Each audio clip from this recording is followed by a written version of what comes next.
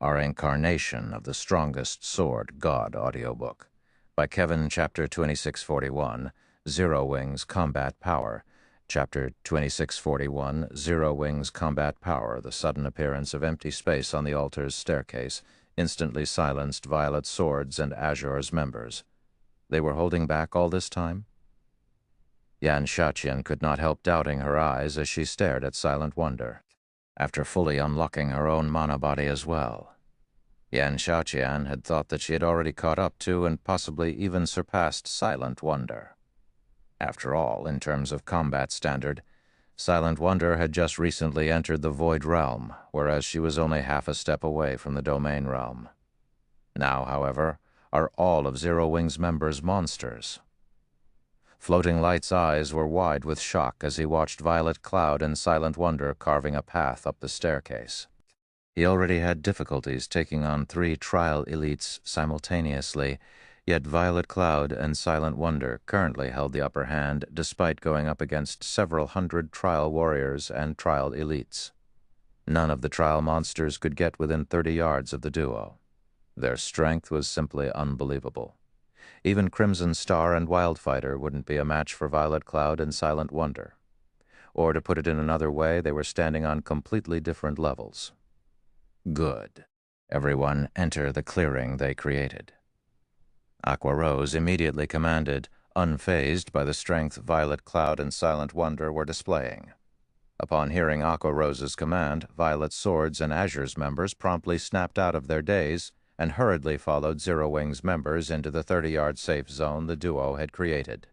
For a time, the entire team steadily closed in on the Ancient Lich while enveloped by Violet Cloud's and Silent Wonder's attacks, which formed a barrier that prevented the trial monsters from harming the team. Sure enough, the two of them have already achieved a considerably high standard in the spiritualization realm. Every one of their magic blades actually integrates a combat technique. It's as if they've assimilated basic combat techniques into their souls, Sinful Flame muttered as he marveled at the magic blades flying around the team. They've integrated basic combat techniques into every one of their magic blades?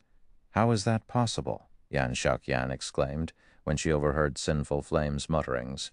Just executing a combat technique normally was plenty difficult.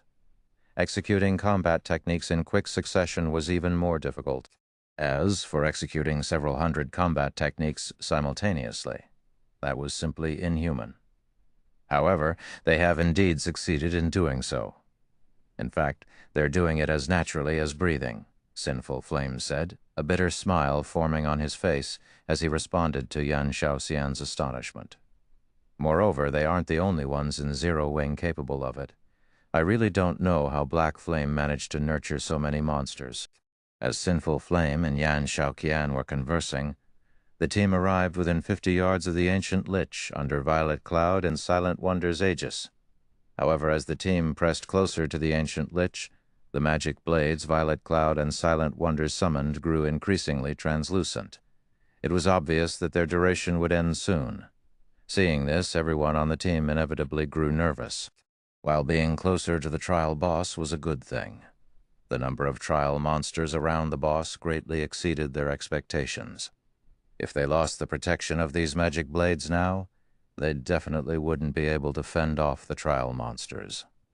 Everyone, gather around the boss and focus fire on it. Summer and I will hold the rear. Aqua Rose shouted through the team chat when she saw that the magic blades were about to vanish. She then rushed to the rear of the team. Everyone was stunned by Aqua Rose's words.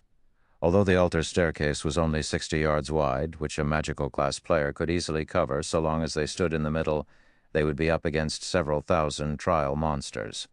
Let alone 2 magical class players, even 100 magical class players couldn't stop the assault of so many monsters. Normally, the majority of the team would hold off the trial monsters while a small number of peak experts dealt with the boss. Now, however, Aqua Rose intended to stop these several thousand trial monsters with just 2 people. She was simply insane.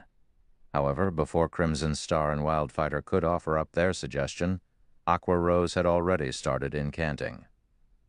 A dark blue 2-fold magic array angled toward the staircase immediately appeared above her.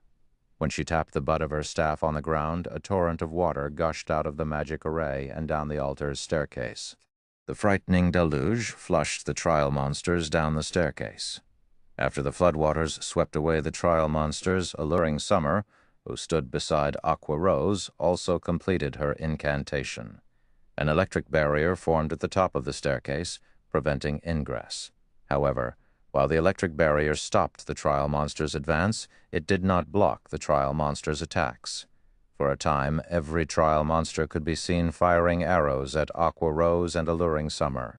Everyone felt their scalp going numb when they saw the rain of several thousand arrows. However, as if they were graceful butterflies, Aqua Rose and Alluring Summer easily weaved their way around the arrows. In the end, not a single arrow managed to land on the two of them. Crap. What kind of guild is Zero Wing?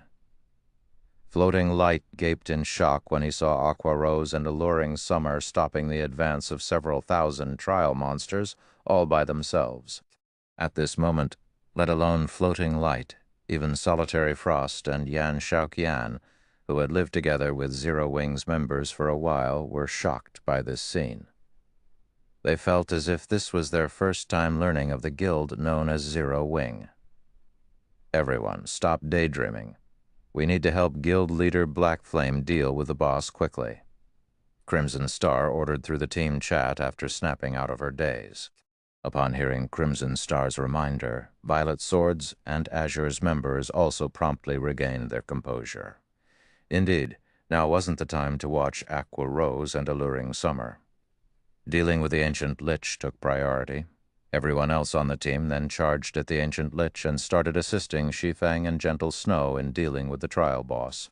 Although Zorak was incredibly powerful, it was, at the end of the day, still a magically oriented monster, after its opponents got within melee range of it.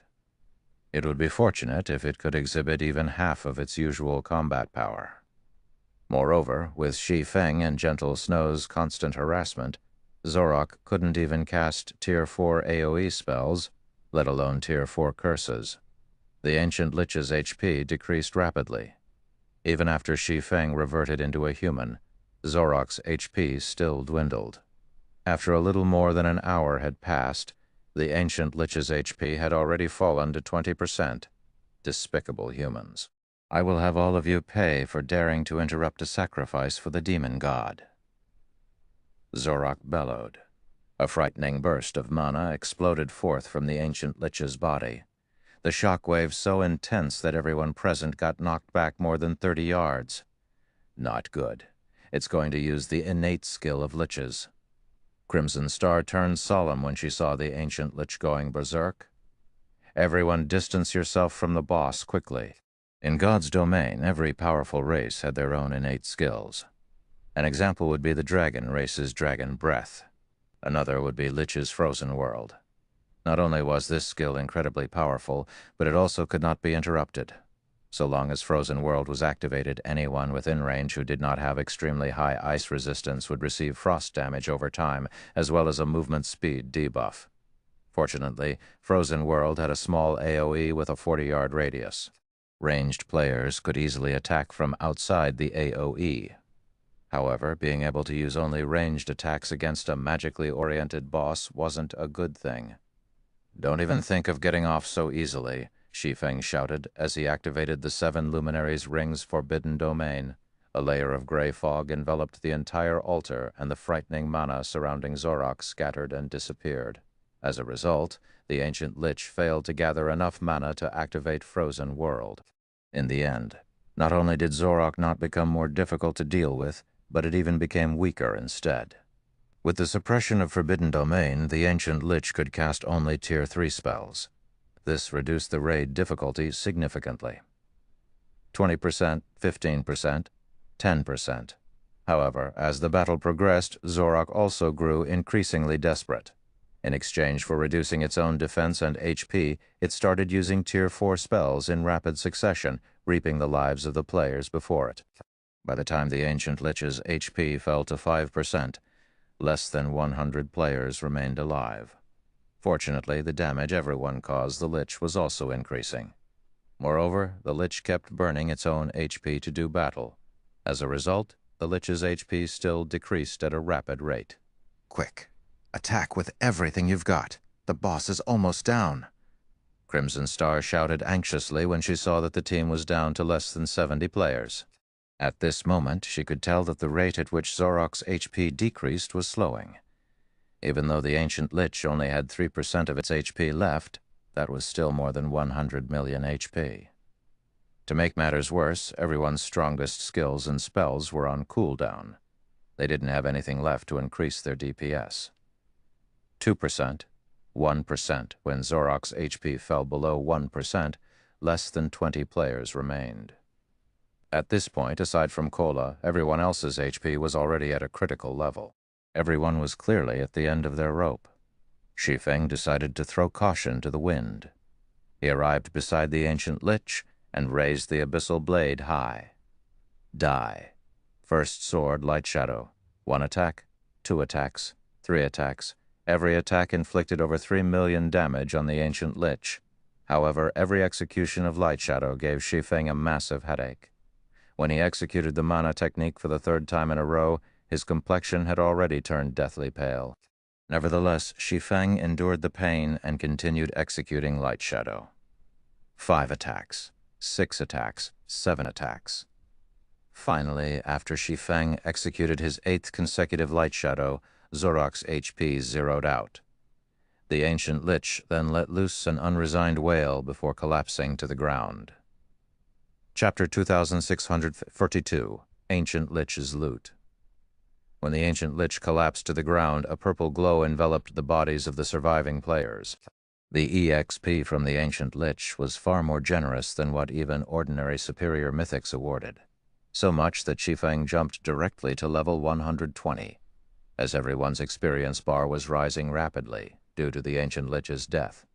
The boundless mana that had gathered around the altar no longer had anyone binding it to the altar's vicinity. As a result, the mana started dispersing, and the trial monsters that were frenziedly attacking Aqua Rose and Alluring Summer suddenly collapsed to the ground, one after another, as if they had lost their souls. We won?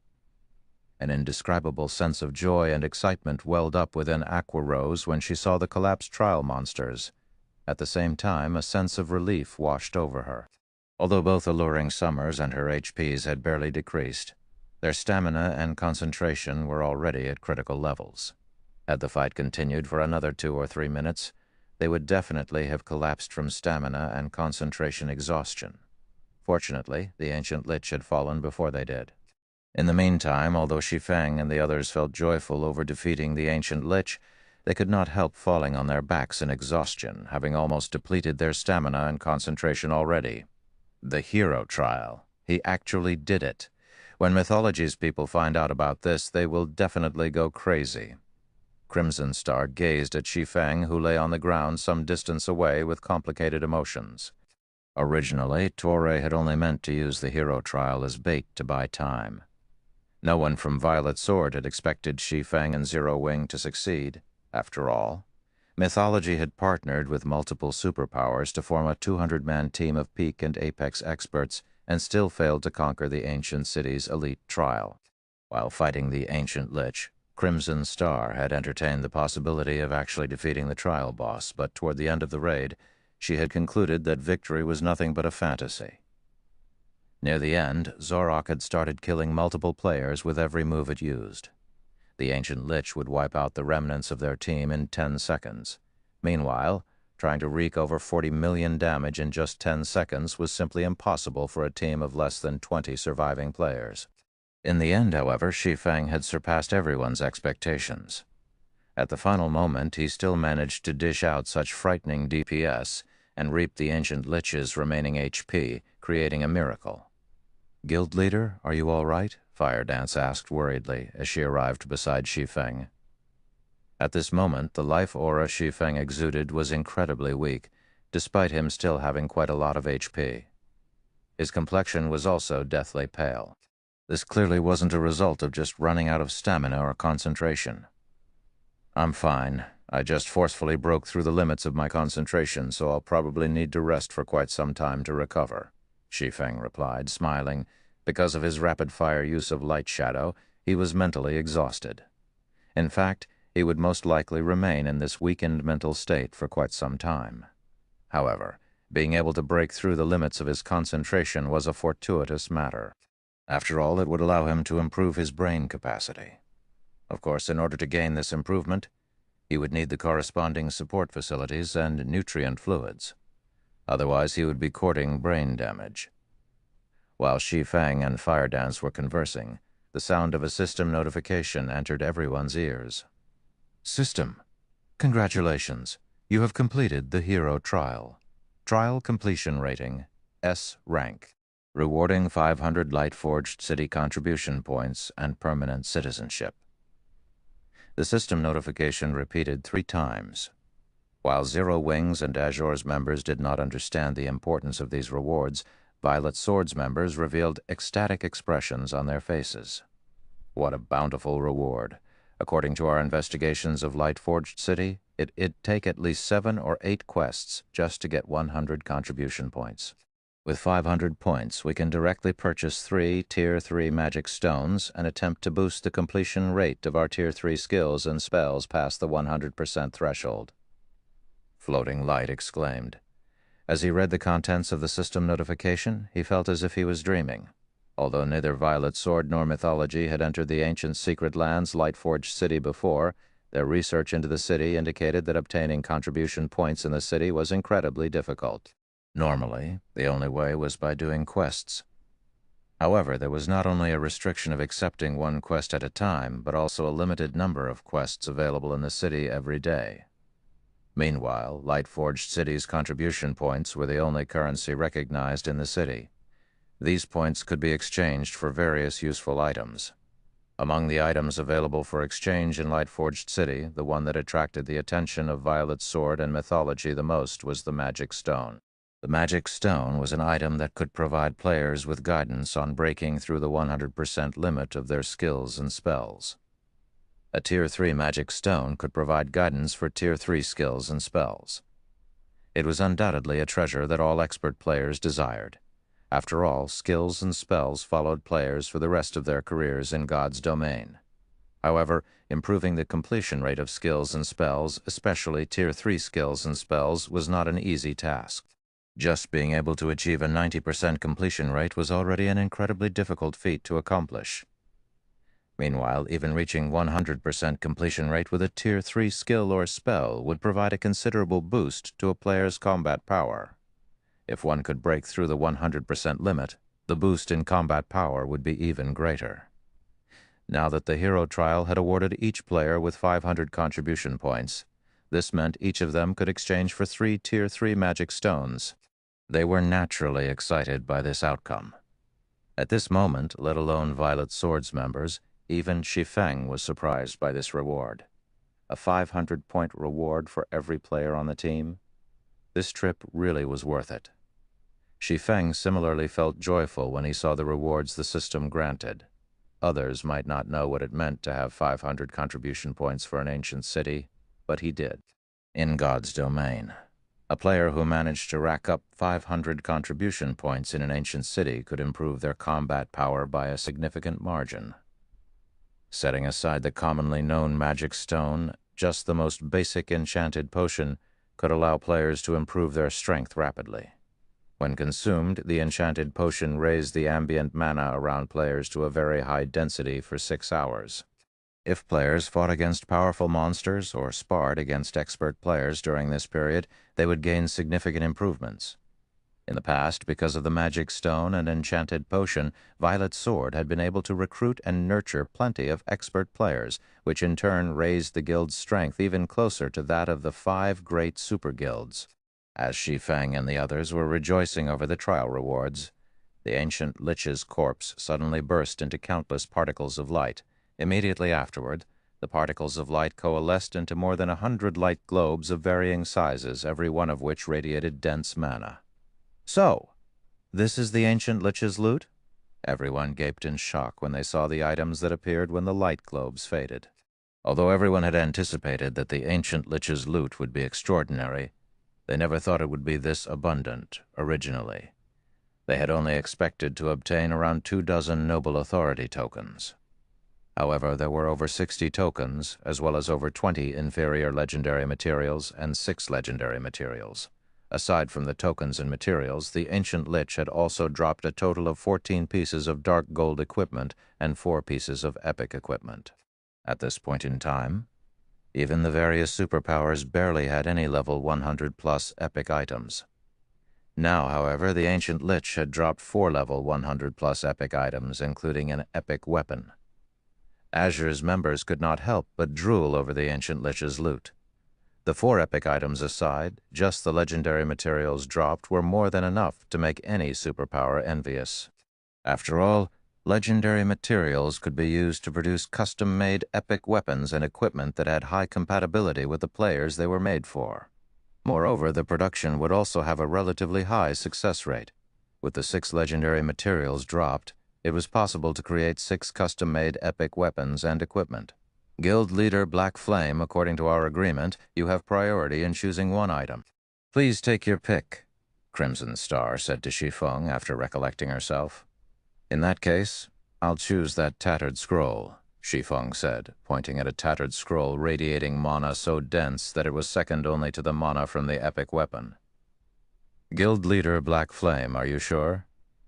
Crimson Star looked at Shi Feng in confusion when she saw the item he chose. In her opinion, the best item the Ancient Lich dropped was the epic-ranked axe.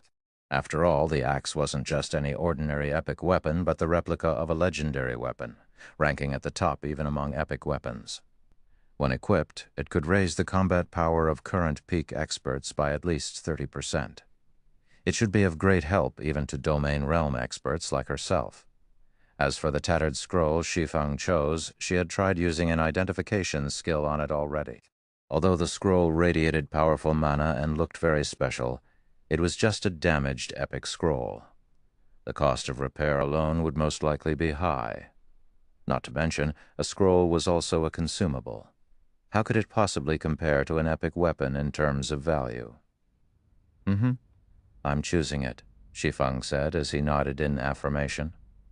At this stage of the game, aside from himself, there was most likely nobody else in God's domain that would recognize this tattered scroll. This scroll was also the reason why he wanted priority pick over the trial boss's loot. This was because this scroll was something that could be obtained only from the first clear of Lightforged City's entrance trial, the Legacy Scroll. This magic scroll directly teleported players to the legacy land of their Tier 4 promotion quest, saving them plenty of time. In addition, it could be used to negate a failed attempt at challenging the Tier 4 promotion quest, allowing players to re-challenge their promotion quest right away in the same legacy land. The Tier 4 promotion quest was drastically different from past promotion quests. Every time players challenged their Tier 4 promotion quest, they would be sent to a different legacy land. Hence, players had no opportunity to learn from their failures and try again. However, if they could reattempt a promotion quest in the same legacy land, their chances of success would increase drastically. Only the legacy scroll the Ancient Lich dropped was somewhat different from what Shi Feng had heard in his previous life. In the past, the legacy scroll obtained from Lightforged City's entrance trial was at the dark gold rank. On the other hand, the one the Ancient Lich dropped was actually at the epic rank. However, Shi Feng did not dwell on the matter, quickly storing the legacy scroll, and after splitting the loot equally with Violet's sword, Shi Feng and the others promptly left the trial space. Once they exited the trial space, they entered Lightforged City under Crimson Star's lead, not bothering to wait at the trial entrance for the dead to get automatically resurrected. Chapter 2643, Astonishing Lightforged City. Chapter 2643, Astonishing Lightforged City. Ancient Secret Land, Lightforged City. With a flash, Shi Feng and the other survivors of his team arrived in the middle of a plaza. The plaza was gigantic, easily able to house 4 sports stadiums. Erected in its center were more than 107-meter-tall statues. Every one of these statues had a different appearance. Some were armor-clad warriors, some staff-wielding mages, and some archers sporting bows. Despite their different appearances, these statues shared one similarity, a powerful aura. It felt as if these statues were alive. Upon seeing these statues, Shi Feng and the others were stunned. This ancient city is truly amazing. Just the statues in this teleportation plaza would most likely be enough to drive the experts in the outside world crazy, Shi Feng exclaimed as he studied the statues before him. The statues on the plaza might look ordinary, but in reality, they contained information on basic combat techniques catering to the class they represented. At this point in time, practically every player in God's domain already knew about the existence of combat techniques. However, the number of players that had the opportunity to learn a combat technique was still incredibly low. This was especially true for independent players. However, inside Lightforged City, information on basic combat techniques was on display as if it was worthless garbage. Players could freely learn the combat techniques displayed whenever they wanted, and at no cost at all. Moreover, these combat techniques catered to specific classes. The wealth and generosity of Lightforged City were truly astonishing. At this stage of the game, even the members of the various major powers had to pay a certain price and make sufficient contributions in order to learn basic combat techniques, yet players could freely learn them in this plaza. Furthermore, the ambient mana inside Lightforged City was also incredibly dense. If players trained in Lightforged City's arenas, their improvement speed would definitely be several times higher than normal. The mana here is very special. If I can train here long-term, I might be able to further unlock my mana body, Violet Cloud said excitedly through the team chat. Indeed. Just standing here, I can already feel my control over mana strengthening. If I can take advantage of this experience, I might be able to further unlock my mana body as well, Aqua Rose said, nodding. Everyone else in the team had also noticed the special effects of Lightforged City's mana, their eyes glowing with excitement at this discovery. For Violet Sword's Crimson Star and Wildfighter, nothing was more attractive than being able to fully unlock their mana bodies as soon as possible. Or to put it in another way, expediting the unlocking of the mana body was something the various superpowers were constantly seeking to accomplish. As for Zero Wing's members and Azure's Sinful Flame, Solitary Frost, and Yanshao Qian, breaking through the mana body's 100% threshold was something they dreamed of achieving. After all, the difference between a mana body that had broken through the 100% threshold and a mana body that had yet to do so was massive, as Violet Cloud had proven. However, trying to break through the mana body's 100% threshold was incredibly difficult. In fact, they hardly had any leads on doing so. Now that the mana here was giving them some clues, they naturally grew excited. In this situation, though, Sinful Flame, Solitary Frost, and Yan Xiaoqian could not help envying Zero Wings and Violet Sword's members. After all, Zero Wings and Violet Sword's members could train in Lightforged City whenever they wanted. On the other hand, Azure's members had only 2 days. Upon realizing this, Yan Xiaoqian and Solitary Frost took a seat and focused on the sensations they were currently experiencing. After all, it was unknown when they would get another opportunity to visit Lightforged City. There's still quite some time before the alchemy array disappears. Let's take a look at Lightforged City's City Lord's mansion first. It won't be too late to start training afterward, Shi Feng suggested, chuckling when he saw Yan Xiaoqian and the others sitting down to circulate their mana. I guess you're right, Yan Xiaoqian answered, nodding as she dismissed her thoughts of training immediately. Upon further consideration, she felt that what Shi Feng said was indeed correct. The special effects of the ancient city's mana could be said to be a bonus only. The true value of the city remained in its City Lord's mansion, where players could exchange for the various items available only in the ancient city, using the city's contribution points. Currently, every one of them had 500 contribution points. It would be a pity not to use them. Shi Feng and the others spent over 2 hours traveling down Lightforged City's main street before arriving in front of the 600-meter-tall City Lord's mansion. Currently, dozens of uniformed knights were standing guard before the entrance of the City Lord's mansion. Not only were these knights at level 180, Tier 3, but they also possessed life ratings rivaling that of archaic species. The aura they radiated was comparable with that of mythic monsters of the same level. As for the knight captain leading these knights, he was a bona fide Tier 4 NPC.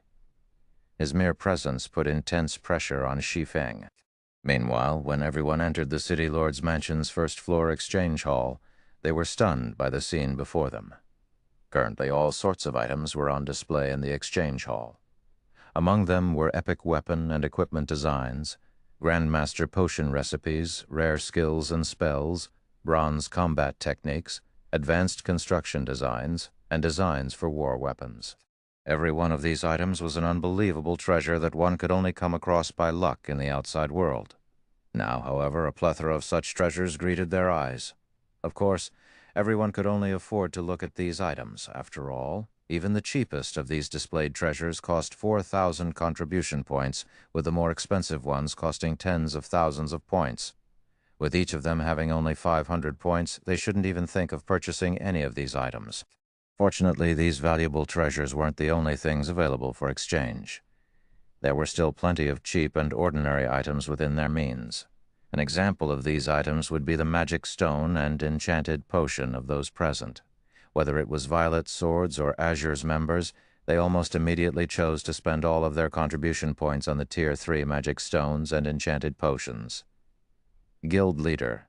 The items available for exchange here have limited quantities. Let's quickly exchange for some Tier 3 magic stones and enchanted potions as well. If we wait until the others get resurrected, there won't be anything left for us. Aqua Rose urged hurriedly as she looked at Shi Feng, who showed no interest in the magic stones and enchanted potions at all. All items in the exchange hall had an exchange limit.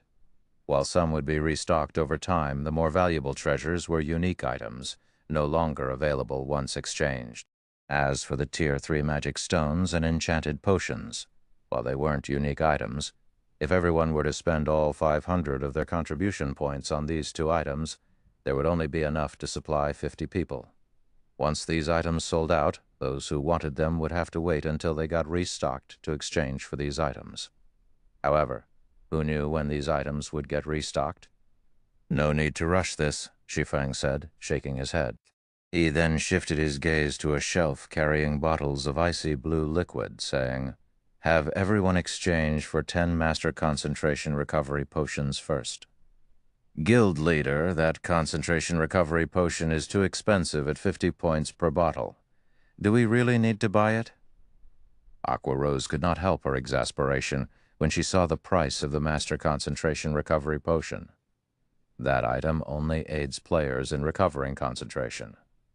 Moreover, each potion lasts only 2 hours.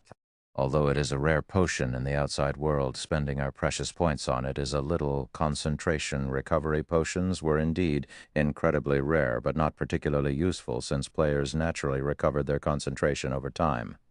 If players rested inside a city, their recovery rate would be even quicker.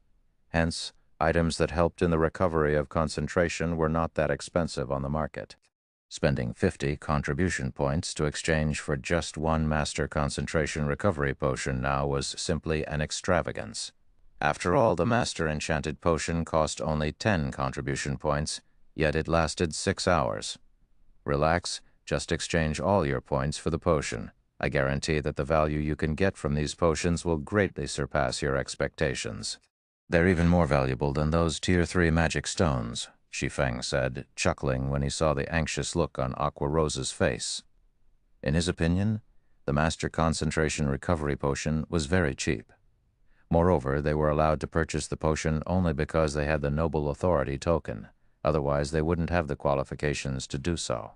If these Master Concentration Recovery Potions were put up for sale during his previous life, just one potion would have sold for the price of one epic material. Even at such a price, rarely anybody would be willing to sell their potions. After saying so, Shi Feng spent all his points on Master Concentration Recovery Potions without hesitation. Aqua Rose no longer tried to dissuade Shi Feng. After all, he definitely had his reasons for such a decision. Following which, she and the others exchanged all their points for Master Concentration Recovery Potions as well. Violet's Swords and Azure's members were confused upon seeing this scene. They could not understand why Zero Wing's members would exchange for potions that did not provide the slightest bit of help in training. However, they did not pay too much attention to this matter. After all, their alchemy array's duration was running down. Now that they had obtained the magic stones and enchanted potions, they had to devote their efforts to training. As for what Zero Wing's members intended to do, that was none of their business. Violet Sword's and Azure's members promptly ran to Lightforged City's arenas to train. As for Zero Wing's members, they made their way to the city wall under Shi Feng's lead. Let's hope these potions will be enough for me to break through to the Tier 4 standard. As Shi Feng gazed at the gigantic statues atop the distant wall, his footsteps sped up automatically.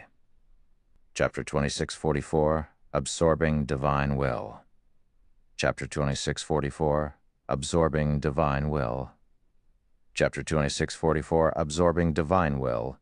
The gigantic statues erected atop Lightforged City's tall walls gave off an indescribable sense of majesty and oppression. When Shi Feng and the other Zero Wing members got within 100 yards of these statues, they immediately sensed a powerful pressure weighing down on their minds.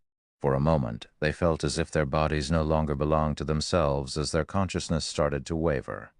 They were like a small boat sailing across a stormy ocean. Even the slightest mistake could result in their demise. What a powerful mental assault. Just this one strike already makes me feel as if I just executed an advanced combat technique. If this continues, I'll probably exhaust my concentration in no time at all, Gentle Snow commented, frowning as she sensed the mental pressure from the statues. She had realized that these statues were extraordinary when she saw them from outside the city. After all, just looking at these statues from a great distance had already taken a toll on her concentration. Now that she stood so close to these statues, she realized that they were even more frightening than she initially thought. Even without looking at these statues, her mind was subject to a mental suppression that depleted her concentration. "Guild leader, don't tell me the training you mentioned will take place here." Aqua Rose objected as she turned to Shi Feng. "That's right, we'll be training here," Shi Feng said as he smiled and nodded. "Guild leader, the mental assault of these statues is too powerful. Let alone using skills and spells, even executing basic mana control is a problem. It is impossible for us to conduct any training here," Aqua Rose argued. When she tried manipulating and gathering her mana earlier, the statue's mental assault had interrupted her. The incessant mental assault would make using any skills or spells here impossible. Everyone else nodded in agreement with Aqua Rose's words. It might be fine if the mental assault was something ordinary, but the statue's mental assault threatened to knock them unconscious. Against such a powerful and persistent mental assault, even controlling their physical bodies would be a problem. Rather than waste time here, it would be much better if they went to one of the hotels in the city to practice their mana control. The training efficiency there would be several hundred times better than here. It is indeed difficult to train mana control here, but I didn't bring you all here for that. Instead, we're here to train our concentration, Shi Feng explained. Concentration training? How is that possible? Stunned by Shi Feng's words, Aqua Rose could not help eyeing him skeptically. At this moment, let alone Aqua Rose, Gentle Snow, and the others were likewise dubious, suspecting that Shi Feng was joking with them. In God's domain, it was common knowledge that raising the concentration attribute was much more difficult than raising the stamina attribute. Of course, while the difficulty of increasing one's concentration was high, the returns one could gain from improved concentration were also immense, far outstripping those from improved stamina. This was especially true for magical class players and expert players. The help they could gain from the concentration attribute was dozens of times greater than what they could gain from any other basic or hidden attribute. This was because concentration affected players' control over their physical bodies and mana, aside from being the resource necessary to execute combat techniques. However, even now, there were only two known methods to permanently improve one's concentration. The first was to raise one's tier, while the other was to raise one's life rating. Any item that could provide a temporary boost to a player's concentration was incredibly valuable, and sold for at least 10 times the price of similarly ranked items. The most inferior item that provided concentration would be at the dark gold rank. However, even at such a price, the various major powers would frantically contest for any of such items that appeared on the market. Now, however, Shi Feng was telling them that it was possible to directly improve their concentration attribute. Their skepticism was only natural. Normally, raising the concentration attribute is indeed an incredibly difficult task. However, the statues here are extraordinary. The mental assault you're sensing is actually divine will. So long as you clash directly with this divine will, you'll be able to absorb a subtle amount of it, which, in turn, will improve your concentration slightly, Shi Feng explained, chuckling. If I have to point out the most valuable features inside Lightforged City, then these statues will have to be one of them. However, the divine will of these statues can be considered a consumable. As players absorb it, the available volume will decrease. While these statues will recover their divine will over time, who knows how long it will take for them to recover. If we miss out on this opportunity, it's unlikely we'll come across another one like this in the future. So, that's why you had us spend all our contribution points on concentration recovery potions, Aqua Rose exclaimed in realization. If Violet Sword's people find out about this, they'll most likely send all their peak experts to train here, regardless of the cost. After all was said and done, although Zero Wing had signed a partnership contract with Violet Sword and now possessed 100 entry slots to the ancient secret land, Zero Wing did not have a base of operations inside Violet Light City. The resources Zero Wing could obtain from the ancient secret land definitely couldn't compare to what Violet Sword could get. Violet Sword would definitely be able to secure more contribution points in Lightforged City than Zero Wing could. If Violet Sword found out about the statue's secret, it would definitely send a large number of experts to absorb the divine will here, rapidly depleting it, and leaving only scraps for Zero Wing's members. All right, everyone. Start focusing your mind to resist the mental assault. The closer you approach these statues, the stronger the mental assault becomes. Meanwhile, the stronger the mental assault you resist, the greater the improvements you will gain. However, make sure not to be too greedy. If your consciousness leaves your body too many times, it will end up weakening the absorption rate. You might even fail to absorb any divine will. So, make sure to train at an appropriate distance, Shi Feng said, as he looked at the others. Upon hearing Shi Feng's instructions, Aqua Rose and the others sat down excitedly and started resisting the mental assault of the statue before them. Ordinary experts treated concentration as an attribute that determined the number of times they could use combat techniques. However, for players like themselves who had fully unlocked their mana bodies, the concentration attribute held an entirely different meaning. By improving their concentration, they could improve their mana control, which would in turn allow them to execute more complex actions using mana. With this, they could accomplish things that they previously couldn't. One of the simplest examples would be breaking through the mana body's 100% threshold. With their present concentration, their mana control was at their limit. However, if they wished to break through the 100% threshold, they needed to be capable of controlling even more mana. Now that an opportunity to break through the mana body's 100% threshold was right before them, they did not wish to waste even a second. However, after everyone attempted to resist the statue's mental assault, their original excited expressions disappeared, replaced by solemnity. Their complexions had similarly turned pale. The difference between enduring and resisting the mental assault is actually this large. Aqua Rose nearly collapsed on her back after her first attempt. She had expended roughly 5% of her concentration after resisting just one mental assault. Her consciousness had even momentarily left her body, making her lose all control over herself. The experience was extremely uncomfortable and completely different from when she was just passively enduring the mental assaults. At this moment, everyone, aside from Shi Feng, promptly retreated from their original positions, not daring to continue resisting the mental assault at the 90-yard mark. However, even Shi Feng did not fare much better than everyone else. Although he had managed to resist the mental assault, the amount of divine will he absorbed was far from ideal. Moreover, just a single attempt had cost him 1/40th of his concentration. After resisting the mental assaults for another 2 minutes, Shi Feng scarcely had any concentration remaining and had no choice but to consume a concentration recovery potion. With the boost provided by the potion, his concentration recovery rate just barely surpassed his consumption rate. After training like this for around an hour, Shi Feng opened his eyes and looked at the nearest statue with a depressed expression. During this past hour or so, his concentration had indeed improved. However, the improvement was basically negligible. In fact, if not for him being at the domain realm and having an accurate grasp over his own body and mental state, he wouldn't have noticed this improvement at all.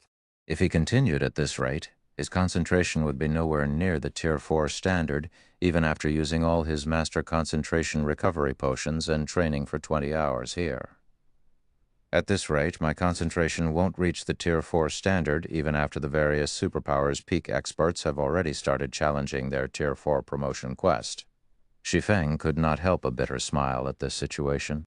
It's no wonder hardly any expert players would rely on divine will to improve their concentration standard. However, just as Shi Feng was about to focus his mind to resist the next mental assault, Violet Cloud, who sat behind him, suddenly stood up and walked up to the 80-yard mark, then took a seat there. Chapter 260-45, Advanced Bronze Combat Technique. Chapter 260-45, Advanced Bronze Combat Technique. Upon seeing Violet Cloud resisting a mental assault at the 80-yard mark, Aqua Rose and the others goggled in shock. After all, there were no changes to Violet Cloud's expression.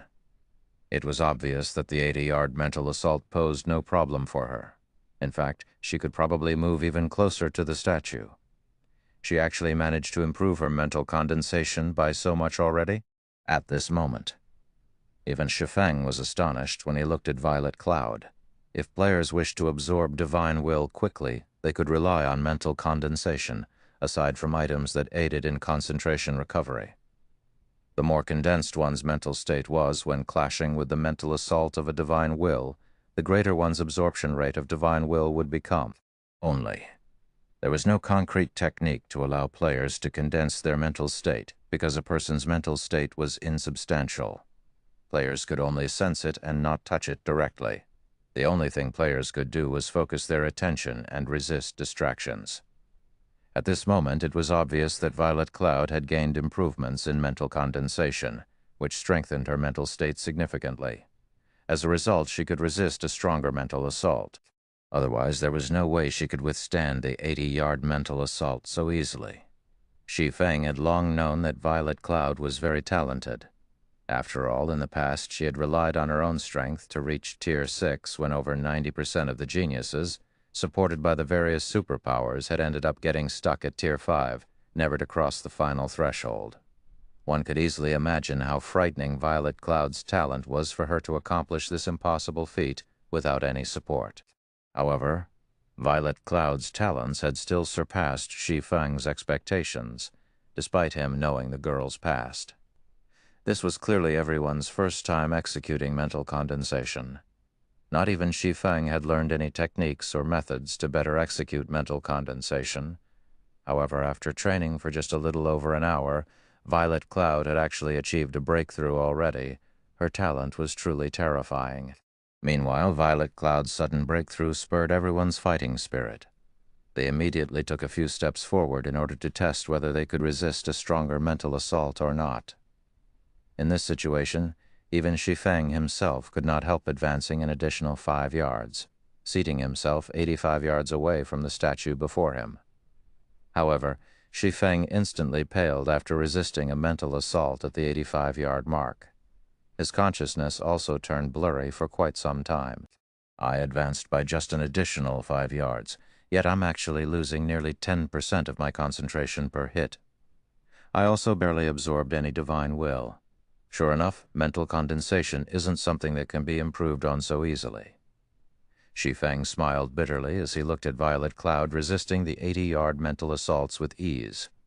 He had expected his mental state to have improved by quite a bit after experiencing so many mental assaults at the 90-yard mark. However, it seemed that it was merely wishful thinking. It seems I can only return and slowly accumulate concentration, Shi Feng thought, shaking his head, and stood up to return to his original location. As he got to his feet, the statue before him released another wave of mental pressure. This time, though, he did not try to resist it, just passively endured it. After enduring this mental assault, Shi Feng immediately felt his consciousness blur slightly. His control over his body also became slightly sluggish. Overall, though, he fared a lot better than with active resistance. Despite facing the same mental assault, there's such a huge difference between passively enduring and actively resisting. If the effects of actively resisting the mental assault were the same as the result I just experienced, I would most likely be able to move within 30 yards of the statue. Shi Feng could not help but sigh ruefully when he sensed the effects of passive endurance. When he reached his original position, another mental assault washed over him, nearly making him lose his footing. After experiencing this mental assault, though, he paused as a spark of inspiration flashed across his eyes. So, that's the case. Why didn't I think of this before? Shi Feng clenched his fists as realization dawned upon him. He then turned to the nearby statue and thought, the reason why the effects of passively enduring the mental assaults are so subdued is simply that I gave up control over my body and allowed my mental state to go along with the divine will during the brief instant of collision. However, when I actively resist the mental assault, I'm struggling against the divine will to retain control over my body. The concentration consumed in doing so is naturally much greater. With sufficiently high control over my own body, I should have a much easier time resisting the divine will. After thinking up to this point, Shi Feng immediately sat down and started testing his theory. Previously, he had been fully focused on using his mental state to resist the divine will's influence. Now he chose to spread his focus across his entire body instead, to prevent anything from influencing his control over it. In the next moment, another mental assault arrived. Although Shi Feng's complexion paled slightly, a smile formed on his face. Sure enough, Shi Feng grew excited when he sensed the amount of concentration he had just lost. Originally, he would lose around 1/40th of his maximum concentration when resisting a 90-yard mental assault. Now, however, he had lost only 1/50th of his concentration. Although the improvement was minor, he had at the very least taken the first step in the correct path of resisting the mental assaults. Following which, Shi Feng retreated further back and sat down just outside of the range of the statue's mental assaults. He then considered ways to further strengthen the control he had over his body, to spread his focus across his entire body as much as possible, or to put it in another way, he tried to exert all his muscles in one direction. That way he could achieve maximum control over his body. However, this was Shi Feng's first time doing such a thing. Even though he had already reached the domain realm and achieved precision control over his 5 senses and physical body, he had never tried exerting every muscle in his body in a single direction. When he actually tried doing so, he discovered what a challenge he had set up for himself. No matter how hard he tried, he succeeded with less than 10% of his muscles. Sure enough, it really is difficult. It would be great if I had a combat technique that could help adjust my muscles' direction of exertion. As Shi Feng tried exerting every one of his muscles in the same direction, he felt that this feat was even more difficult than executing a bronze combat technique. After all, a bronze combat technique utilized only a portion of his muscles. Moreover, the utilized muscles wouldn't move in the same direction either. That's it. Inspiration dawned upon him as his thoughts wandered in the direction of combat techniques. Since there's no such combat technique in existence, I can just create one. Even if I can't utilize every muscle in my body, it will still be good enough if I can utilize a greater portion. After thinking so, he started creating such a combat technique. Compared to advanced combat techniques, the combat technique Shi Feng was conceptualizing was much more difficult. However, with his extensive combat experience and ability to integrate advanced combat techniques into his every action, albeit just barely, creating such a combat technique wasn't an impossible task. This was just like manipulating the mana inside a magic array.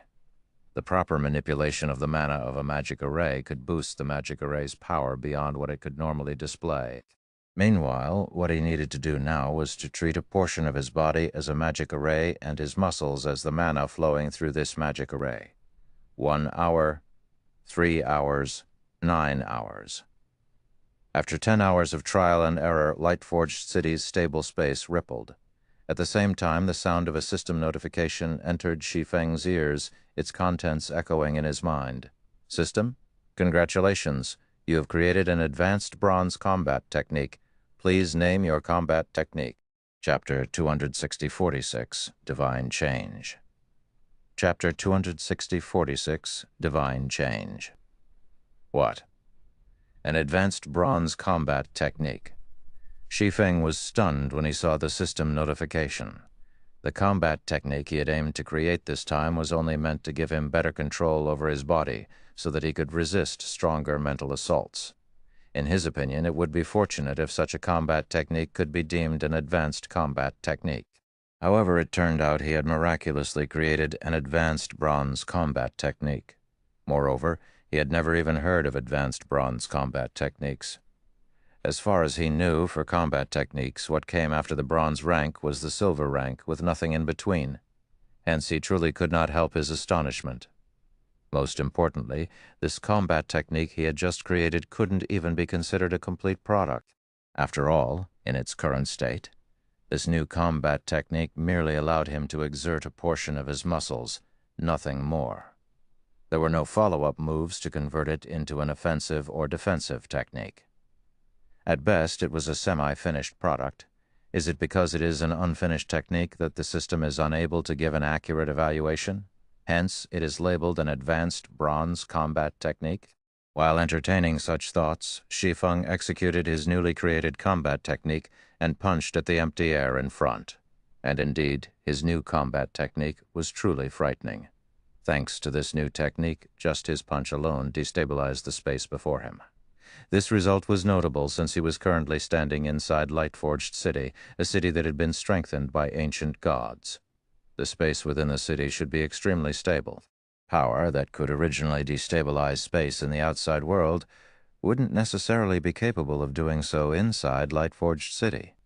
In fact, even Tier 5 powerhouses shouldn't think of destabilizing the space here. Nevertheless, the punch he just executed had made the space before him ripple slightly. As a Tier 3 player, he definitely shouldn't be capable of exhibiting such power even with a bronze combat technique. At the very least, the bronze combat technique, Lightning Flash, he had learned couldn't do so.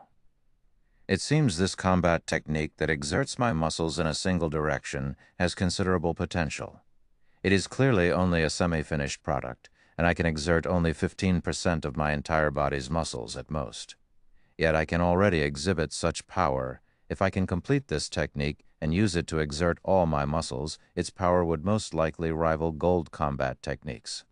When Shi Feng saw the system's evaluation, he immediately realized the possibility of creating a powerful combat technique. Currently, plenty of combat techniques have been found in God's domain already. However, combat techniques at the bronze rank and above were still incredibly rare. Learning these combat techniques was also incredibly difficult, even if players had a legacy tablet. If he could create a silver or gold combat technique and freely distribute it to the guild's core members to learn, then the standard of Zero Wing's experts would rise to a whole new level. As Shi Feng was lost in his thoughts, the system sent him another notification. System, please name your combat technique.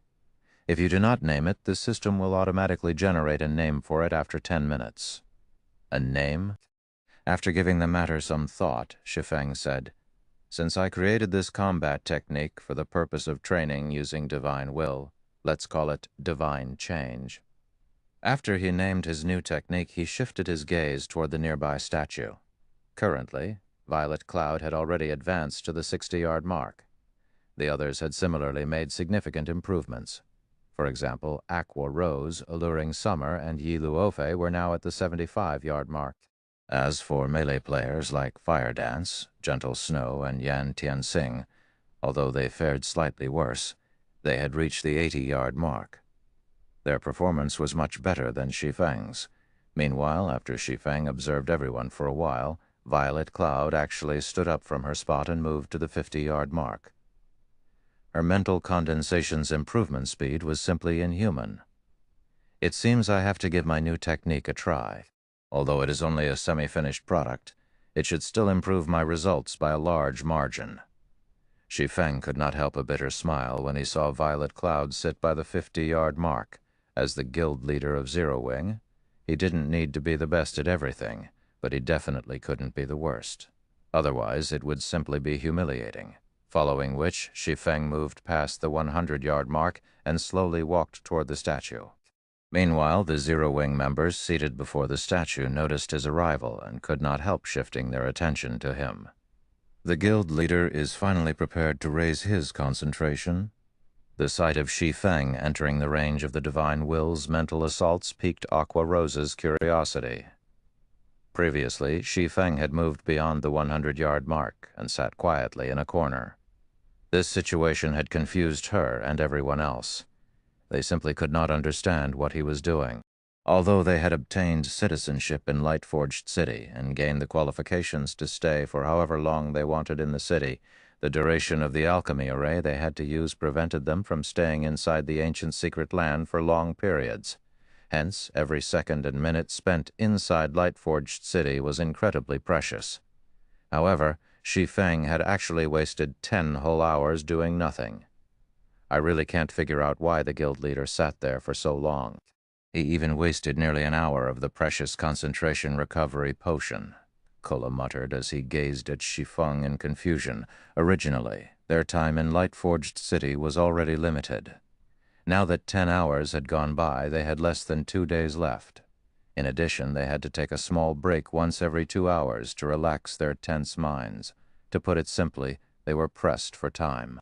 Had Shi Feng spent the past 10 hours improving his concentration standard with them, he would have most likely reached the 70 or 80-yard mark already, with the improvement speed at these locations several times better than that at the 90-yard mark.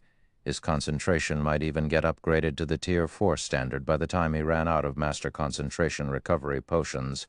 While everyone was mulling over Shi Feng's actions, Shi Feng arrived at the 85-yard mark. However, he showed no intention of sitting down to train. Instead, he simply stood there quietly as he actively resisted the approaching mental assault. Peng! Upon coming into contact with Shi Feng, the mental assault actually shattered. It shattered? How is this possible? Aqua Rose was stunned when she sensed the mental assault approaching Shi Feng shatter. She turned to stare at Shi Feng. Although they had their eyes shut previously in order to focus their minds while training, they could still clearly sense the mental assault with their minds. When the mental assault came into contact with Shi Feng, it seemed to crash into an immovable wall and shatter. The ensuing ripple from the mental assault shattering was like a flame in darkness. It was difficult not to notice it. Guild leader, what did you do? You can actually shatter that mental assault? Kola asked, unable to suppress his curiosity. The mental assault was intangible. Just trying to actively resist it was already a difficult task. As for shattering the mental assault, that was something none of them had ever considered doing. At this moment, everyone was staring at Shi Feng in confusion. I didn't do anything special. I just tried retaliating against the mental assault. I never thought that it would shatter, Shi Feng said, similarly puzzled by this situation.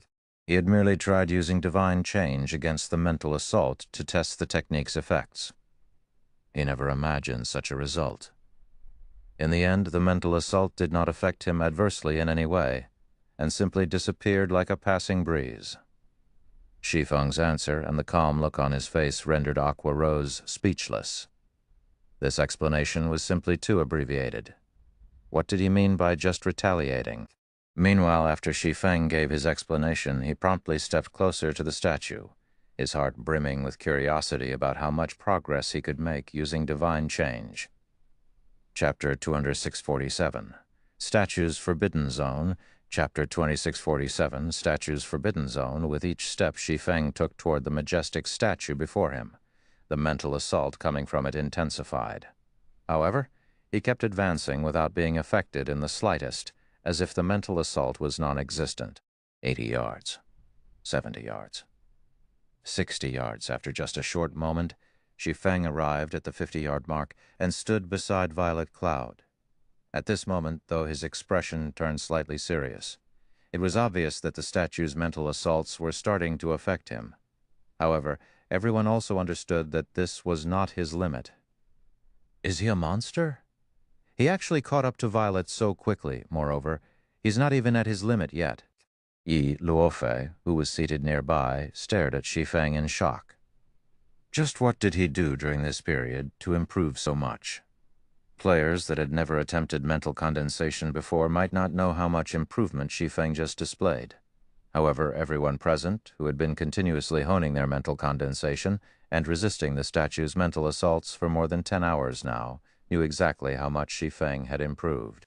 While Shi Feng's shattering the mental assault at the 85-yard mark might seem very amazing, the mental assault weakened with distance. The 85-yard mental assault was incomparable to the 50-yard mental assault.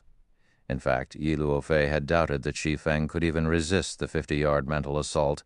As for Violet Cloud, her talent was clear for all to see. Violet Cloud's talent was so great that Yi Luofei found it to be mind-boggling. When she saw Shi Feng's mental condensation standard and improvement speed losing out to Violet Cloud's, she did not find it surprising at all. Moreover, Violet Cloud was a magical class player, which gave her an advantage over melee players when it came to mental condensation. This point was clear from everyone's training results during this period. Therefore, it was very normal for Shi Feng to be inferior to Violet Cloud. Now, however, Shi Feng had actually surpassed Violet Cloud, shattering even the 50-yard mental assault. This situation was truly surprising. After all, Shi Feng had been training his mental condensation outside the 100-yard mark. Trying to improve one's mental condensation at that distance was much more difficult. This was something they had tested for themselves during their break periods. However, even under such a situation, Shi Feng had still managed to surpass Violet Cloud. The amount of talent he possessed was simply ludicrous. While Yi Luofei was in a daze, Shi Feng had arrived at the 30-yard mark. And upon retaliating against the mental assault here, he stumbled back one step, his complexion immediately turning pale. It seems it's going to be difficult to get any closer than this. The power of the mental assault here is already several times that of the 50-yard mental assault. It's no wonder so many people couldn't reach and cross the 30-yard mark in the past. When Shi Feng tried retaliating against the 30-yard mental assault, he had instantly lost 1/15 of his maximum concentration. This was no longer a loss he could afford. In the past, the area within 30 yards of Divine Will statues had been considered a forbidden zone. According to rumors, anyone that managed to train within this zone would see a qualitative leap in their mental condensation standard. Although this improvement would not provide players with a substantial boost in combat power, it would hone their perception of mana to inhuman levels, as well as facilitate the formation of their magic domain when they reached Tier 4. It was even rumored that the improvement one received from training within the Forbidden Zone could provide significant help when challenging the Tier 5 promotion quest. Meanwhile, upon seeing Shi Feng finally fail, Aqua Rose and the others could not help a sigh of relief. After all, if Shi Feng were to get any closer to the statue, they would really start suspecting that they were severely lacking in talent. Although I can't train efficiently at the 30-yard mark, training at the 35-yard mark isn't a bad option either. With this, I shouldn't need more than 2 days to raise my concentration to the Tier 4 standard. Shi Feng could not help but sigh when he looked at the Forbidden Zone before him. However, he wasn't too disappointed. In its current state, divine change was still incomplete. Originally, he thought that he would be fortunate if he could train at the 50-yard mark with the help of the combat technique. After all, he could exert only 15% of his body's muscles in the same direction. He still couldn't unify the strength of the remainder of his body. He was already quite satisfied with his current results. As for entering the Divine Will's Forbidden Zone, so long as he could perfect divine change, it should not be a problem at all. Following which, Shi Feng returned to the 35-yard mark and started absorbing the Divine Will there, improving his concentration. As he continuously absorbed Divine Will and raised his maximum concentration, the number of players that got resurrected and entered Lightforged City also increased. When the many members of Violet Sword and Azure saw Shi Feng and the others sitting in front of one of the statues on the city walls, they were bemused. I really don't know what those people from Zero Wing are doing. They're actually wasting time sitting before a statue. Do they not know that the piece outside has already shattered completely? Crimson Star could not help her puzzlement when she read the report her subordinate sent her regarding the activities of Zero Wing's members. Violet Swords and Azure's members were all doing their best to improve their combat power in Lightforged City. Zero Wing's members, on the other hand, had wasted 2 whole days doing nothing. Aside from occasionally leaving their position to have a meal at Lightforged City's restaurants, they had spent all their time sitting before one of the statues erected on the city walls. Rather than coming here to train, Zero Wing's members looked as if they were on vacation. Zero Wing probably has its own considerations. After all, when it comes to peak experts, it is already superior to ordinary superpowers, Wildfighter said. Moreover, after the partnership this time, I heard that Azure plans to ally itself with Zero Wing. Afterward, Zero Wing will have a much smoother path ahead of it. Ally? So what if Azure allies with Zero Wing, let alone Azure, even some super guilds are failing to cope with the current situation? How can Azure possibly have the time to help Zero Wing? Crimson Star said disdainfully. In addition, peak experts are no longer as effective as they were before. The various powers have already researched plenty of war weapons. The usefulness of Tier 3 players is continuously diminishing. Nowadays, Zerg tactics rule the battlefield. Since guild towns and cities no longer enjoyed the protection of NPC soldiers, guilds had lost their greatest assurance. Players no longer had to fear overly powerful NPC soldiers, and were free to cause trouble inside guild towns and cities. This was especially good news for powerful experts and developing powers with limited territory. In fact, according to Violet Sword's intelligence network, over 200 guild towns on the western continent had switched owners since the activation of the Demon God's Chaos Expansion Pack. And while the various superpowers still hadn't suffered any losses due to this expansion pack, that was mainly because of the large number of Tier 3 experts and peak experts they possessed. Zero Wing, however, was significantly inferior to the various superpowers in this regard. This isn't something we need to concern ourselves about. Instructor Torre has just sent news that some of the secretly developing superpowers have started stirring recently, so once we complete our training here, he wants us to station our trump card Legion in the 2 guild cities closest to level 100 maps as insurance, Wildfighter said. I understand. Once our time here is up, I'll bring the men over, Crimson Star replied, nodding. Meanwhile, as Crimson Star and Wildfighter were conversing, Shi Feng, who was sitting quietly before one of the city wall's statues, suddenly opened his eyes.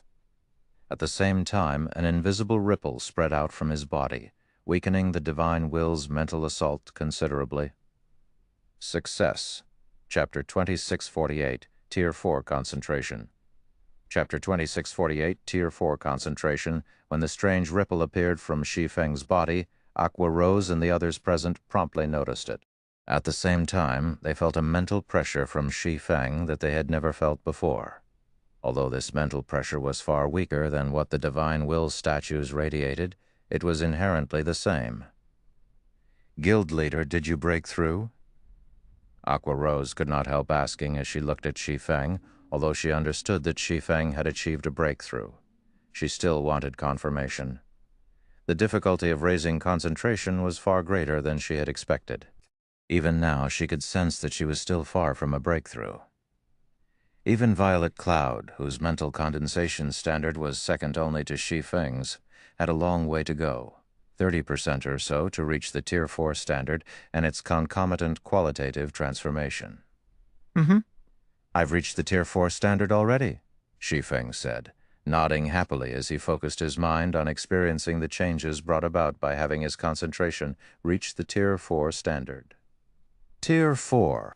This was a realm that he was never able to reach in the past, no matter what he did. Even though only his concentration had reached the Tier 4 standard, for now it was already more than enough to excite him. In God's domain, Tier 4 was a major turning point for players, a far more important one than when players went from Tier 2 to Tier 3.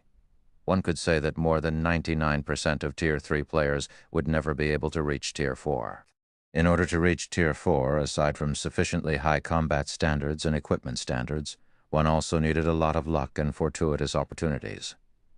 If a player lacked any of these factors, the difficulty of reaching Tier 4 would increase exponentially. Now, with Shi Feng's concentration at the Tier 4 standard, his chances of attaining Tier 4 in the future had just increased significantly.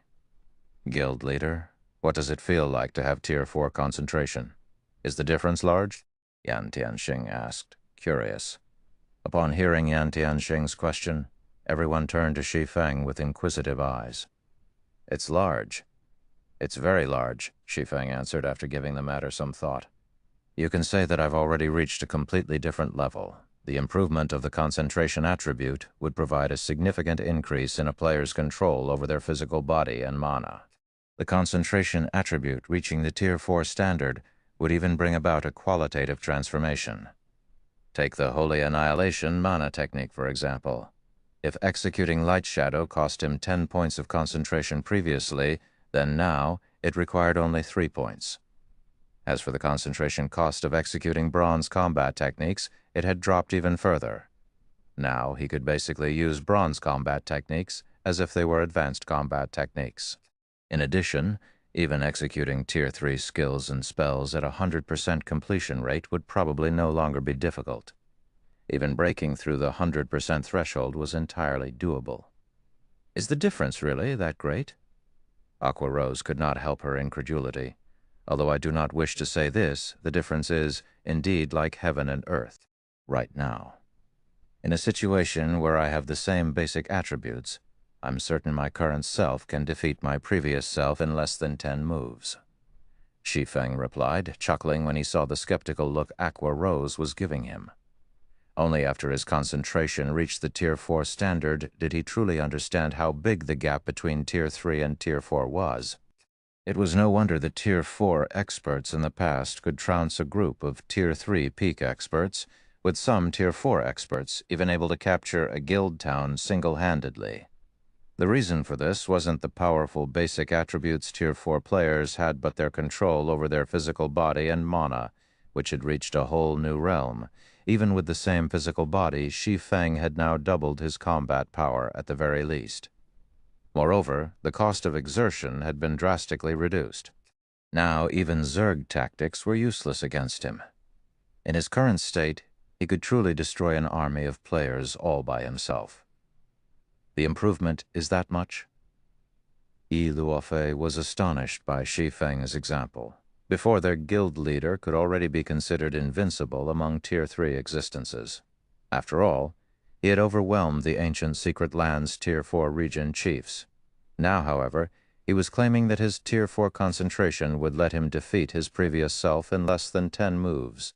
At this point, she no longer dared imagine how powerful he currently was. Even actual Tier 4 players might not be a match for him.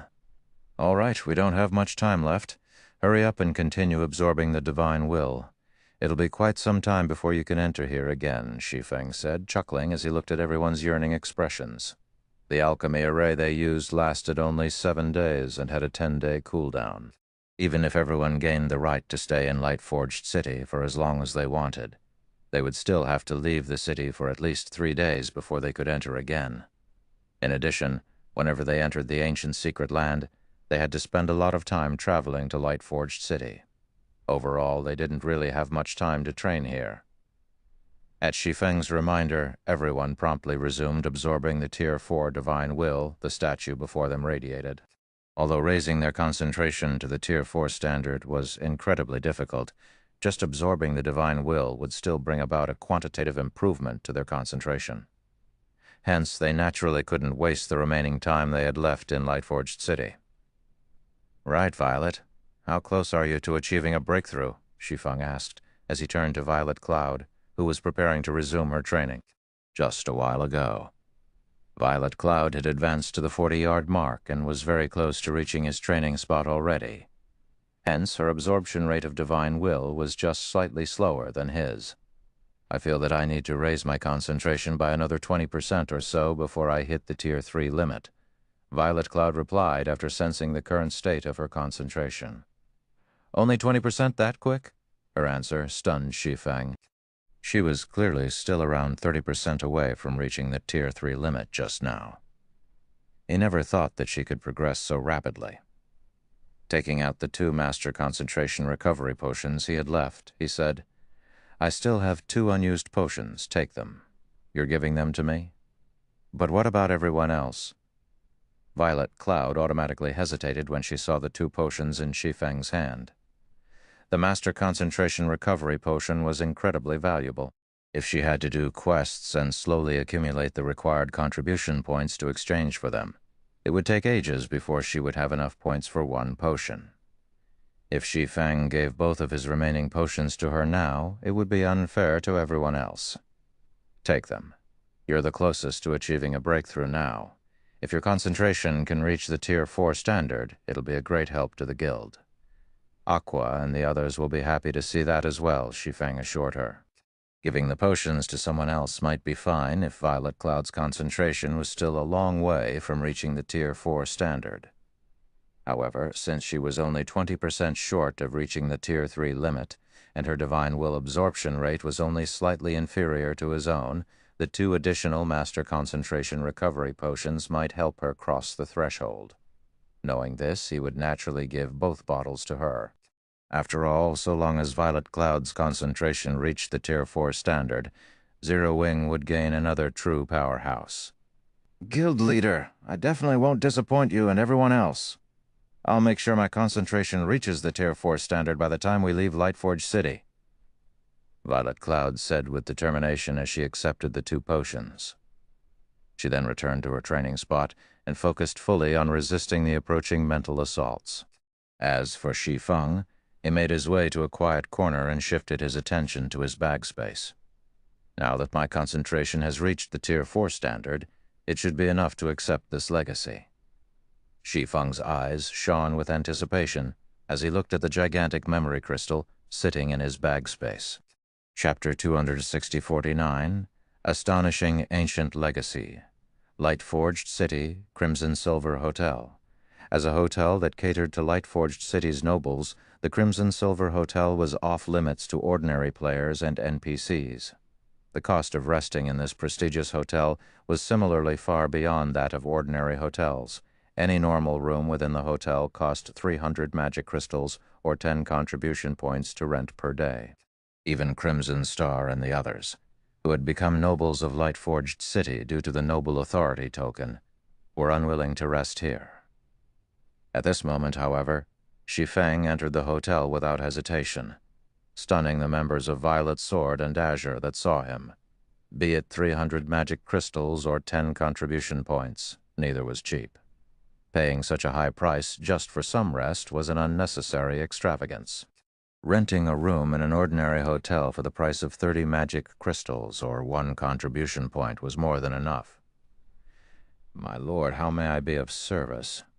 a level 180 female attendant asked respectfully as she approached Shi Feng. "I wish to rent a normal room here," Shi Feng said as he handed 300 magic crystals to the attendant. "Very well," the female attendant said after verifying the payment. She then took out a crystalline key and gave it to Shi Feng, saying, "My lord, here is your room key. You may choose any of the empty rooms upstairs." After accepting the key, Shi Feng promptly made his way to the 2nd floor and entered one of the unoccupied rooms there. As soon as he entered the guest room, the mana density inside actually started rising rapidly. Just a short moment later, the ambient mana had more than doubled already. In addition, the mana here also gave him a soothing and calming feeling. "Sure enough, the mana density here is much higher than in ordinary hotels." Shi Feng nodded in satisfaction when he sensed the room's environment. If he merely wanted some rest, he would have gone to an ordinary hotel. However, he didn't intend to rest, but to obtain the ancient legacy recorded inside the memory crystal. Hence, he could not afford to be careless. The Noble Hotel was much safer than the ordinary hotels in the city. This point was obvious just by looking at its attendants and guards. Every NPC here was at least a level 180 Tier 3 NPC. They were not existences current players could afford to provoke. In addition, the Noble Hotel was protected by a ridiculously strong 4-fold defensive magic array. Under normal circumstances, even Tier 5 existences would pose no threat to this magic array, let alone Tier 3 and Tier 4 existences. Now that Shi Feng no longer had to worry about external disruptions, he immediately took out the memory crystal from his bag and readied himself to read its contents. Visit website ourlistnovel.com. The memory crystal he obtained would remain in existence for only 2 natural days. He had already spent a lot of this time raising his concentration standard. Now he had less than 3 hours left to read it. Now that my concentration has reached the Tier 4 standard, I should be able to read it, right? Shi Feng could not help being nervous as he tapped his finger on the memory crystal. On this trip to the ancient secret land, his greatest harvest would definitely have to be the memory crystal. In fact, everything else he obtained from this trip couldn't even come close to half the value of this memory crystal. If he still couldn't read the information contained in it, then he really would die from heartache. In the next moment, the sound of a system notification entered his ears. System. Warning. You have discovered a large memory crystal. According to your current concentration, if you read the recorded information completely, there is a very small chance you will enter a deep coma. Do you still wish to read the information? There's still a risk. Shi Feng was stunned when he saw the system notification. Just what is in this thing? Although the Tier 4 standard was not the apex of God's domain, it was definitely above average. Even a king had to take Tier 4 existences seriously. Now, however, despite his concentration having reached the Tier 4 standard already, reading the recorded information still involved a bit of risk. This was simply unbelievable. Although there is a risk, I want to see what is recorded in this thing. Gritting his teeth, Shi Feng chose to read the information in the memory crystal. Memory crystals that contained ancient legacies were incredibly rare in God's domain.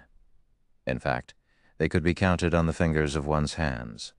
Previously, due to the very large chance of him falling into a deep coma, Shi Feng did not dare read the recorded information. However, now that the risk had become very small, he naturally had to try. After all, he wouldn't get another opportunity like this again in the future. After he chose to read the contents of the memory crystal, the large crystal in his hand started rapidly gathering mana from its surroundings. It then released a dazzling glow that brightly illuminated the entire room. Afterward, a beam of white light shot out from the memory crystal and into Shi Feng's forehead. For a time, Shi Feng sensed countless images and texts being transferred into his brain. The amount of the information was simply astonishing. It felt as if he had just plunged into a sea of knowledge. 10 minutes. 20 minutes. 1 hour. For the first half hour, Shi Feng still felt fine after receiving the copious information. However, after the transfer process continued for 40 minutes, he felt a stinging in his head as if someone was using a needle to poke his brain. Meanwhile, as time passed, this stinging sensation only intensified. After 80 minutes into the transfer process, Shi Feng felt as if his brain was about to explode. Right then, the beam the memory crystal released disappeared. Immediately afterward, the crystal shattered into countless fragments and vanished from the room. As for Shi Feng, his body swayed slightly as his mind was in a mess. And when he opened his eyes, the world spun around him. How close! If the transfer process had continued for a few more minutes, I might have fainted. At this moment, Shi Feng felt that the system had tricked him. Despite the warning stating that there was only a very small chance for him to fall into a deep coma, he was clearly very close to breaching the mental protection system, which would have forced him into a deep coma for a very long time. Then he would definitely die of regret. However, after resting for a few minutes, Shi Feng started feeling much better, the pain in his head having lessened significantly. Meanwhile, the information he had received also came into focus. This is a lie, right? A small mobile fortress design? Stunned, Shi Feng wondered if the system was playing a joke on him when he looked at the images and texts displayed before him. In God's domain, fortresses were much more valuable than towns. After all, aside from providing players with a place to rest, fortresses possessed far greater offensive and defensive capabilities than towns. They were shelters made for all kinds of warfare. Even a small fortress could easily fend off the assault of a large number of Tier 4 existences. Moreover, fortresses had much lower production costs and operation costs, hence they had been highly popular among the various powers in the past. During Shi Feng's previous life, over 70% of the players' shelters found in level 100+ maps were fortresses. However, the design currently displayed before him was a cut above even ordinary fortresses. In fact, even during his previous life, he had the fortune to witness such constructions only a few times. This construction was the mobile fortress. It was a fortress that could drive countless powers crazy. Chapter 2650, Small Mobile Fortress. Chapter 2650, Small Mobile Fortress. No wonder the recorded information is so massive. Thankfully, the information is only for a small mobile fortress. Had it been for a medium mobile fortress, even concentration at the peak of Tier 4 wouldn't have been sufficient to read it. Realization dawned upon Shi Feng when he saw the details regarding the small mobile fortress design. On the surface, the difference between a normal fortress and a mobile fortress might not seem very large, with one stationary and the other mobile. However, the difference distinguishing them was far from just mobility. In the construction of a normal fortress, the construction materials had priority, while magic arrays were secondary. For a mobile fortress, it was the opposite. The magic arrays took priority, while materials were secondary. Mobile fortress could also be labeled a magic fortress. The two constructions were on entirely different levels of complexity from what Shi Feng could see. Just the magic arrays required to construct the small mobile fortress numbered several thousand. Moreover, even the weakest of them was a basic master magic array. One could easily imagine how complex of a construction a mobile fortress was. If the design he received were for a medium mobile fortress, its complexity would be even more frightening, most likely boasting tens of thousands of magic arrays. Just thinking of this number gave him the shivers. However, when Shi Feng took a closer look at the details of the small mobile fortress design, he did not know whether he should cry or laugh. A mobile fortress was something countless powers had yearned to obtain in his previous life. In fact, the superpowers had even been willing to exchange a main city for a mobile fortress. This was despite the exceptionally high difficulty of upgrading a guild city into a main city. A lot of time and effort were needed to obtain a main city. However, even when offered a main city, there had never been any power that was willing to part with their mobile fortress. After all, a mobile fortress was an aerial base. Even though a small mobile fortress's size wasn't comparable to that of a basic town, in a situation where flying mounts were incredibly rare, and very few guild cities could get established in level 100+ maps, a mobile fortress was worth far more than 3 main cities. In the past, any power that possessed a mobile fortress had been a target of partnership for the various superpowers. Countless independent peak experts and top adventurer teams would also do whatever they could to gain the qualifications to enter a mobile fortress. Some first-rate guilds that were fortunate enough to obtain a mobile fortress had even instantly become pseudo-superpowers as a result. Moreover, none of the superpowers wished to offend them. Now, although Shi Feng did not obtain an actual mobile fortress, he had the design to make one. Moreover, as an intermediate master magician, he could build a mobile fortress now and instantly stabilize Zero Wing's position in God's domain. This was definitely a matter worth celebrating. However, after studying the design, Shi Feng also discovered a headache. While he indeed possessed the mobile fortress design as well as the necessary skills to construct it, the mobile fortress's material cost was stratospheric. Setting aside the various materials necessary for the several thousand magic arrays, just the materials for the basic structure of the mobile fortress were already more than enough to make any superpower in the current God's domain faint. 8 million magic crystals, 30,000 mana stones, 2 million pieces of mana ore. Although these were all generally available on the market, the amounts required were not something ordinary superpowers could afford. Not to mention, the construction of the small mobile fortress also needed various other valuable materials such as magic metal. By Shi Feng's rough estimates, completing the small mobile fortress would cost a minimum of 50 million gold, let alone ordinary superpowers. Even veteran super guilds would need a long time to collect such an enormous sum of money. Ordinary superpowers would be fortunate to have a liquid fund of 3 or 4 million gold. Even 10 ordinary superpowers combined wouldn't be able to fork out 50 million gold unless they sold off their assets. However, doing so would be akin to putting the cart before the horse. Before they could even finish constructing the mobile fortress, they would have caused the collapse of their guilds already. Most importantly, coins weren't the main problem. After all, coins were the most basic form of currency in God's domain. However, it was a different story for magic crystals, mana stones, and mana ore. Aside from being hard currency, they were also essential items for players to get by. Whether it was now or in the future, this fact would remain true. Hence, the difficulty of obtaining all these materials was much greater than the difficulty of accumulating 50 million gold.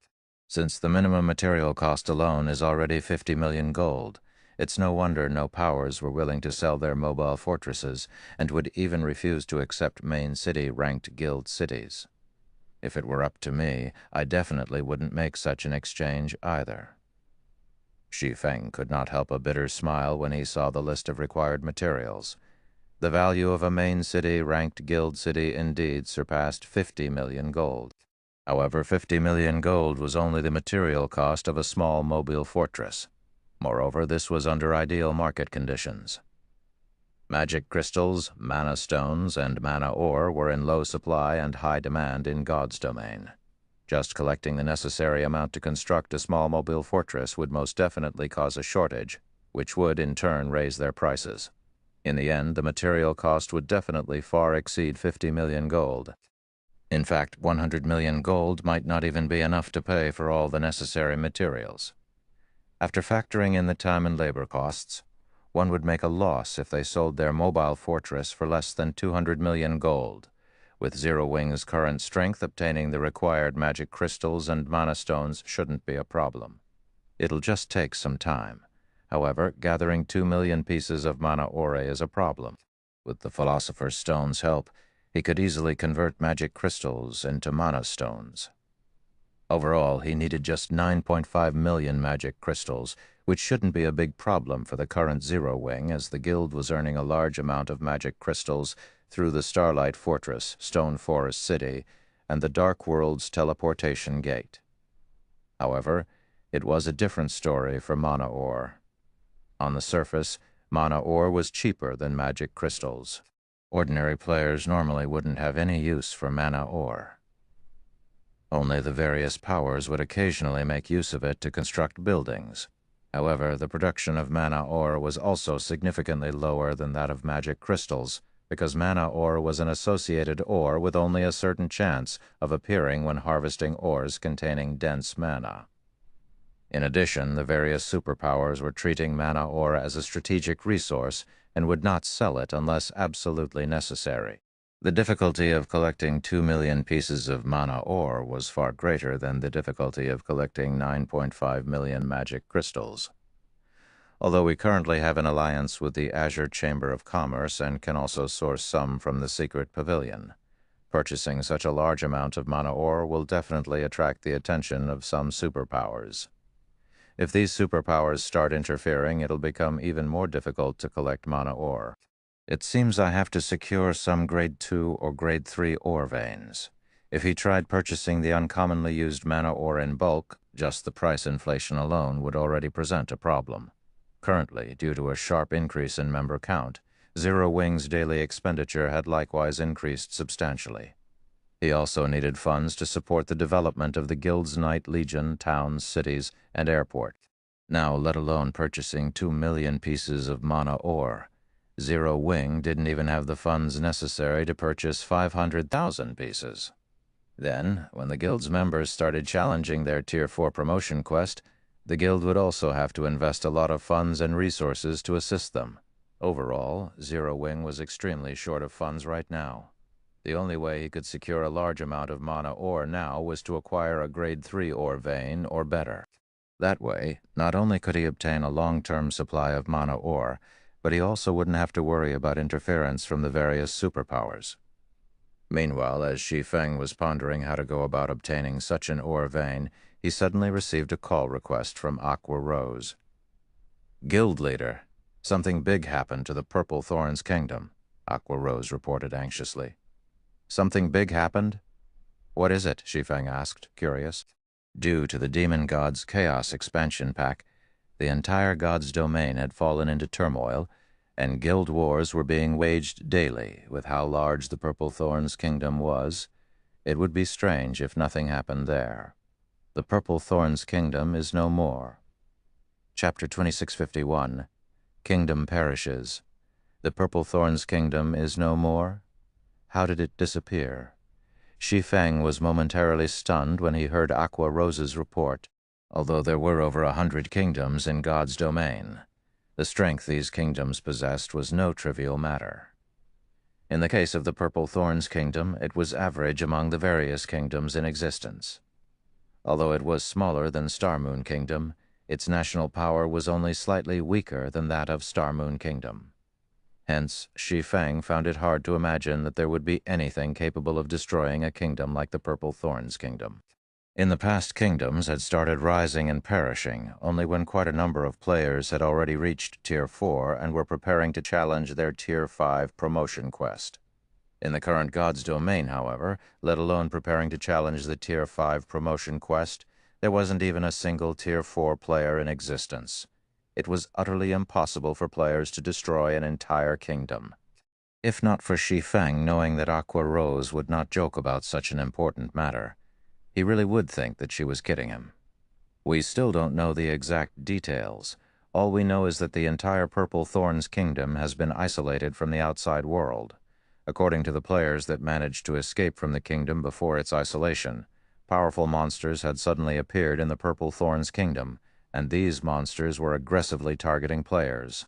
At the same time, all NPCs at Tier 3 and above within the kingdom's NPC towns and cities had either disappeared or were placed in a strange state where they could not do combat. As a result, these newly appeared powerful monsters quickly overran the various NPC towns and cities. Moreover, any players killed by these monsters lose 10 levels and have their souls placed in an extremely weakened state, preventing them from logging into God's domain for 10 days. As for the corpses of these players, they are turned into either monsters themselves or food to strengthen these monsters. This incident has already shaken the entire Eastern continent. Every power is sending people to investigate this matter.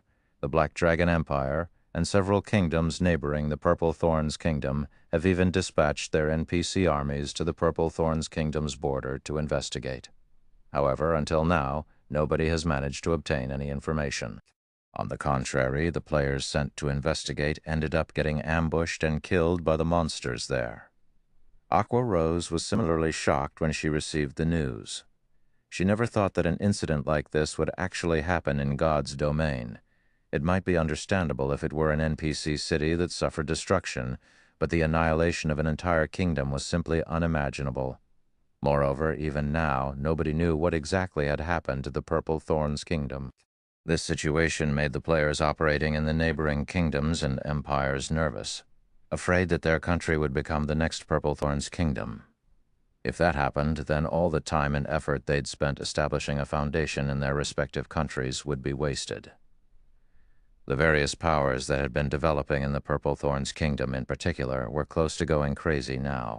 In order to develop in the Purple Thorn's kingdom, the various powers had purchased large tracts of real estate there.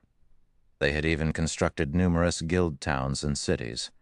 However, because of the Purple Thorn's kingdom's fall, all of these investments were gone. Many guilds had even collapsed because of this incident. Just thinking of this matter made Aqua Rose shudder. Killed players are turned into either monsters or food that goes to improving the monsters. When Shi Feng heard Aqua Rose's statement, the name of one person came to mind. However, he soon shook his head in denial. Although Beast Emperor possesses the evil god's legacy, he shouldn't be capable of rendering so many powerful NPCs incapable of combat and even destroying the Purple Thorn's kingdom. In the past, the evil god's temple had indeed caused many problems for the Eastern continent. However, by the time the evil god's temple had become a real threat, quite a number of players had already reached Tier 4. Moreover, the evil beasts of the evil god's temple required a lot of time to build up their strength. In fact, let alone the current evil god's temple, even when the evil god's temple had been at its peak in the past, it couldn't destroy an entire kingdom so quickly. Guild leader, because of this matter, the entire guild is in chaos. Many hidden powers are trying to take advantage of this situation.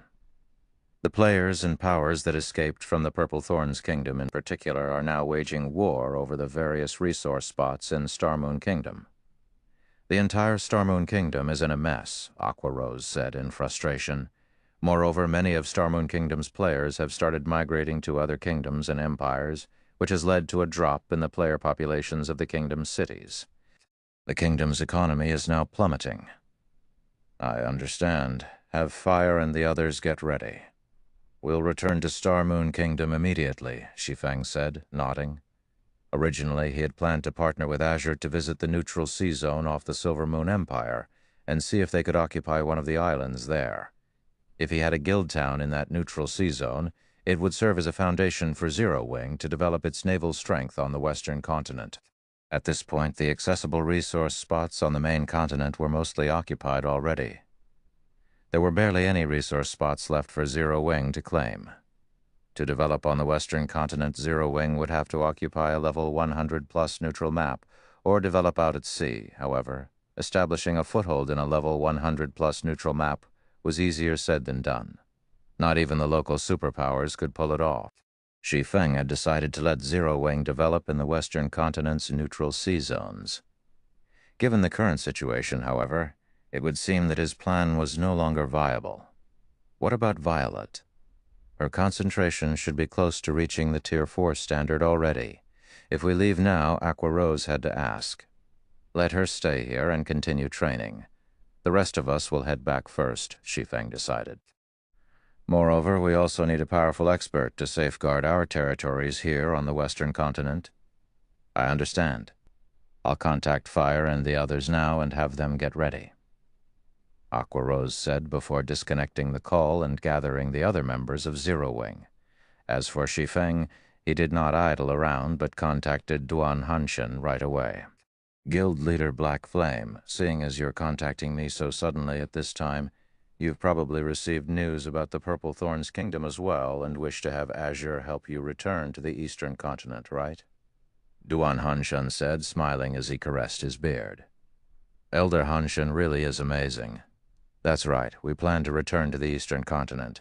However, trying to send back 100 players is a little difficult for us, so we'll need your chamber's help, Shi Feng said, nodding. Of course, we will pay the fees according to market price. Currently, the interactions between the two main continents were growing. Some superpowers capable of intercontinental travel had even started offering teleportation services. Ordinary powers still lacked the qualifications to utilize these services. However, now that Zero Wing and Azure were allies, Azure naturally wouldn't refuse to teleport Zero Wing's members back to the eastern continent. Guild leader Black Flame, you're being too polite. Our two guilds have just become allies, so let's just set the fee aside, Duan Hanshan said, waving his hand.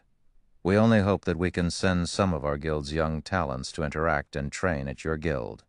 May I know if Guild Leader Black Flame can do us this favor?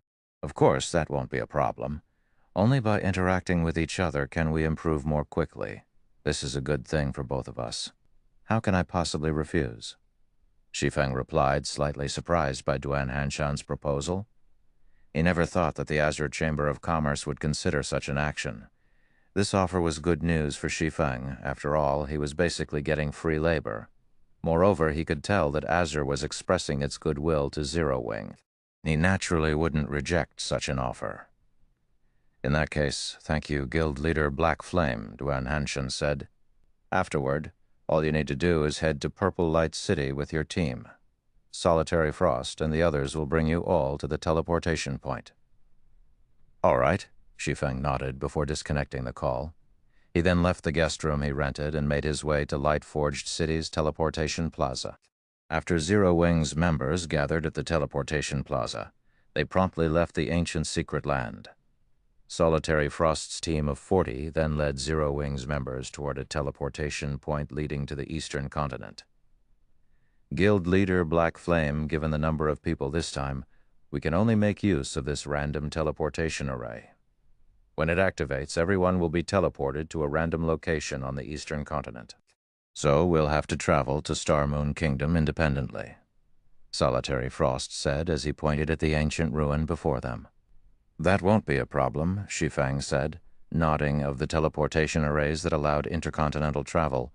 The ones capable of teleporting a large number of players generally did not have fixed destinations. Although this feature was somewhat troublesome, This trouble was nothing compared to the benefits one could gain from intercontinental travel.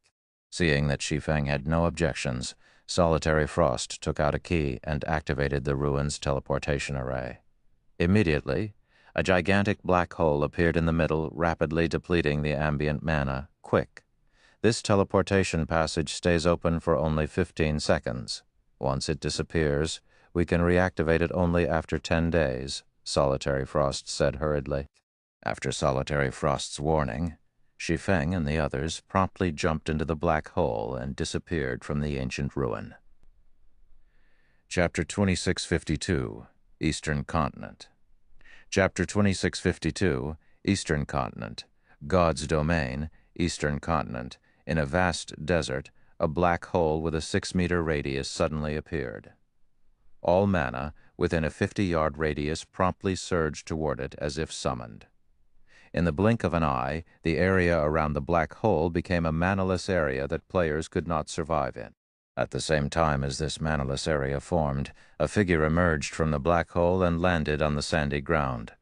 Although the vicinity was devoid of mana, the body of this figure was actually wrapped in a dense layer of mana and remained utterly unaffected by the harsh environment. "I'm finally out." Shi Feng stared in disgust at the gradually dissipating black hole. That ancient ruin's random teleportation array is simply a scam. Other random teleportation arrays teleport players directly to their destination. Yet this one actually makes players go through a spatial maze first. If I couldn't fly, I would have most likely been stuck inside that spatial maze for about 5 or 6 hours.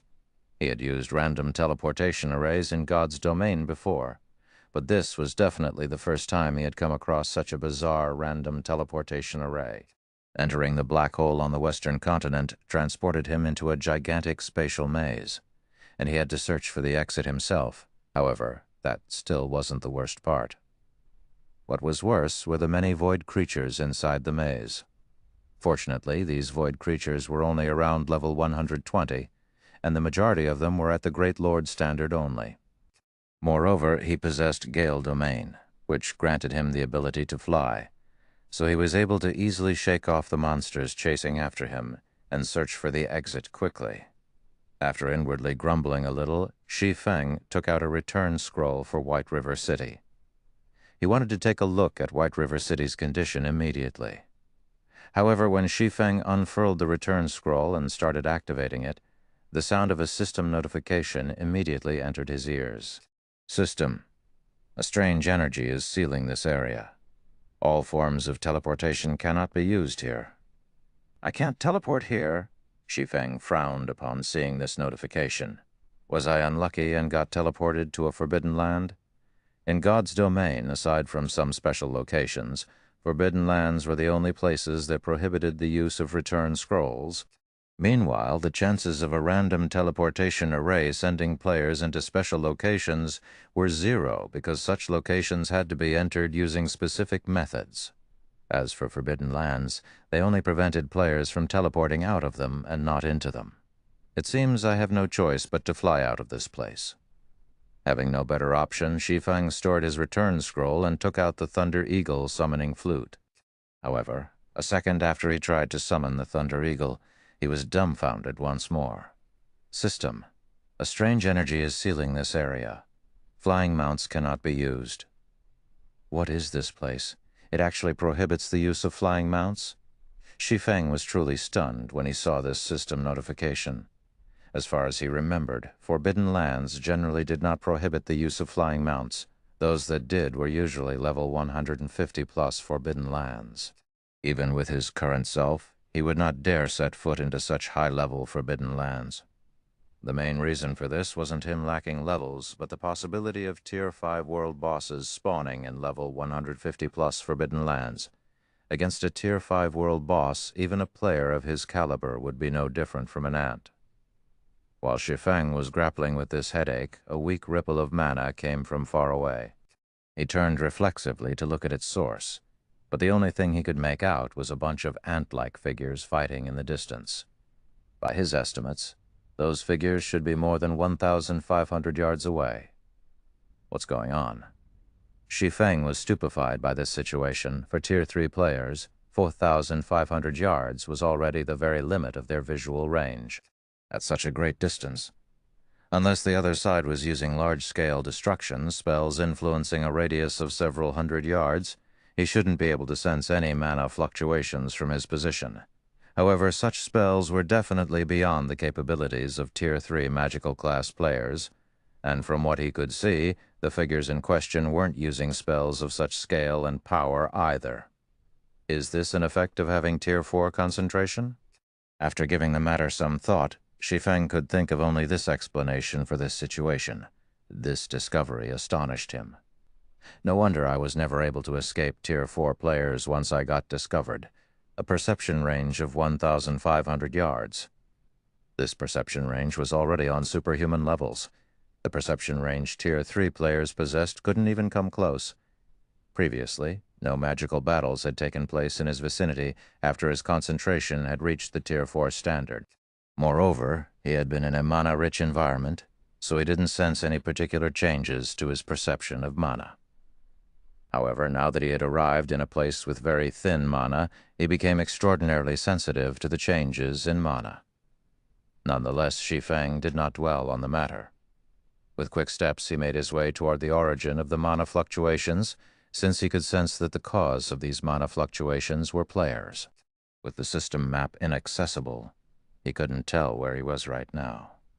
Hence, collecting information about his current location was of utmost importance. Otherwise, he wouldn't even know how he could return to Star Moon Kingdom. Meanwhile, players were undoubtedly the best source of information. A short moment later, Shi Feng arrived on a sand dune roughly 400 yards from the battlefield. Standing on the sand dune, he had an unobstructed view of the entire battlefield. Sure enough, they're players.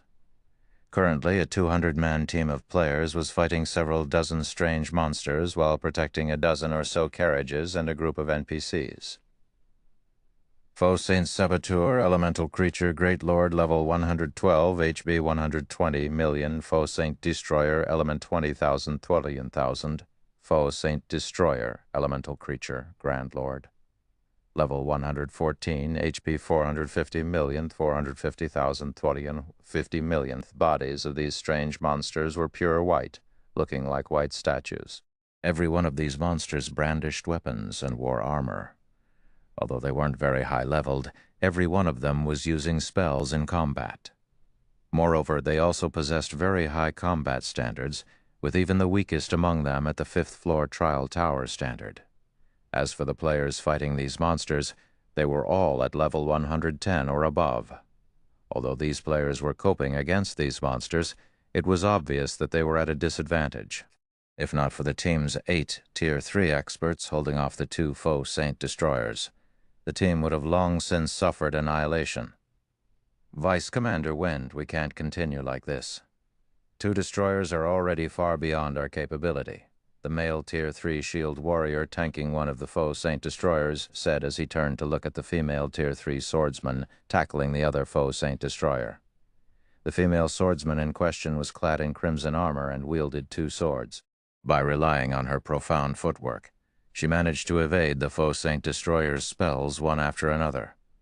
Occasionally, she also landed an attack on the Grand Lord and dealt some damage from her performance. It was clear that she was at the Flowing Water Realm standard. After putting some distance between herself and the Faux Saint Destroyer before her, the female swordsman replied, "I know. I've already contacted the commander for reinforcements, but the commander's team is still some distance away. They'll need around 2 hours to reach us." 2 hours? We won't last that long, the Tier 3 shield warrior exclaimed, exasperated. Currently, although they were pinning down the 2 Faux Saint Destroyers, the rest of the team had their hands full with the Faux Saint Saboteurs. Overall, their entire team was barely doing any damage to these monsters. Meanwhile, at the rate they were expending stamina, they wouldn't last more than an hour against these monsters. In regard to this situation, the female swordsman also could not help feeling frustrated. If it were possible, she would have given the command to escape. However, these Faux Saint monsters possessed an incredibly wide perception range. So long as players came across them, it was basically impossible to escape them. And even if they disregarded this fact and tried to flee, they would simply be making things worse. After all, this entire desert that they were in teemed with faux saint monsters. It was very easy for them to attract the attention of more faux saint monsters and put themselves in a worse situation. Just as everyone in the team was despairing, a voice suddenly entered their ears. "I'll lure these two grand lords away. The rest of you focus on getting rid of the great lords." Chapter 2653, Repelling Faux Saints. Chapter 2653, Repelling Faux Saints. Upon hearing this voice, the merchant fleet's 200 players promptly turned to look toward its origin. What entered their sight was a cloaked swordsman carrying two longswords, who was rapidly closing in on their position, his speed surpassing even that of Tier 3 assassins. So fast. Solid Wind, the female swordsman, was surprised when she saw this swift figure. She never thought that they would actually come across other expert players in this desert. However, before anyone could react to this situation, this swordsman had already arrived before one of the two faux saint destroyers. Upon noticing Shi Feng appearing before it, the destroyer promptly raised its greatsword and smashed down at him. The descending greatsword split into 3 sword lights that struck at Shi Feng from different directions, each of the sword lights leaving a spatial tear in its wake. "Be careful. You mustn't receive this move no matter what," Solid Wind warned hurriedly when she saw the descending sword lights. The faux saint destroyer was ostensibly a grand lord, but the skills and spells it used could exhibit power at the Tier 4 standard. Moreover, its assault was generally relentless. Once it started attacking, it would continue chaining attacks one after another. So long as players revealed a hole in their defense, the faux saint destroyer would use its strongest move to target said weakness. Meanwhile, the faux saint destroyer's strongest attack was something even Tier 3 peak experts had difficulty dodging. A hit from this move would instantly kill even a Tier 3 MT. However, when Shi Feng went up against the faux saint destroyer's attack, he actually showed no intention of dodging. Instead, he unsheathed the pitch-black longsword hanging at his waist and took the initiative to meet the attack. Did he not hear Vice Commander Solid Wind's warning? The Tier 3 shield warrior who was tanking the other faux saint destroyer was startled when he saw Shi Feng's actions in regard to this situation. The other Tier 3 experts on the team also could not help shaking their heads and sighing. Even their commander, who was their adventurer team's strongest expert, would not dare receive this move directly, choosing to dodge it instead, before launching a counterattack after all. So long as one clashed with this move, holes would inevitably appear in one's defense. If that happened, even 2 or 3 healers would not be enough to keep one alive. Although everyone present wished to help Shi Feng, the faux saint destroyer's attack was simply too fast. Nobody would make it in time. Damn it! Solid Wind gnashed her teeth when she saw this scene. They had just gained the help of a Tier 3 expert. While having an extra Tier 3 expert might not change the overall situation, it would increase the team's combat power and let them survive longer. With the swordsman's help, they might even be able to hold out until their commander's team arrived. Now, however, boom! The loud clash of metal against metal thundered. At the same time, a frightening shockwave swept into the surroundings, creating a miniature sandstorm around its epicenter. However, contrary to everyone's expectations, they did not see the swordsman's figure flying out of the sandstorm. Instead, the situation inside the sandstorm became strangely calm after the initial collision. When the sand settled, what entered everyone's eyes was the scene of Shi Feng standing there quietly, his pitch-black longsword pushing against the faux saint destroyer's silvery white greatsword. At this moment, not only was Shi Feng unharmed, but he was still in his original position. He blocked it? How was that possible? Everyone's eyes nearly fell out of their sockets when they saw Shi Feng unscathed and in place. The move the faux saint destroyer just used carried power at the Tier 4 standard. Even a Tier 3 MT would stumble several steps backward when receiving this attack with their shield. However, far from making Shi Feng stumble, the faux saint destroyer's greatsword actually failed to budge his longsword by even an inch. It was as if the destroyer's greatsword had just smashed into an impenetrable wall. The most frightening thing about all of this was that Shi Feng had used only one hand to stop the faux saint destroyer's attack. How high is his strength? After seeing this astonishing scene, Solid Wind paid closer attention to Shi Feng. Even her commander, who was fully geared in top-tier dark gold equipment and wielded an epic weapon, would not dare receive a foe Saint Destroyer's attack directly, yet Shi Feng blocked the attack so casually. This was simply unbelievable.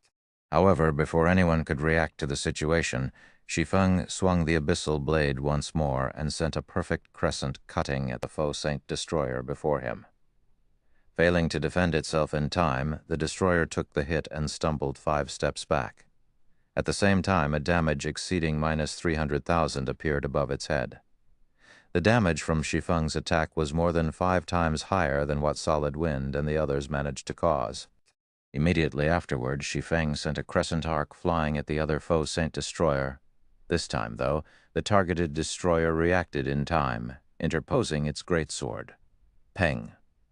The instant the crescent arc came into contact with the greatsword, the impact lifted the targeted foe Saint Destroyer slightly off the ground and sent it flying 5 yards back.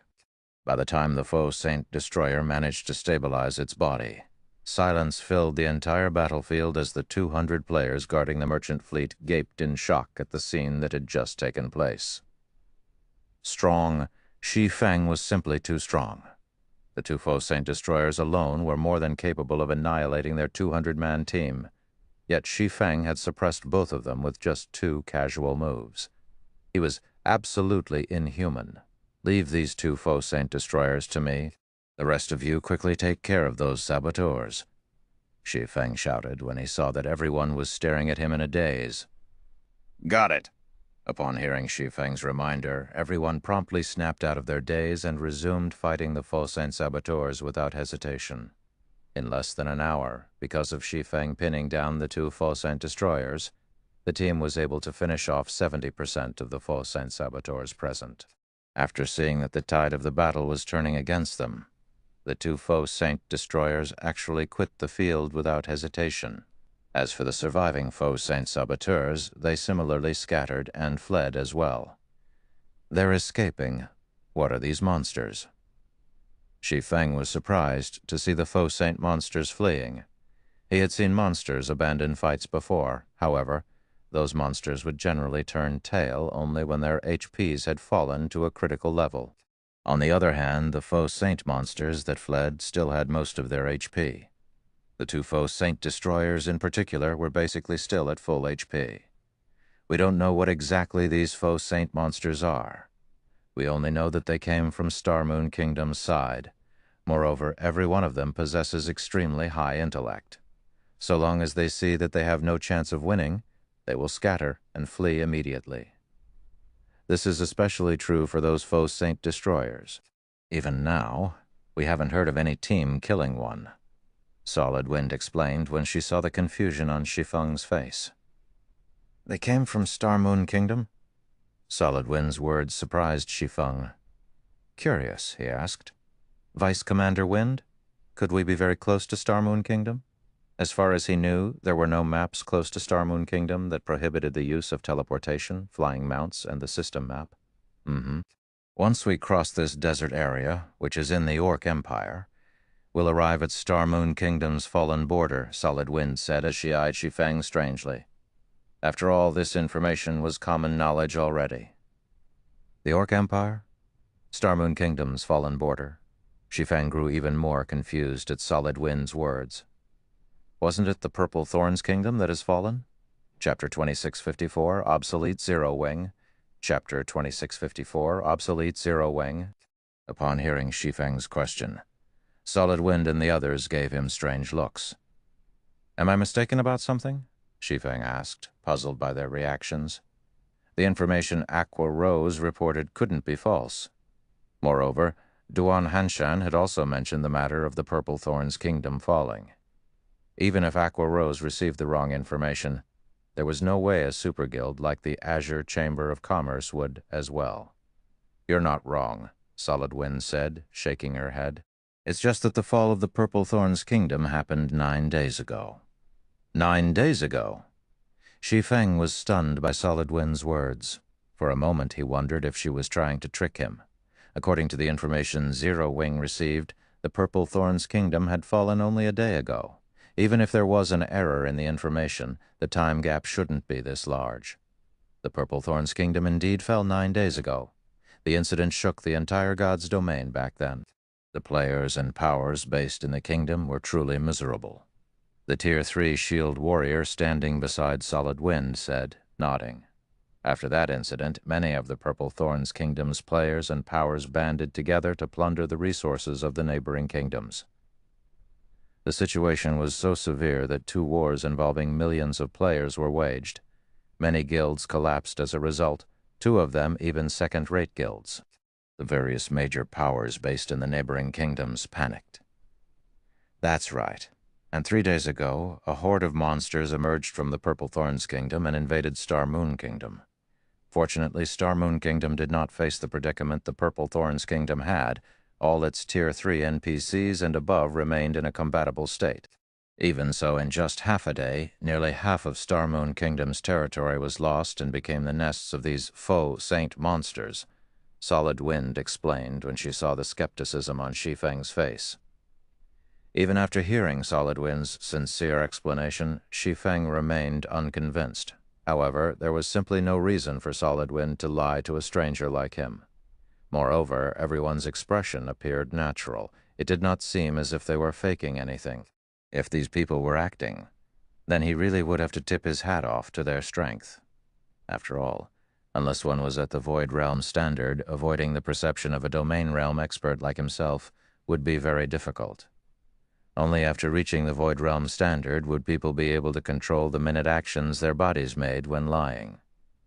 If Solid Wind and the others were truly lying, this meant that the entire 200-man team consisted of peak experts. Not even the 5 great super guilds had so many peak experts under their command. What is going on here? Shi Feng could not make heads or tails of this matter. I spent, at most, 7 or 8 hours inside the spatial maze. How did I unknowingly waste 9 days? As soon as he received word of the Purple Thorn's kingdom's fall, he had hurried back to the eastern continent without hesitation. He didn't even log off midway. He also couldn't have fallen asleep during the journey and slept 9 whole days away. After all, he had remained fully conscious during his entire journey. 7 or 8 hours becoming 9 days. Shi Feng suddenly thought of a possibility, and his complexion darkened at this thought. Did I enter a space with chaotic time? Normally, one would experience 48 hours a day in God's domain. However, in certain special locations, time would flow much more quickly, and staying just half a day, there would mean an entire month going by in the outside world. Moreover, during this entire month, players should not be interrupted lest they enter a coma and regain consciousness only after a long time. Fortunately, such cases rarely occurred in God's domain. In the past, Shi Feng had only ever heard rumors of such situations happening. He never thought that he would experience it himself. In fact, there was a possibility that Aqua Rose and the others had been put into a similar situation as well. Right, Vice Commander Wind? Do you know how Star Moon Kingdom's various powers are faring against the faux saint monsters? Shi Feng asked after recollecting himself. What was done was done. The time he lost was already gone, and there was no way he could get it back. Fortunately, Star Moon Kingdom had only partially fallen. With Zero Wing's status as Star Moon Kingdom's #1 guild and the support of Stone Forest City, Zero Wing shouldn't face too many problems. After all, aside from Zero Wing's main force members that had gone over to the western continent, there were still Melancholic Smile, Yulin, and the others to manage things in Star Moon Kingdom. As he currently couldn't make contact with the outside world, the only thing he could do was collect as much information as possible regarding Star Moon Kingdom. The situation isn't optimistic, Solid Wind replied. Originally, these faux saint monsters already had a huge impact on Star Moon Kingdom. However, for some reason, the main force members of Star Moon Kingdom's #1 guild, Zero Wing, actually refused to show themselves despite such a major incident occurring. Fortunately, some of Zero Wing's partners operating in Stone Forest City came to help fight these faux saint monsters, allowing Zero Wing to stabilize the situation in Star Moon Kingdom, albeit just barely. However, due to Zero Wing's passivity, a power called Saint's Hand took the opportunity to rise up in Star Moon Kingdom. Not only did Saint's Hand rapidly establish itself in the many resource spots overrun by the faux saint monsters, but they also established plenty of guild towns. It even managed to occupy a fortress in the Orc Empire. To put it simply, Saint's Hand has created a large safe zone where players can safely develop. At the same time, Saint's Hand is also rapidly devouring the territories of Star Moon Kingdom's second- and third-rate guilds, provoking wars all over the kingdom. Moreover, the various superpowers and even the Blackwater Guild seem to be terrified of Saint's Hand. Recently, Saint's Hand even captured one of the Star Alliance's guild cities.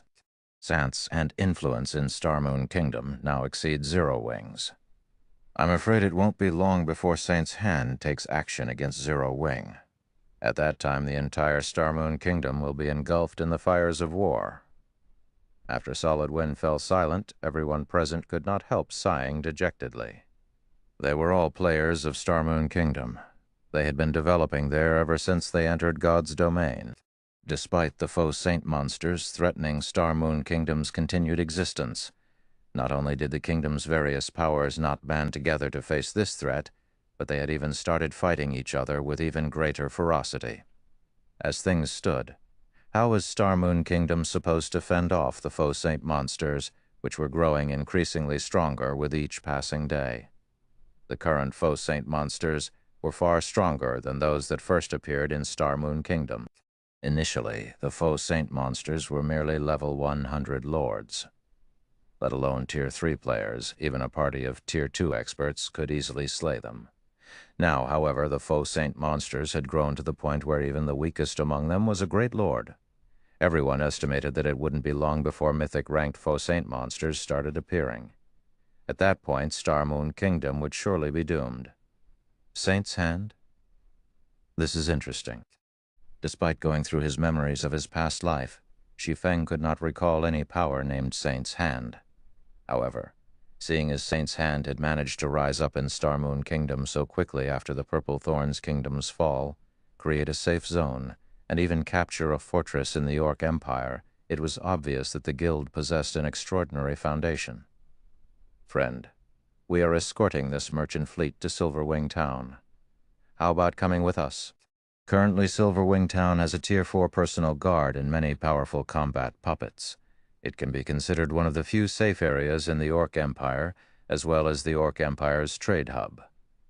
Our commander is quite influential in Silverwing Town.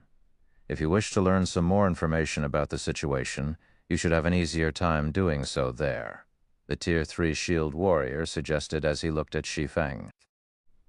In that case, I'll have to trouble you then, Shi Feng said, and thanked the Shield Warrior for the invitation.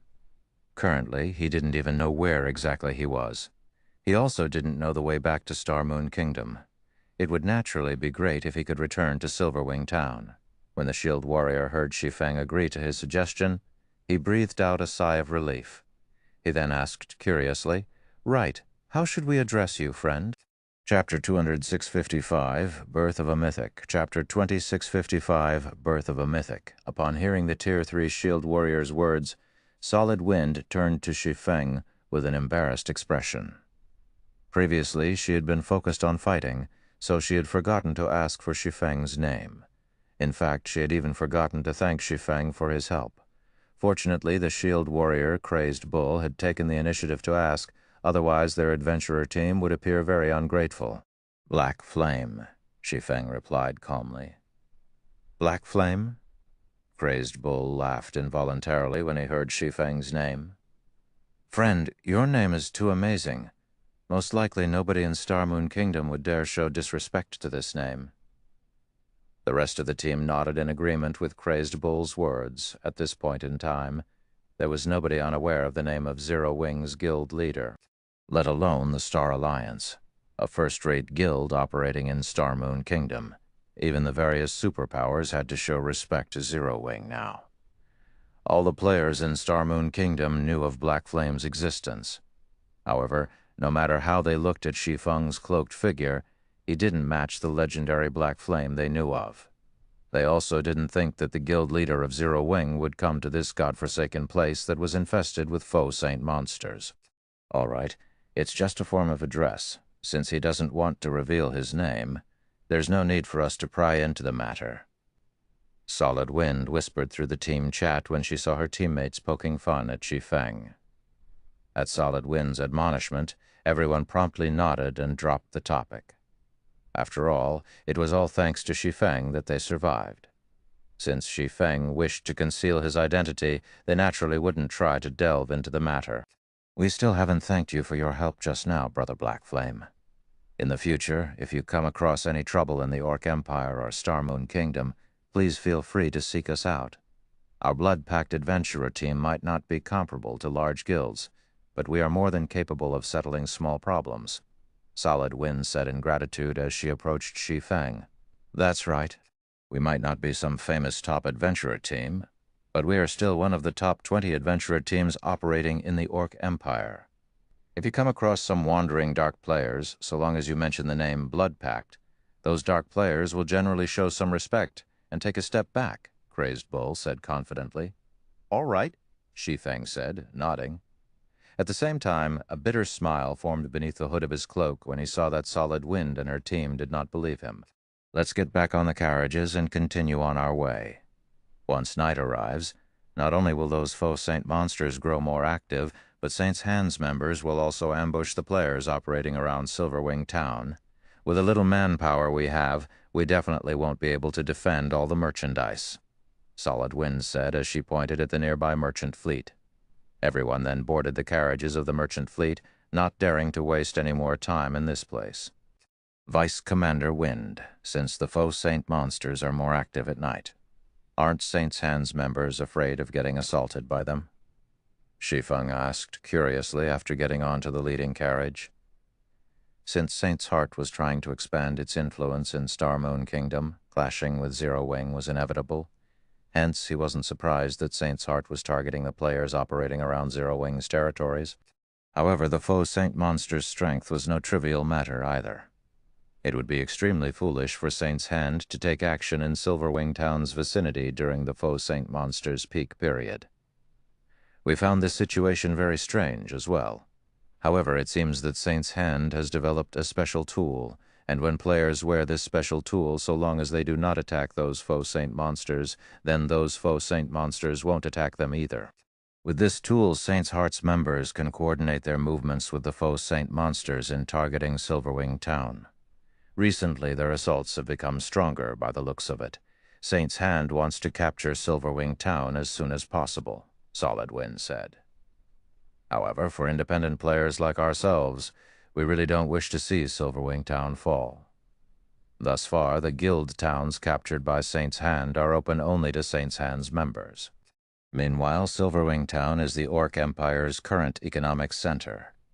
If Saint's Hand manages to capture Silverwing Town, then we won't have anywhere to go.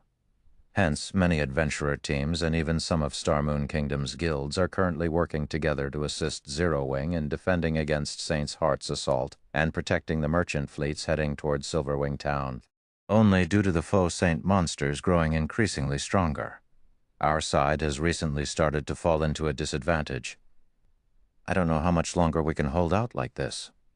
Aside from Solid Wind, the other players present also hated Saint's Hand with a vengeance. Currently, the various kingdoms and powers were already struggling to deal with the faux Saint monsters. Yet Saint's Hand was actually exploiting the situation, making it increasingly difficult for independent players like themselves to survive.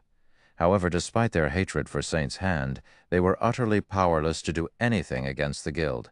In fact, even the various superpowers did not dare to oppose Saint's Hand and could only watch from the sidelines. From the conversations with Solid Wind and the others, Shi Feng gradually understood Star Moon Kingdom's current situation.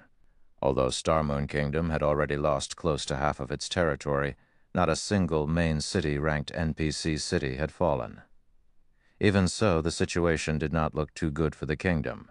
This was because the faux Saint monsters were growing increasingly stronger, which in turn prompted a large number of players to emigrate from the kingdom. At this point, White River City, which originally had a player population exceeding 10 million, now had a population of less than 4 million. The other NPC cities in the kingdom were in an even worse state. Meanwhile, the drastic decrease in player population had also caused Star Moon Kingdom's economy to contract, forcing many powers to leave the kingdom in search of greener pastures. To make matters worse, the departure of Star Moon Kingdom's major powers opened up opportunities for the various dark powers to rise up. The kingdom's dark powers had already developed to a point where normal players might lose their lives as soon as they left the protection of an NPC town or city.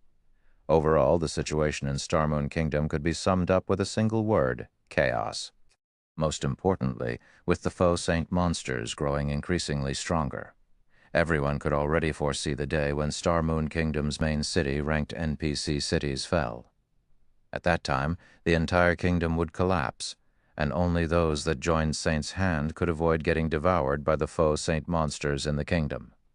As the merchant fleet continuously advanced before anyone realized it, they had already arrived in a desert woodland close to Silverwing Town.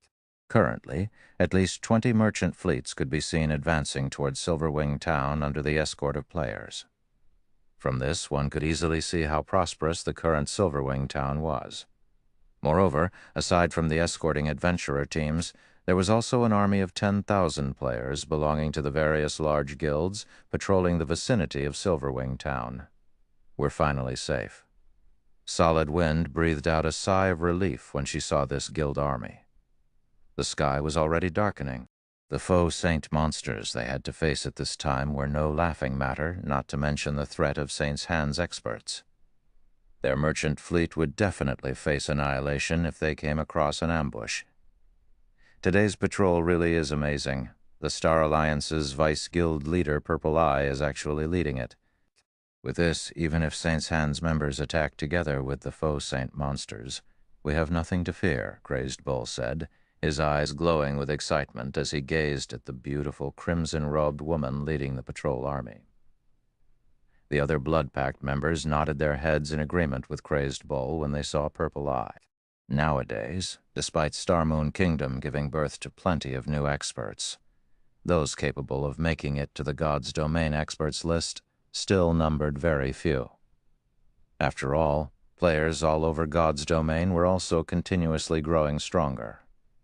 The difficulty of ranking within the God's Domain experts list was many times greater than before. Meanwhile, among Star Moon Kingdom's experts on the experts list, Purple Eye ranked within the top 300. According to rumors, she had obtained a powerful bloodline, and her combat power now rivaled that of monster-level experts. To top it all off, just recently, Purple Eye had even succeeded in fully unlocking her mana body. At this point, everyone in Star Moon Kingdom was already guessing that Purple Eye had already surpassed Zero Wings Aqua Rose in terms of strength, and that she was catching up to Black Flame, with such an expert protecting them. How could they not feel assured? While Blood Pact's members were quietly discussing Purple Eye, a disturbance erupted in the distance. Shortly afterward, deafening roars came from the same direction. "Run! Run quickly! The faux saint monsters have come!" Upon hearing someone shout these words, everyone in the vicinity reflexively turned to look at the origin of the roars. What entered everyone's sight was a massive dust cloud rapidly approaching. Meanwhile, within the dust cloud, they could faintly make out the figures of 6-meter-tall faux saint monsters, easily numbering several thousand. "Everyone, quickly retreat to Silverwing Town. Our patrol will hold the rear," Purple Eye shouted when she saw the army of faux saint monsters bearing down on them. The patrol army promptly shifted to a defensive formation. From how calmly the patrol army's members reacted even after seeing the approach of several thousand faux saint monsters, it was obvious that they were all experienced experts. However, when the faux saint monsters arrived within 500 yards, the expressions of the patrol army's members changed. Not good. There's a mythic-ranked faux saint monster. Among the faux saint monsters present, even the faux saint destroyers were only 7 meters tall. However, to everyone's surprise, a 12-meter-tall figure was running amidst the monster army. The intense pressure this 12-meter-tall faux saint monster exuded was so powerful that even level 112 Tier 2 experts felt stifled. The Grand Lord-ranked faux saint destroyers were already incredibly difficult to deal with for Tier 3 experts. In fact, even peak experts had died when fighting against a faux saint destroyer.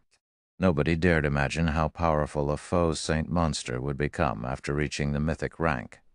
Not to mention, aside from the mythic-ranked faux saint monster, The monster army also had several hundred faux Saint Destroyers and several thousand faux Saint Saboteurs.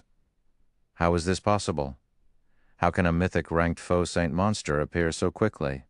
Solid Wind was stunned when she saw the gigantic faux Saint monster. We're doomed. We're really doomed this time. Crazed Bull similarly fell into despair at this situation. When facing an army of Grand Lord-ranked faux Saint Destroyers, players like themselves could still band together to fend off the monsters. However, now that mythic-ranked faux Saint monsters had started appearing in the faux Saint armies, it was only a matter of time before Silverwing Town perished. After all, even now, nobody had managed to kill a faux Saint Destroyer. Needless to say, killing the mythic-ranked faux Saint Devourer would be even more impossible. Moreover, these faux Saint monsters would only grow increasingly stronger as time passed. Players like themselves were helpless to stop these monsters. Before anyone could properly react to the appearance of a mythic-ranked faux Saint monster, the faux Saint army had already started clashing with the patrol army. Against a mythic-ranked faux Saint Devourer, even the defense of Tier 3 MTs was no different from paper. Executing a horizontal swipe with its spear, the faux Saint Devourer easily sent the Tier 3 MTs in its path flying, the MTs losing HP rapidly. Even when Purple Eye, a level 114, Tier 3 Elementalist, used a Tier 3 curse against the faux Saint Destroyer, the mythic monster not only blocked the attack without any difficulty, but even managed to turn the force of the attack to its advantage, propelling itself toward Purple Eye at lightning speed. If not for her quick reaction, activating a life-saving skill in time, she would have been instantly killed. Brother Black Flame, let's hurry up and leave. The patrol army won't hold out for very long. Crazed Bull urged anxiously when he saw Shi Feng jumping off the carriage. If even an expert of Purple Eye's caliber was at an absolute disadvantage, the faux Saint army would eventually break through the patrol army's defensive line. Chapter 260-56. Frightening Monster. Chapter 2656. Frightening Monster. Silverwing Town, Blue Rose Bar. As one of the few advanced bars found in Silverwing Town, not only was the Blue Rose Bar a place where experts exchanged information, but it was also a sacred place for the various well-known adventurer teams to celebrate their harvests. Hence, the Blue Rose Bar was basically crowded with players every day. At this moment, however, only a dozen or so people occupied the bar's third floor. Of the people there, even the lowest leveled was level 114, with the highest at level 115. These players also boasted excellent equipment, the weakest piece of equipment being level 110 Dark Gold rank. As for level 100-plus epic equipment that could make even peak experts drool, every one of these players had at least 2 pieces, with some of them sporting up to 4. However, compared to the levels and equipment of these people, their identity was what was truly astonishing. These players were none other than the peak experts of Crimson Emperor, a guild that was known by almost everyone in the surrounding kingdoms and empires. Meanwhile, seated at the head of this group was Illusory Words, one of Crimson Emperor's vice guild leaders. Sure enough, just like our spies in Saint's Hand reported, the mythic-ranked faux Saint Devourer that recently spawned is planning to attack Silverwing Town, a level 114 man with a fierce look said as he looked at the image on the magic mirror set up in the middle of the table. Sighing, the man continued, "It won't be long before more faux Saint Devourers appear. With this, Silverwing Town will fall within a few days. At that time, it will be useless, even if Zero Wing's main force members show up." Upon hearing the fierce man's words, the other Crimson Emperor members fell silent. The Grand Lord-ranked faux Saint Destroyers were already plenty strong. Now even a mythic-ranked faux Saint Devourer had appeared. The strength and combat standards the faux Saint Devourer had displayed thus far were enough to give even peak experts like themselves goosebumps. Most likely, even if their group here worked together to attack it, they would all still die. Meanwhile, once the numbers of these faux Saint Devourers grew to around 20 or 30, they might be capable of destroying even guild cities. What is the guild leader's response to this matter? Illusory Words asked the fierce man. When she saw the faux Saint Devoureur's unstoppable rampage through the magic mirror, she could not help frowning either. The guild leader has ordered a complete withdrawal. He says that there's no need for us to accompany Zero Wing in its fight to the death against these faux saint monsters, the fierce man replied. A complete withdrawal? Illusory Words was a little surprised by the answer she received previously. Their guild leader had personally dispatched Crimson Emperor's experts to help defend Silverwing Town. This indicated that he strongly supported Crimson Emperor's partnership with Zero Wing. Now, however, before Crimson Emperor's experts had even started fighting, he was actually ordering a retreat. Illusory Words found this situation unbelievable. That's right, a complete withdrawal. The current God's domain is no longer the same as before. We have a ton of matters to deal with just in the Dark Knight Empire alone. This is especially true now that Starlink's development is accelerating at this point. Starlink already has designs on a few of our guild towns. Moreover, the situation here is obviously hopeless. So it is naturally much better if we post our available combat power to defensible locations. Unyielding Soul should be doing likewise, the fierce man explained. Do we have any new information on Zero Wing's guild leader and main force? Illusory Words asked. There's still nothing even now. I heard that Zero Wing's upper echelons have tried contacting Black Flame and the others, but their virtual gaming cabins remain under lockdown. If they sever the power to the gaming cabins, there's a very high chance that Black Flame and the others will enter a deep coma. Hence, all they can do is wait, the fierce man said, shaking his head. However, with the present situation, there's no chance of Zero Wing making a comeback. Setting aside the threat of Starlink and the Dark World, Zero Wing will have difficulty defending its headquarters in Star Moon Kingdom from the faux saint monsters. Nothing will change, even if Black Flame and the others return. The difference in combat power is simply too large. Moreover, there's also Saint's Hand, which is eyeing Zero Wing's position in Star Moon Kingdom. Saint's Hand's origin is extremely mysterious and extraordinary. Even Blackwater's mighty Xuanwu Chisa seems afraid of it. Otherwise, with her personality, she definitely wouldn't make any concessions in the Orc Empire. I understand. However, at the rate the faux saint devourers are spawning, so long as we defend together, we should be able to hold out for another 2 weeks or so. Retreating so soon is really, although Illusory Words understood what the fierce man was trying to say, she still could not bring herself to give up just like that. 2 weeks? The fierce man revealed a bitter smile at Illusory Words' statement. If we really could hold on for another 2 weeks, the guild leader wouldn't have called for a retreat right away. What do you mean? Illusory Words asked curiously. While Tier 4 combatants were indeed extremely powerful and especially useful when attacking fortified locations, with Silverwing Town's defenses and the experts like themselves present, it would take at least 20 or 30 faux saint devourers to conquer Silverwing Town. According to the information we collected from Saint's Hand, when faux saint monsters reach the mythic rank, not only do their basic attributes and combat power undergo a qualitative transformation, but so does their intellect as well, the fierce man said, fear darkening his eyes as he looked at the faux saint devourer displayed on the magic mirror. Isn't it normal for them to gain a boost to their intellect? Illusory Words didn't get the fierce man's point. It wouldn't be a problem if it were a normal improvement in intellect. However, according to Saint's Hand's information, these faux saint monsters gain the ability to learn once they reach the mythic rank.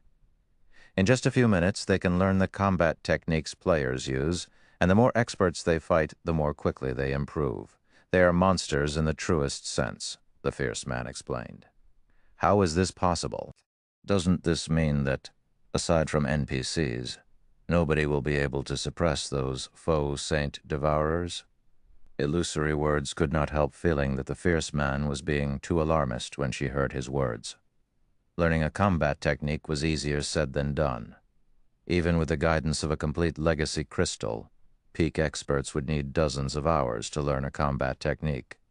Without any guidance, they wouldn't be able to learn a combat technique even given a month or two. How could a monster that at most possessed intellect rivaling that of ordinary players learn a combat technique in just a few minutes? I didn't believe this information either, the fierce man said as he chuckled bitterly. He then sent a video recording to Illusory Words and continued, "Take a look at it yourself." When Illusory Words played the video recording, it showed a Tier 3 Void Realm expert fighting a mythic-ranked foe Saint Devourer. At the start of the fight, the Void Realm expert was merely at a disadvantage in terms of basic attributes. With his superior combat standards, he should be able to survive against the Devourer for quite some time. However, after the Void Realm expert cycled through a few combat techniques a few times, the foe Saint Devourer seemingly got bored of the expert's antics and executed a basic footwork to instantly kill the said expert. And shortly afterward, the fallen expert's corpse transformed into a foe saint monster. How is this possible? Goosebumps rose all over Illusory Words' body when she saw the peak expert getting killed. Her reaction was because this peak expert was someone she recognized. He was none other than 100 Arms, the commander of the adventurer team Crimson Wolves, a top adventurer team based in the Black Dragon Empire. 100 Arms was an expert who was only half a step away from reaching the Domain Realm. However, despite 100 Arms having such high combat standards, the foe Saint Devourer had actually instant-killed him. Moreover, the monster had even used 100 Arms' prided footwork, doppelganger steps, to do so. That's right. That foe Saint Devourer learned doppelganger steps in only a minute. Moreover, the Devourer was extremely cunning while fighting 100 Arms. It didn't use its full strength at the start of the fight. Instead, it held back and squeezed out all of 100 Arms' potential, forcing 100 Arms to use every move he had. Only after seeing that 100 Arms had nothing left to offer did the Devourer kill him. The situation is similar to Purple Eye's right now, the fierce man said, breathing out a deep sigh as he watched Purple Eye clash with the foe Saint Devourer through the magic mirror. No wonder the guild leader wants us to retreat immediately. Who could possibly be a match for such a monster? Illusory Words muttered, still in shock over the foe Saint Devourer's intellect.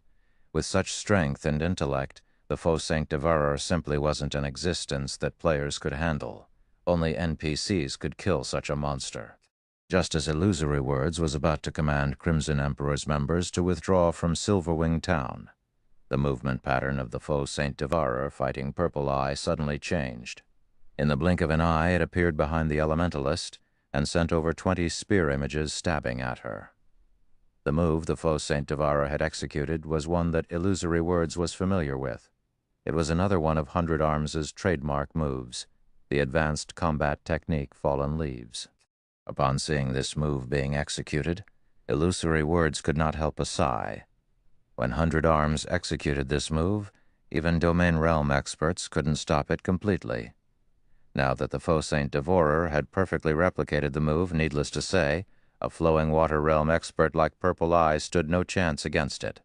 However, just as Illusory Words was about to turn her gaze away from the magic mirror, a flash appeared in the mirror.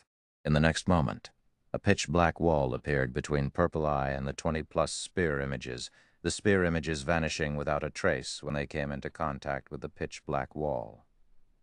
Chapter 2657, Clashing with the Foe Saint Devourer. Chapter 2657, Clashing with the Foe Saint Devourer. It got blocked? How is that possible? That's an advanced combat technique used by a mythic monster. Crimson Emperor's members seated in the Blue Rose Bar's 3rd floor rubbed their eyes in shock when they saw the pitch-black wall displayed on the magic mirror. For a moment they all thought they were hallucinating.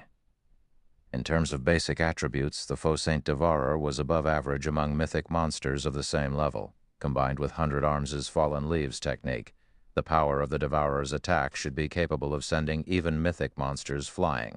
Nevertheless, against the pitch-black wall that suddenly appeared, the attack was nothing. The players standing on the battlefield were similarly stunned by this scene. What's going on? Is that pitch-black wall some kind of defensive spell? Isn't it a little too amazing? Everyone was surprised and confused by the pitch-black wall that had suddenly appeared on the battlefield. Not only did this pitch-black wall block the foe Saint Devourer's attack, but it had even split the entire battlefield in half, forcing the majority of the monster army to halt their charge. Now the foe Saint monsters could only stand still and quietly look at the pitch-black wall before them. "This is a spatial tear," Illusory Words exclaimed when she saw the pitch-black wall fading out of existence. "A spatial tear? How is that possible?" Even a very powerful attack would, at most, cause a thin tear stretching over a dozen yards. "This wall is over 100 yards long and over 50 yards tall. Who could possibly have such strength?" the fierce man refuted, shaking his head in denial. He felt that Illusory Words' conjecture was ridiculous. Everyone in the bar's third floor was familiar with spatial tears. After all, they would always come across spatial tears when clashing with Tier 4 mythic monsters. Spatial tear was the byproduct of an attack carrying too much power for the surrounding space to handle. The surrounding space would destabilize and shatter like broken glass, which was why the shape of spatial tears was generally irregular. However, the pitch-black wall displayed on the magic mirror was incredibly stable. There were no cracks in it at all. It looked like a steel wall that had just fallen out of the sky, incredibly smooth and heavy. "I guess you're right. Even that person wouldn't be capable of such a feat," Illusory Words said, laughing despite herself. After giving the matter some thought, she agreed with the fierce man. Regardless, who saved Purple Eye, the fierce man wondered, as he carefully tracked the pitch-black wall back to its origin. Setting aside the wall's defensive capabilities, just the fact that this person saw through the faux Saint Devourer's movements is already plenty amazing. "I doubt there are more than a handful of people in the entire Silverwing town who would be a match for this person. Did an old monster belonging to one of Zero Wing's partners take action?" The fierce man's gaze landed on a cloaked man wielding a pitch-black longsword, the origin of the remarkable wall. Although he couldn't see any information about this cloaked man, his gut told him that this cloaked man possessed astonishing strength, definitely at the domain realm. Before the pitch-black wall disappeared completely, the cloaked man vanished from his original location and arrived before the faux Saint Devourer. He then stopped another spear attack from the Devourer, allowing Purple Eye to put some distance between herself and the mythic monster. "Crap! Who is that guy? He actually managed to block that faux Saint Devourer's attack!" Crazed Bull exclaimed, his eyes nearly falling out of their sockets when he saw Shi Feng successfully rescuing Purple Eye. At this moment, aside from Crazed Bull, even Solid Wind could not help goggling in shock, her mind freezing in disbelief. Previously, she already found Shi Feng's ability to pin down two faux Saint Destroyers all by himself astounding. Now the man had even single-handedly pinned down the mythic-ranked faux Saint Devourer, which even an expert of Purple Eye's caliber was no match for. Amazing. He's actually keeping up with that Devourer's speed. With this, he should have no problems handling the Devourer, Illusory Words said, her eyes glowing with excitement when she saw the cloaked man deflecting every one of the faux Saint Devourer's attacks. "If Silverwing Town has his protection, we should be able to sustain the town for some time and foil Saint's Hand's plan to solicit help from the neighboring kingdom's powers. That way, Saint's Hand's development speed will slow down, and Zero Wing will have some breathing room. If Zero Wing can continue holding out in Star Moon Kingdom, we'll have an easier time resisting Starlink in the Dark Knight Empire as well. This will only delay the inevitable. That faux Saint Devourer will grow stronger as more time passes. Its growth speed is also no laughing matter, not to mention Saint's Hand has already informed the various superpowers that anyone that helps Zero Wing will become Saint's Hand's enemy, the fierce man said, shaking his head. Saint has done considerable research into the faux Saint monsters. In the future, we'll definitely need Saint's Hand's help to deal with the threat of the faux Saint monsters. This is also why the guild leader is having us withdraw completely. The appearance of that mysterious expert won't change anything. In fact, Saint's Hand will probably locate the power behind that mysterious expert and give that power a warning. Aside from Crimson Emperor's members, the members of various superpowers hidden in Silverwing Town also viewed this situation indifferently. Zero Wing sure is lucky. It actually managed to get the help of an old monster. I bet that old monster has yet to receive the news. Otherwise, why would he move to help Zero Wing? Although they did not know which superpower's old monster was helping Zero Wing right now, they knew that this would be the only time this old monster would do so. Afterward, Saint's Hand would definitely warn the superpower backing this old monster. Once that happened, said superpower would most likely stop assisting Zero Wing in defending the town against the foe saint monsters. Not only was the current era of God's domain filled with turmoil, but it was also the era of the foe saint monsters. Foe saint monsters were a huge headache, even for super guilds. Moreover, stopping the spread of these foe saint monsters was also impossible in the future. Any guild that wished to develop safely in God's domain, be it a small guild or a super guild, would have to partner or trade with Saint's Hand. After all, up to now, no other power had managed to develop a tool that could prevent the foe saint monsters from attacking players. In fact, Saint's Hand even had the means to prevent the foe saint monsters from attacking an entire area. Now that Saint's Hand was determined to destroy Zero Wing, even the secret pavilion would be able to stop it, just like how the secret pavilion had failed to stop Saint's Hand from capturing one of the Star Alliance's guild cities. Meanwhile, as time passed, due to reinforcements continuously pouring out of Silverwing Town, the patrol army eventually gained the upper hand over the foe Saint army. In fact, over 1,000 foe Saint saboteurs had fallen in battle already, which made the foe Saint Devourer anxious. In the next moment, the foe Saint Devourer let loose a deafening roar that echoed throughout the battlefield. Immediately afterward, the foe Saint army scattered and fled. As for the foe Saint Devourer itself, it, too, turned around and ran off. Sure enough, it is going to escape. Silverwing Town might have survived this time, but let's see how it's going to stop the next attack. The superpowers hidden within Silverwing Town were not at all surprised when they saw the foe Saint army retreating.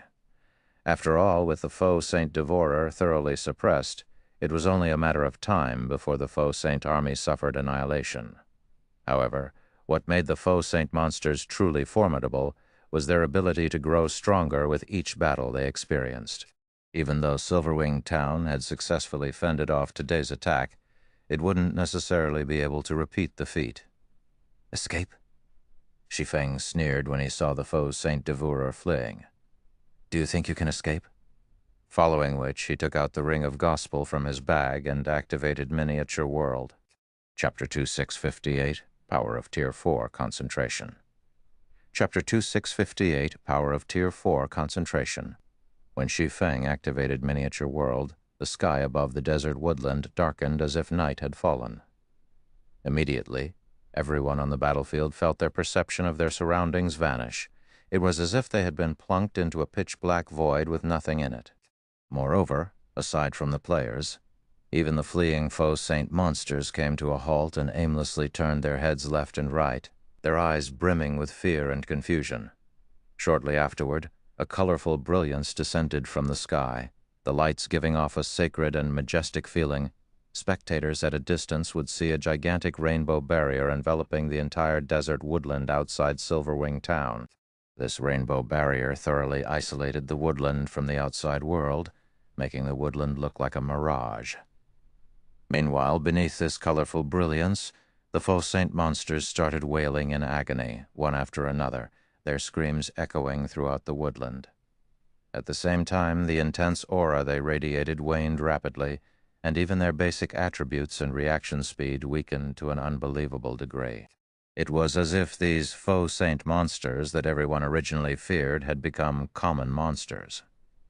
Seeing this scene, everyone on the battlefield was stunned. Isn't this a little too strong? He actually debuffed several thousand foe Saint monsters to such an extent in an instant. Who is this guy?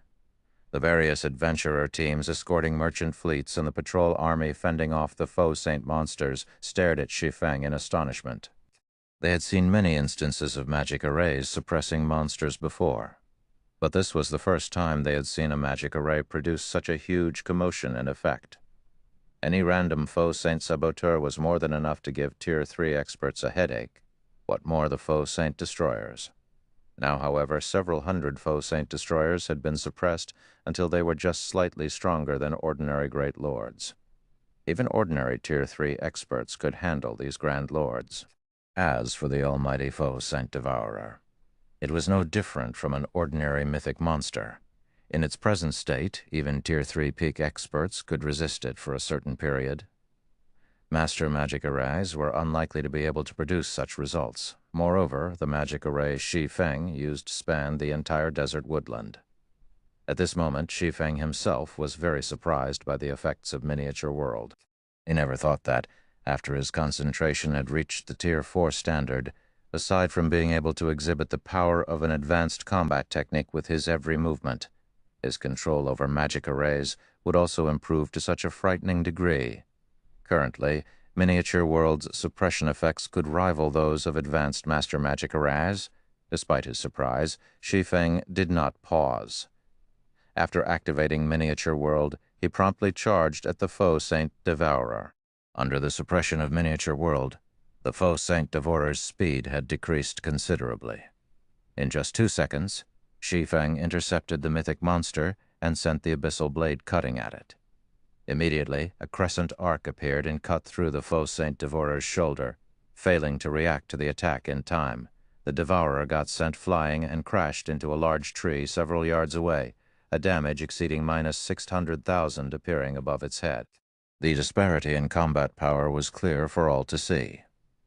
What is that magic array?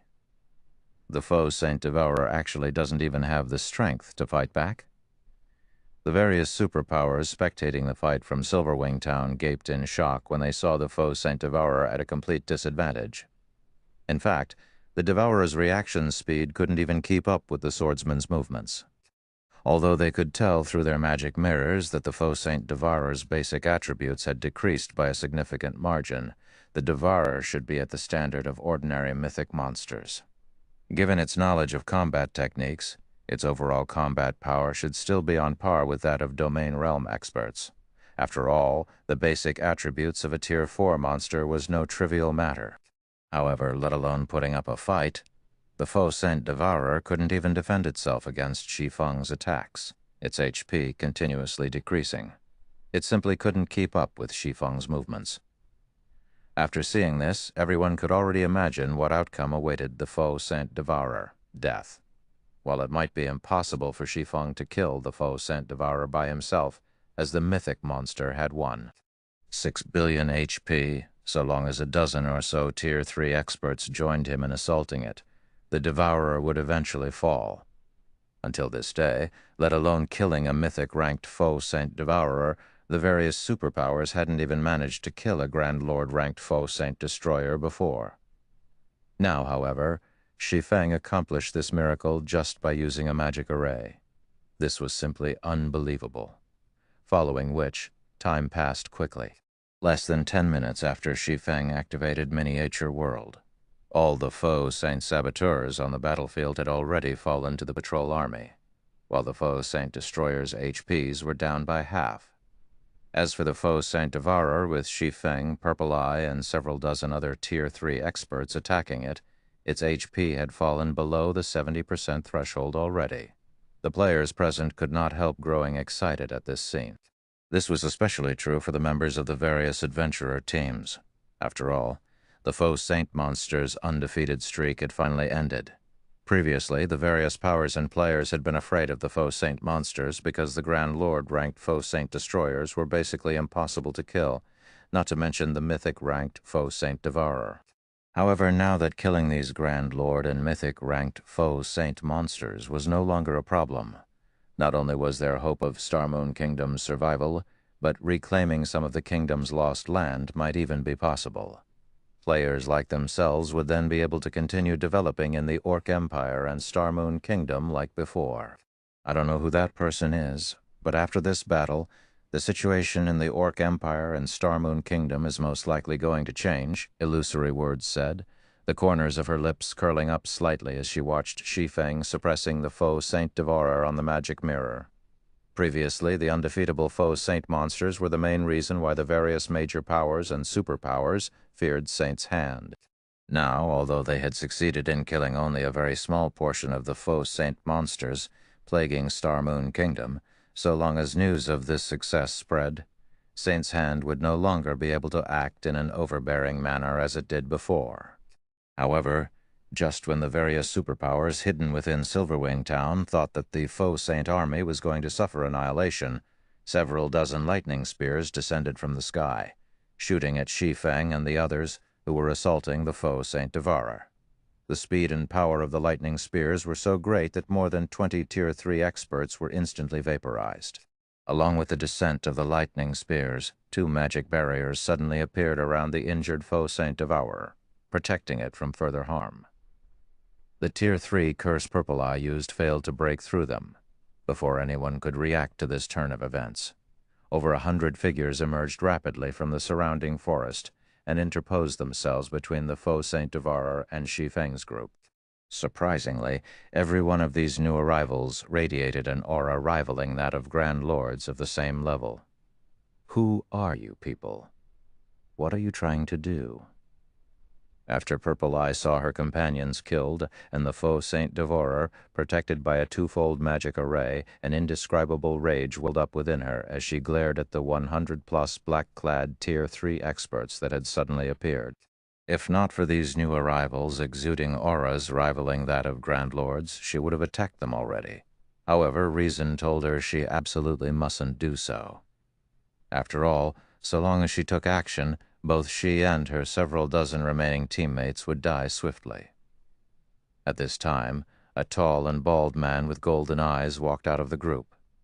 Looking at Purple Eye, the bald man smiled and said, "Commander Purple, long time no see. Do you still recognize me?" With the appearance of this bald man, the atmosphere became incredibly tense, and Purple Eye's expression turned grave. "Thousand Eyes, why are you here?" Purple Eye demanded, a tinge of fear darkening her eyes as she looked at this bald man. What is Saint's Hand trying to do? As for why she feared this bald man named Thousand Eyes, it was because he was the commander of one of Saint's Hand's 3 trump card legions. He was also the monster responsible for capturing the Star Alliance's guild city. Thousand Eyes' basic attributes rivaled those of ordinary mythic monsters. He had even instantly killed the Domain Realm expert that the Secret Pavilion sent to aid the Star Alliance. Do I even need to say it? It's because you people have gone too far. That's why we came to stop you, Thousand Eyes said. What do you mean? Purple Eye asked. It is only a matter of time before the Faux Saint monsters take over the entire eastern continent. After all, they are constantly growing stronger, and there is nothing players like ourselves can do to stop them. Our only option is to coexist with them, yet you are actually planning to kill the newly emerged Faux Saint Devourer, which is like a king to the Faux Saint monsters. If you kill the Devourer, you will only enrage those Faux Saint monsters even more. These monsters might even become more active during the day, Thousand Eyes said. Hence, we came to stop you from doing something stupid and aggravating the current situation. Thousand Eyes' words gave many of the adventurer team members present pause. The several thousand Faux Saint monsters here were merely a small portion of the countless Faux Saint monsters within Star Moon Kingdom. Moreover, just like Thousand Eyes had said, these Faux Saint monsters were incredibly vengeful. So long as a player killed one of these Faux Saint monsters, even more Faux Saint monsters would hunt down the said player. Even if the said player managed to fend off a few attacks, the Faux Saint monsters would simply continue attacking more frequently and in greater numbers. They would not stop until they exacted their vengeance. If they really killed the Faux Saint Devourer, which was akin to a king among Faux Saint monsters, nobody could tell what the other Faux Saint monsters would do. It was entirely possible for them to grow even more violent, and for their daytime activity to escalate.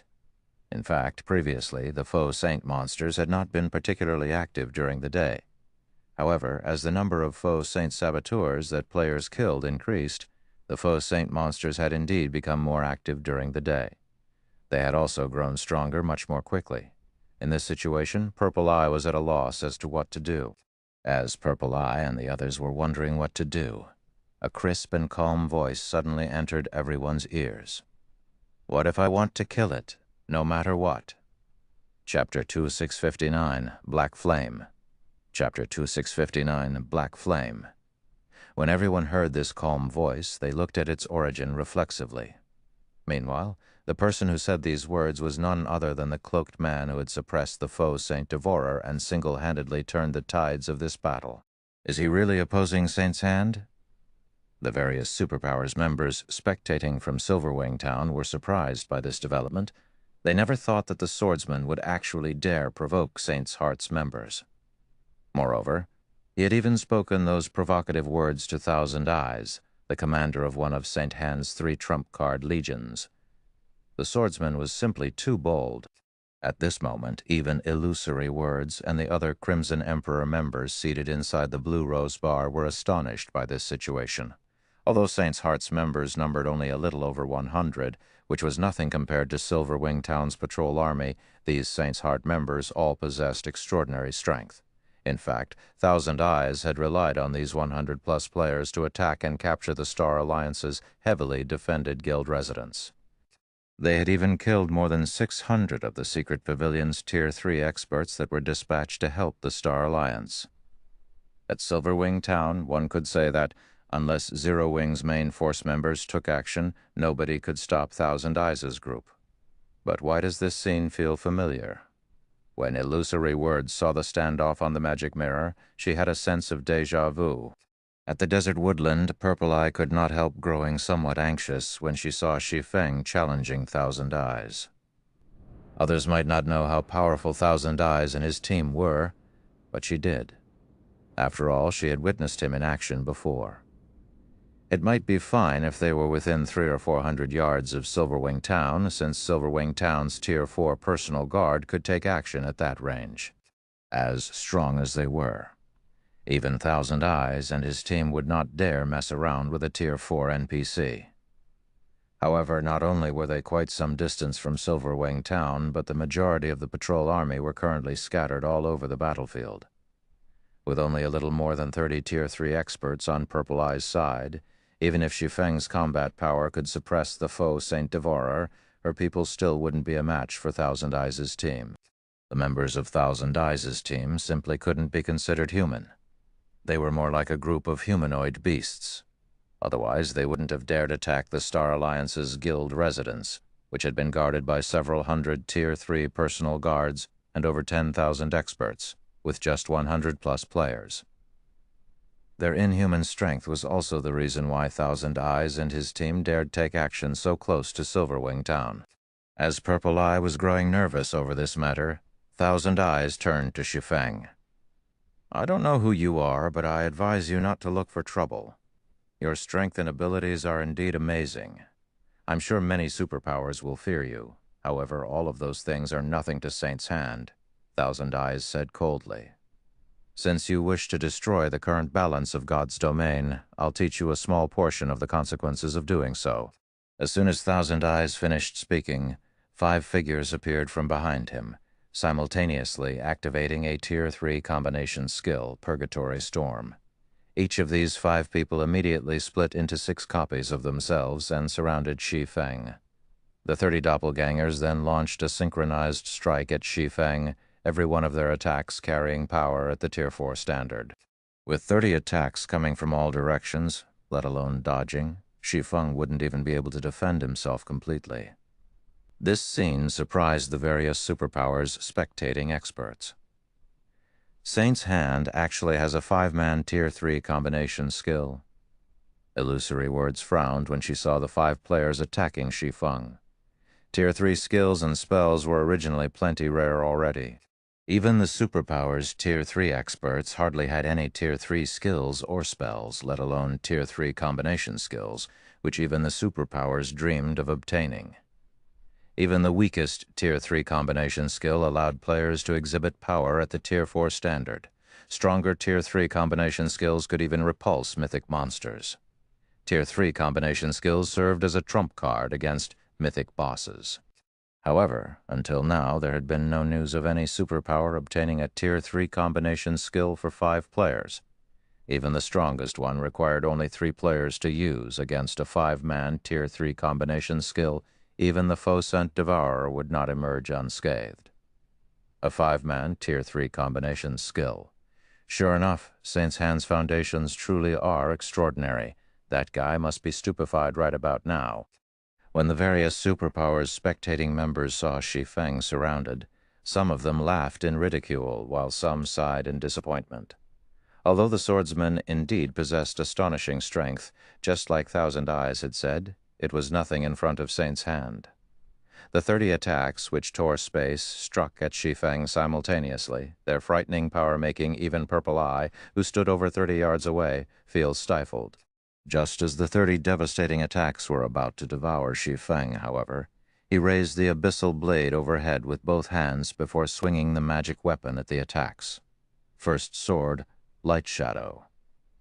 The phantom of a gigantic greatsword suddenly appeared in the air. However, compared to the previous times Shi Feng executed Light Shadow, the phantom greatsword felt much more solid this time. Moreover, just its manifestation made the surrounding space heavy. Even the attacks approaching Shi Feng slowed down considerably. At this moment, it was as if only this phantom greatsword was moving while everything else remained static. Boom! The 30 attacks capable of repulsing even the foe Saint Devourer shattered instantly into countless particles of light, and the surrounding space crumbled from the terrifying force of the impact.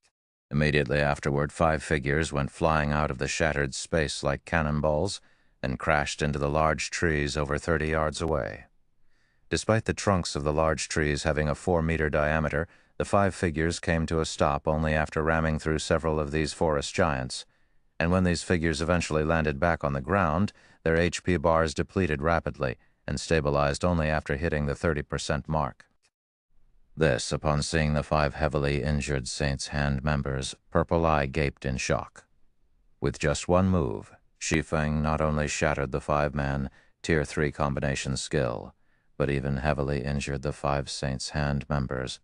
The ease with which he neutralized the attack made it seem as if the 5 Saint's Hand members were not peak experts boasting basic attributes rivaling that of Grand Lords, but merely ordinary players that one could find anywhere. Who are you? When Thousand Eyes saw that Shi Feng had survived the clash unscathed, the confidence in his eyes disappeared, replaced by surprise and confusion. Thousand Eyes knew full well how powerful the Purgatory Storm his 5 subordinates executed was. This combination skill could block even the attack of a superior mythic. Now, however, Shi Feng had actually shattered the combination skill and heavily injured his 5 subordinates with just one move. This was simply inconceivable. At this moment, let alone Thousand Eyes, everyone else watching the fight wanted to know Shi Feng's identity. Who am I? Turning his gaze to Thousand Eyes, Shi Feng retorted calmly, "You have the gall to take action in Silverwing Town's vicinity, yet you're asking who I am. Don't you think this question of yours is idiotic?" Upon hearing Shi Feng's words, silence suddenly befell the various superpowers spectating members as they all stared at Shi Feng's cloaked figure in disbelief. Black Flame. Chapter 2660, Legendary Name. Chapter 2660, Legendary Name.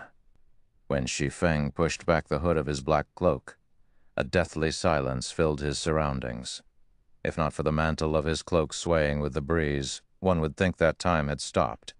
Is actually the real Black Flame? Crazed Bull's eyes nearly fell out of their sockets as he goggled at Shi Feng, his body shuddering involuntarily at this discovery. Black Flame. This was a name that every superpower on the continent knew. Black Flame was an existence that had pulled off numerous miracles in battle, one that even the superpowers had great difficulty dealing with. In the hearts of independent players, he was akin to a living legend. Although Black Flame had disappeared from the eastern continent for some time now, just his prestige alone had allowed Zero Wing to continue rapidly developing on the eastern continent unharassed. Even an overbearing superpower like Saint's Hand did not dare mess around with Zero Wing, and only quietly watched as the foe Saint monsters chipped away at Zero Wing's forces. Saint's Hand did not dare directly target any of Zero Wing's guild towns or cities. Moreover, because of Black Flame's name, no superpower aside from a few like Starlink dared to hinder Zero Wing economically. "He's back! He's finally back!" Purple Eye could not help her excitement when she saw Shi Feng's face. At the same time, though, an indescribable bitterness also filled her heart. Although the gap between the Star Alliance and Zero Wing had been widening all this time, Purple Eye had never given up on improving herself. She still hoped to surpass Aqua Rose and Gentle Snow one day and develop the Star Alliance into a superpower as well. However, against Saint's Hand, her power had proven utterly insignificant. In the end, she could only watch as the Star Alliance's main headquarters in Starmoon Kingdom fell. In fact, she couldn't even adequately stop the faux saint monster's ambushes. Meanwhile, after a moment of silence, the various superpowers spectating members as well as Saint's Hands members burst into laughter. Black Flame? Zero Wings Guild leader? So what if he returns now? He's been gone from the Eastern continent for so long. Does he really think the continent is the same as before? They were indeed very surprised by Shi Feng's appearance. However, that was it, nothing more. After all, Shi Feng had disappeared from the Eastern continent for far too long. He simply didn't know the situation the Eastern continent was currently in. So your Zero Wings Guild leader, Black Flame. No wonder you could shatter that 5-man combination skill, Thousand Eyes said, applauding as he looked at Shi Feng. In the next moment, though, he sneered. But so what if you've returned? Now that the Faux Saint army has already given birth to a mythic-ranked Faux Saint Devourer, many more of its kind will be appearing in the future. Nobody can stop the Faux Saint army now. Do you think you can change things just because you've returned? He was familiar with the name of Black Flame. This was a monster that his guild leader had warned him to be careful of. If it were a few days ago, he would indeed be terrified of Shi Feng. Now, however, let alone fearing Shi Feng, he didn't even consider the swordsman a threat. Boss, why are we wasting words with him? Since he is Black Flame, we should let this old bastard know that he is already obsolete. This is no longer his era, urged Irontooth, formerly the chief shield warrior of the Purple Thorns Kingdom's #1 guild, Sin Realm, with a playful smirk on his face. He had always wanted to destroy the guild known as Zero Wing. Unfortunately, back then, Sin Realm was no match for Zero Wing at all. Now that he had joined Saint's Hand, however, he understood that Zero Wing wasn't a threat at all. Instead, it was merely a small stepping stone towards Saint's Hand's domination of the entire Eastern continent. I guess you're right.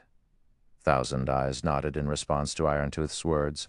He then looked at Shi Feng and said calmly, Since you are Zero Wing's guild leader, then I'll make an exception today and show you Saint's Hand's true power. After saying so, Thousand Eyes glanced at Irontooth, who stood beside him. At this hint, Irontooth excitedly approached the Faux Saint Devourer, which was behind a twofold magic array. What is he trying to do? The excited look on Irontooth's face gave Purple Eye an inkling that something was amiss. It's nothing much. He's just going to show you people what the power of the new era is like, Thousand Eyes said, a smirk appearing on his face as he looked at Purple Eye. As Thousand Eyes said that, Irontooth took out a silvery white crystal from his bag and started chanting an incantation. Suddenly, the Faux Saint Devourer let loose a roar before its body burst into countless particles of silvery white light. These particles then merged with Irontooth's body. In the next moment, Irontooth transformed into a 6-meter-tall giant clad in silver armor. The aura he radiated much stronger than even that of the Faux Saint Devourer. How is this possible? Everyone present was stunned by this scene. They never imagined that players could obtain the strength of Faux Saint monsters. Moreover, it was obvious from the eyes of the armored giant that it was Irontooth. Only Irontooth was currently much stronger than even the Faux Saint Devourer. Previously, although the Faux Saint Devourer possessed an incredible learning ability, its combat standard wasn't very high. It wasn't capable of exhibiting its full strength. However, now that Irontooth had gained control of this strength, the combat power he could exhibit would far exceed that of the Faux Saint Devourer. Amazing, truly amazing. So this is the strength of a mythic-ranked Faux Saint monster. Irontooth was ecstatic when he sensed the power he currently wielded. At this moment, the other Saint's Hand members present could not help envying Irontooth. In front of such strength, players were nothing. If they could have such strength as well, they could single-handedly annihilate an entire army of players. They wouldn't even have to fear Tier 4 NPCs. Meanwhile, the various superpowers spectating members gaped in shock at the transformed Irontooth.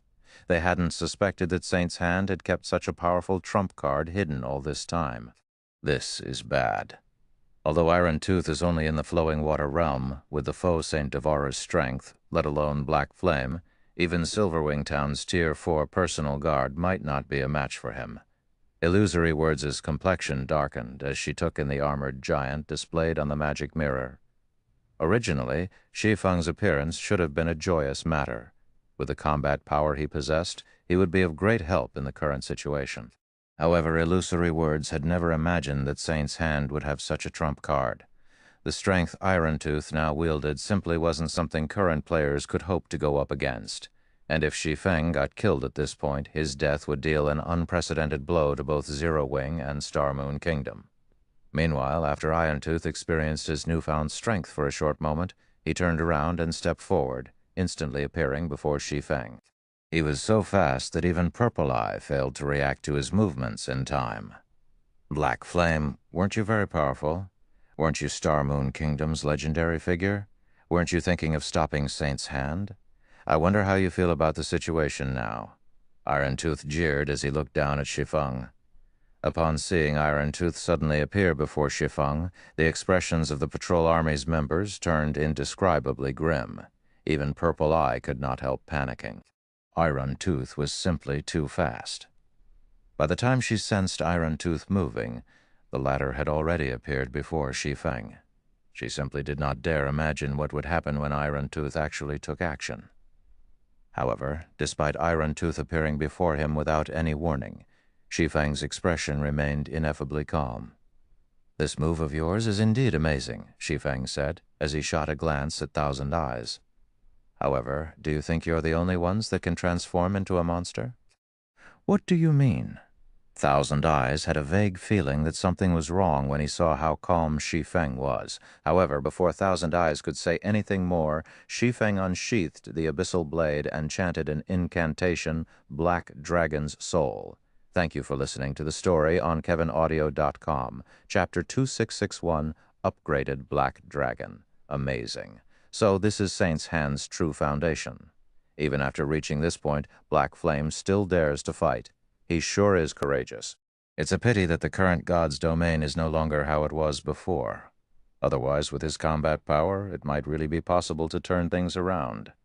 How foolish is he just being stubborn, or does he really think things are still the same? When the various superpowers members saw Shi Feng unsheath the abyssal blade, their reactions varied from laughing in ridicule, sighing in disappointment, and lamenting. The strength Shi Feng had previously displayed in battle was indeed incredible. It wouldn't be an exaggeration at all to call him a monster. Unfortunately, before a true monster, Shi Feng's strength amounted to nothing. He could only bide time at best. Had he withdrawn when he had the chance, instead of provoking Thousand Eyes' group, he wouldn't have fallen into such a predicament. As the various superpowers members were conversing, the abyssal blade in Shi Feng's hand suddenly transformed into a cloud of dark fog that enveloped him completely, then expanded rapidly. When the cloud of fog had grown to a 60-yard radius, a dragon's roar echoed throughout the battlefield, making everyone's soul shudder. Before anyone could react to this roar, a gigantic, pitch-black claw emerged from the fog and landed right beside Iron Tooth. The ground under the claw sank as if it was water. In addition, web-like cracks appeared in the space around the claw, the phenomenon making it seem as if the surrounding space could shatter at any time, unable to withstand the power the claw carried. Shortly after the gigantic claw appeared, another dragon's roar dispersed the black fog. When the fog cleared, the figure of a 40-meter-tall black dragon came into view. Despite the black dragon just standing there quietly, everyone felt an indescribable sense of awe and fear welling up within them as they stared at the black dragon. A dragon? What's going on? Everyone was dumbfounded when they saw the black dragon. Dragons were creatures that all players in God's domain knew about because the existence of dragons was synonymous with destruction in God's domain. One could easily find information depicting dragons destroying kingdoms and empires overnight in any of God's domain's libraries. Now that a real dragon appeared before them, everyone was naturally astonished. When Thousand Eyes and the other Saint's Hand members saw the black dragon, their complexions paled drastically. Although they didn't know whether the black dragon before them was real or not, the pressure coming from it was no laughing matter. The black dragon's life rating was undoubtedly leaps and bounds above theirs. Archaic species, ferocious beasts. Compared to this black dragon, the life ratings of those creatures were insignificant. You asked me how I felt before, right? How do you feel about the situation now? Shi Feng asked calmly as he gazed down at the dumbfounded Iron Tooth standing beside his claw. After his concentration reached the Tier 4 standard, not only did he gain better control over his skills and spells, but his dragon phantom was also more realistic than before. Now the life rating of the phantom he transformed into much more closely matched that of the real Black Dragon King. At this point, despite being a Tier 3 Black Dragon King, his basic attributes nearly rivaled those of mythic-ranked archaic species of the same level. At Shi Feng's words, Iron Tooth's expression turned indescribably grim. An unprecedented fear flooded his heart. How is this possible? Didn't they say that his dragon transformation should push him only to the standard of ordinary mythic monsters? How is he so strong? Iron Tooth was confounded by the gigantic creature before him. Saint's Hand had long since heard about Shi Feng's ability to transform into a dragon. However, whether it was in terms of size, basic attributes, or life rating, the dragon that Shi Feng had just transformed into was on a completely different level from what was stated in Saint's Hand's intelligence report. At this moment, let alone Iron Tooth and the other Saint's Hand members, even Illusory Words was stunned by this situation. Crimson Emperor had collected a lot of information on the fight between Zero Wing and Demon City. Naturally, that information included Shi Feng's Black Dragon form. However, compared to the Black Dragon that had attacked Demon City, the Black Dragon that now stood on the battlefield was like a completely different creature. Even though she was only looking at the Black Dragon through the magic mirror, she could still feel the aura of death and destruction it exuded. Moreover, she could also faintly sense that the space of the entire battlefield gravitated toward the Black Dragon. She simply couldn't believe that the Black Dragon was only a Tier 3 dragon. While everyone was in shock over the Black Dragon's aura and life rating, the Black Dragon suddenly raised a claw. Pang. Immediately afterward, the place where Iron Tooth stood and the space around it transformed into a pitch-black void. The dozen or so Saint's Hand members who had been standing in this space were nowhere in sight. As for Iron Tooth, his 6-meter-tall figure currently lay inside a newly formed crater over 30 yards from his previous position. Cracks were also spreading across the silver armor protecting Iron Tooth's 2 arms, and his HP had decreased by more than 2 million. Silence. At this moment, it was as if time had stopped. What just happened? The fierce man from Crimson Emperor muttered, slack-jawed. As a domain realm expert with basic attributes, and a physique rivaling those of Grand Lords of the same level, almost nothing in God's domain could escape his sight. However, he actually hadn't seen what had happened just now. Aside from a momentary black flash in the magic mirror's display and a loud boom, his senses had failed to pick up any other information. So, this is his true strength. Purple Eye, who stood a short distance away from Shi Feng, was filled with an indescribable sense of shock when she saw the black void that had appeared near her. Compared to the various superpowers members that were spectating the fight through magic mirrors, she was able to get a much clearer sense of just how much power Shi Feng's attack contained. Monster-level experts? Tier 4 monsters. These things were nothing in front of such overbearing power. Meanwhile, upon seeing this scene, the complexions of Thousand Eyes and the others turned deathly pale. Was Shi Feng still human, despite Iron Tooth currently being stronger than the foe Saint Devourer? Shi Feng actually suppressed Berserker to an even greater degree than when he suppressed the foe Saint Devourer. As for Iron Tooth, who had just stood himself back up inside the distant crater, horror colored his face as he gazed up at the black dragon Shi Feng had transformed into so close. He was so very close. If not for him having reacted sufficiently quickly and defended himself in time against the Black Dragon's swipe using his weapon, the consequences would have been unimaginable. It seems your reactions are pretty fast to be able to block that attack of mine, Shi Feng said calmly as he looked down at Iron Tooth. However, how many attacks can you afford to block? Although Shi Feng had casually executed the earlier attack, it still carried the power of an advanced combat technique. Had Iron Tooth failed to raise his weapon in time, he definitely would have suffered tremendously. Just as Shi Feng was about to continue attacking, however, Thousand Eyes suddenly stepped forward. Guild leader Black Flame, I admit that you are very powerful. However, you'd best not force our hand.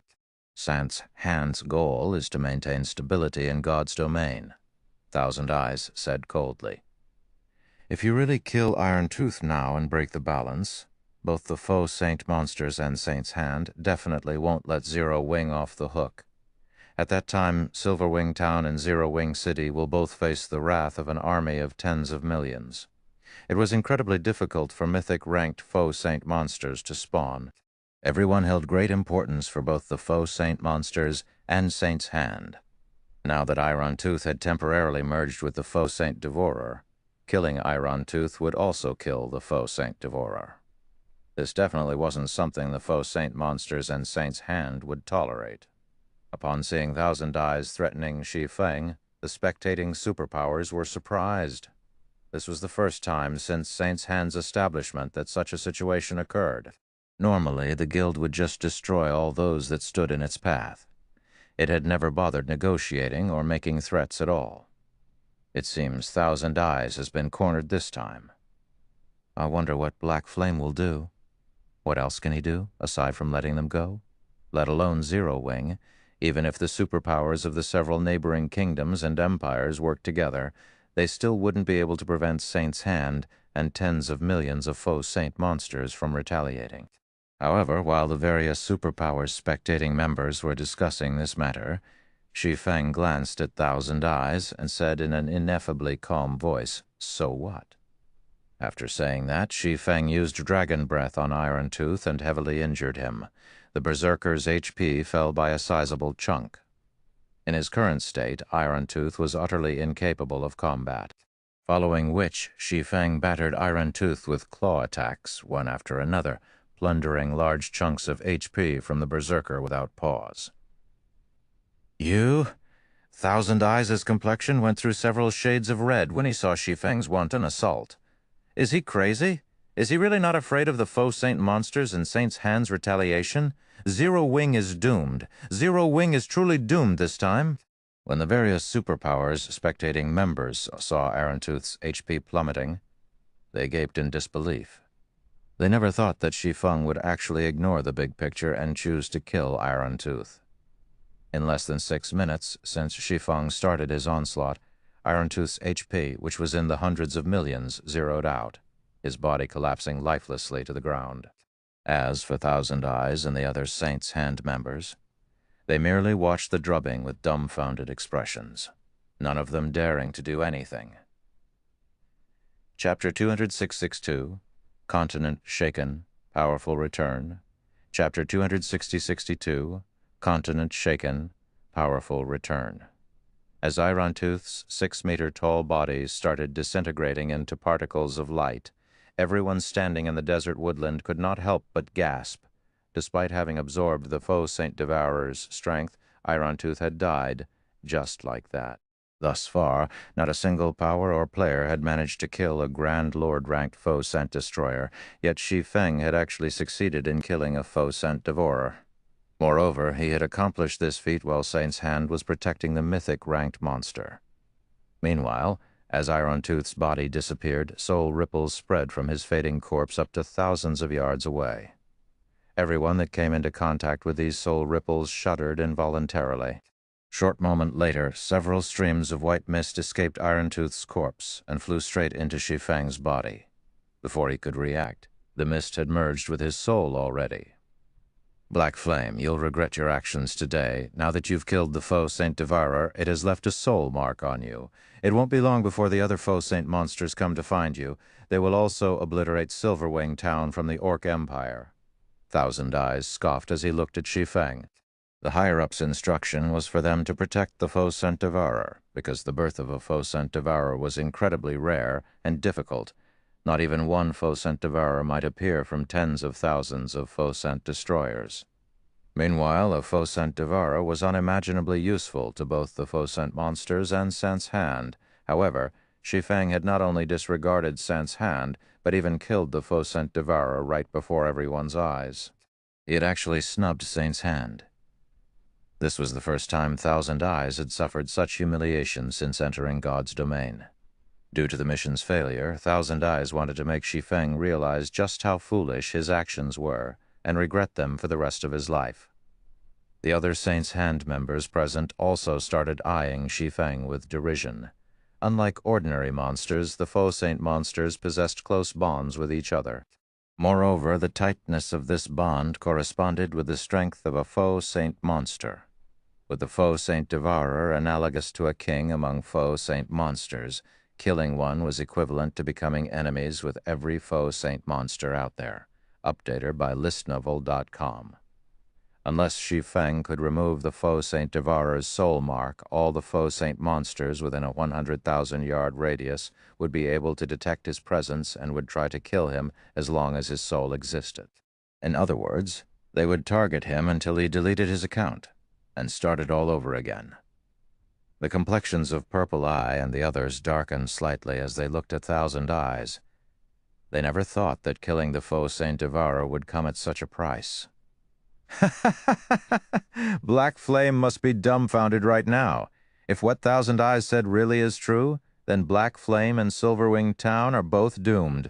The various superpowers spectating members laughed along with Thousand Eyes. The power of Shi Feng's dragon transformation was shocking and could even be called unmatched. They could tell that Zero Wing would most likely be making a strong comeback. However, Thousand Eyes' words dispelled all their worries. The current Silverwing Town's defensive capability was indeed very strong.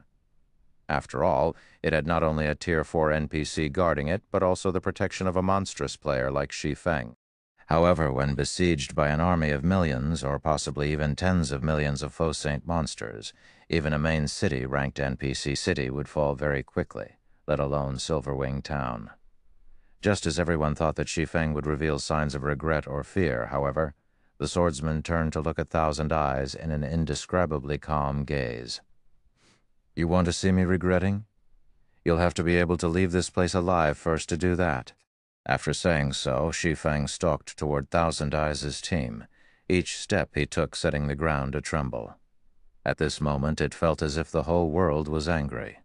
Upon seeing his approach, Thousand Eyes and the other Saints' Hand members paled drastically. "Black Flame, you'd better not go too far. We are members of Saints' Hand's Trump Card Legion. If you kill us, Saints' Hand will not forgive Zero Wing."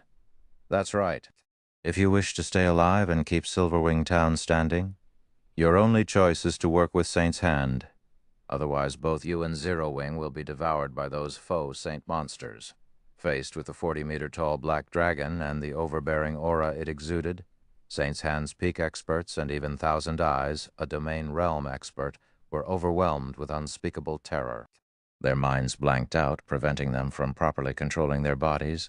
They couldn't escape even though they wanted to.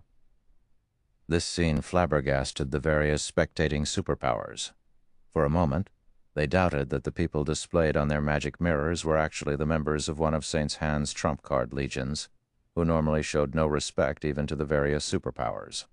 Before the various superpowers' spectating members could dismiss their doubts, Shi Feng had already arrived before Thousand Eyes and slowly raised one of his massive claws. "You don't need to concern yourselves with this." After Shi Feng said so, he sent a claw smashing into Thousand Eyes' team, First Sword, Light Shadow. In the next moment, the phantom of a gigantic dragon's claw descended from the sky, so immense and powerful that Thousand Eyes and the others couldn't dodge or defend themselves. In the blink of an eye, Thousand Eyes and the others were sent to the void, together with the ground beneath them. Silence, destruction, death. For a moment, time in the desert woodlands seemed to freeze. Even the various superpowers members that were spectating from Silverwing Town stared at the magic mirrors before them with dumbfounded expressions, unable to believe their eyes. They got killed just like that. Those are experts that Saint's Hand had invested a fortune in nurturing. With this, Saint's Hand definitely won't let Zero Wing off the hook. Is he really Black Flame? Unlike normal players, the experts of Saint's Hand's trump card legions had relied on special methods to gain astonishing basic attributes. Hence, the death penalties they suffered were also far greater than that of normal players. By killing Thousand Eyes' team, Shi Feng had basically crippled half of the trump card legion they belonged to. It would be strange if Saint's Hand did not try to take revenge on Zero Wing. Despite Zero Wing's fate already hanging on the line, now that it had to go up against the faux Saint army, Shi Feng had actually annihilated Thousand Eyes' team instead of trying to mend his relationship with Saint's Hand to improve Zero Wing's chances of survival. What Shi Feng just did basically pushed Zero Wing further down the path of no return. However, even after annihilating Thousand Eyes' team, Shi Feng remained calm like usual, as if he had just killed a bunch of mobs. After giving Purple Eye some instructions, as well as gifting the weapons and equipment of Saint's Hand's members to the Patrol Army's members, he flew off to the distant Silverwing town. Shortly after Shi Feng left the battlefield, news regarding the events in the desert woodlands started spreading like wildfire. Black Flame's shocking return to Silverwing town. Mythic-ranked foe Saint Devourer gets killed. Black Flame single-handedly annihilates one of Saint's Hand's trump card legions. These shocking pieces of information shook the entire eastern continent one after another. Chapter 2/3, 16-3. He's back. Chapter 2/3, 16-3. He's back. Cold Spring Forest, Stone Forest City, Freedom Hotel. Inside a splendorous meeting room, several dozen Tier 3 experts exuding powerful auras were currently seated around a round table. However, despite the number of people present, the room was remarkably quiet. Careful observation of the people present would discover that quite a few of them radiated intense bloodlust and were enveloped by extremely dense darkness energy. Ordinary dark players were no match for these people in these two aspects. These people were none other than Dark Rhapsody's upper echelon and the commanders of a few of the Dark World's top adventurer teams. Aside from these experts from the Dark World, the other Tier 3 experts seated around the table also had extraordinary origins.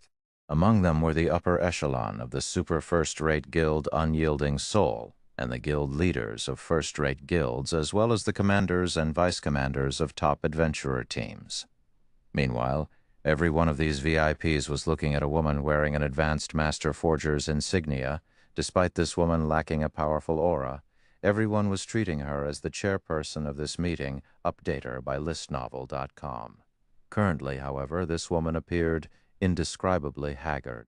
I hope that everyone present can increase the support you provide to counter Starlink and the various superpowers' harassment. Zero Wing will make sure that everyone receives proper compensation. Aside from this topic, does anybody have anything else they wish to raise? Melancholic Smile asked as she swept her gaze across the people present. Ever since Shi Feng and Zero Wing's main force members left for the Western continent, Starlink and the various superpowers had constantly been harassing Stone Forest City. Economic suppression, material plundering, and field ambushes occurred at almost every instant. To make matters worse, as the number of Tier 3 players the various superpowers possessed increased, the area the Night Legion could protect also shrank. Moreover, aside from Shi Feng, both Vice-Guild leaders of Zero Wing were also inaccessible. As a result, Melancholic Smile had to shoulder the burden of leading Zero Wing temporarily.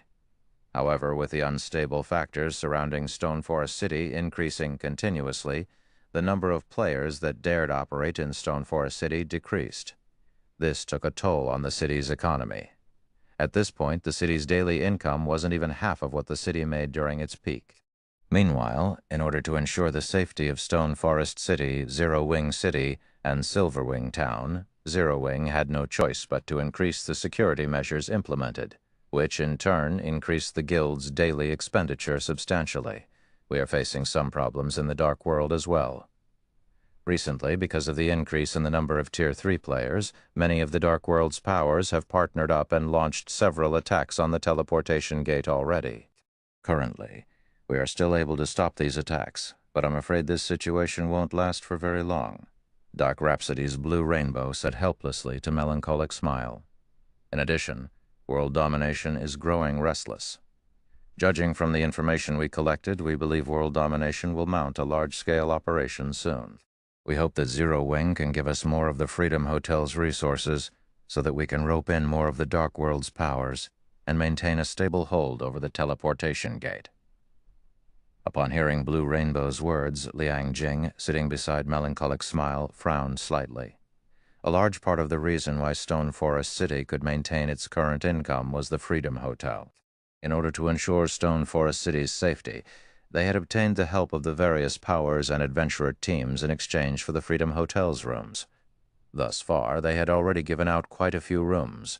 If they gave out even more, not only would Zero Wing have fewer rooms for its own use, but the Freedom Hotel's income would also decrease significantly, possibly to the point where Zero Wing's current expenditures became unsustainable. However, the Dark World's teleportation gate was also provided a considerable portion of Zero Wing's income. This was especially true for magic crystals. It was similarly something that Zero Wing could not afford to lose.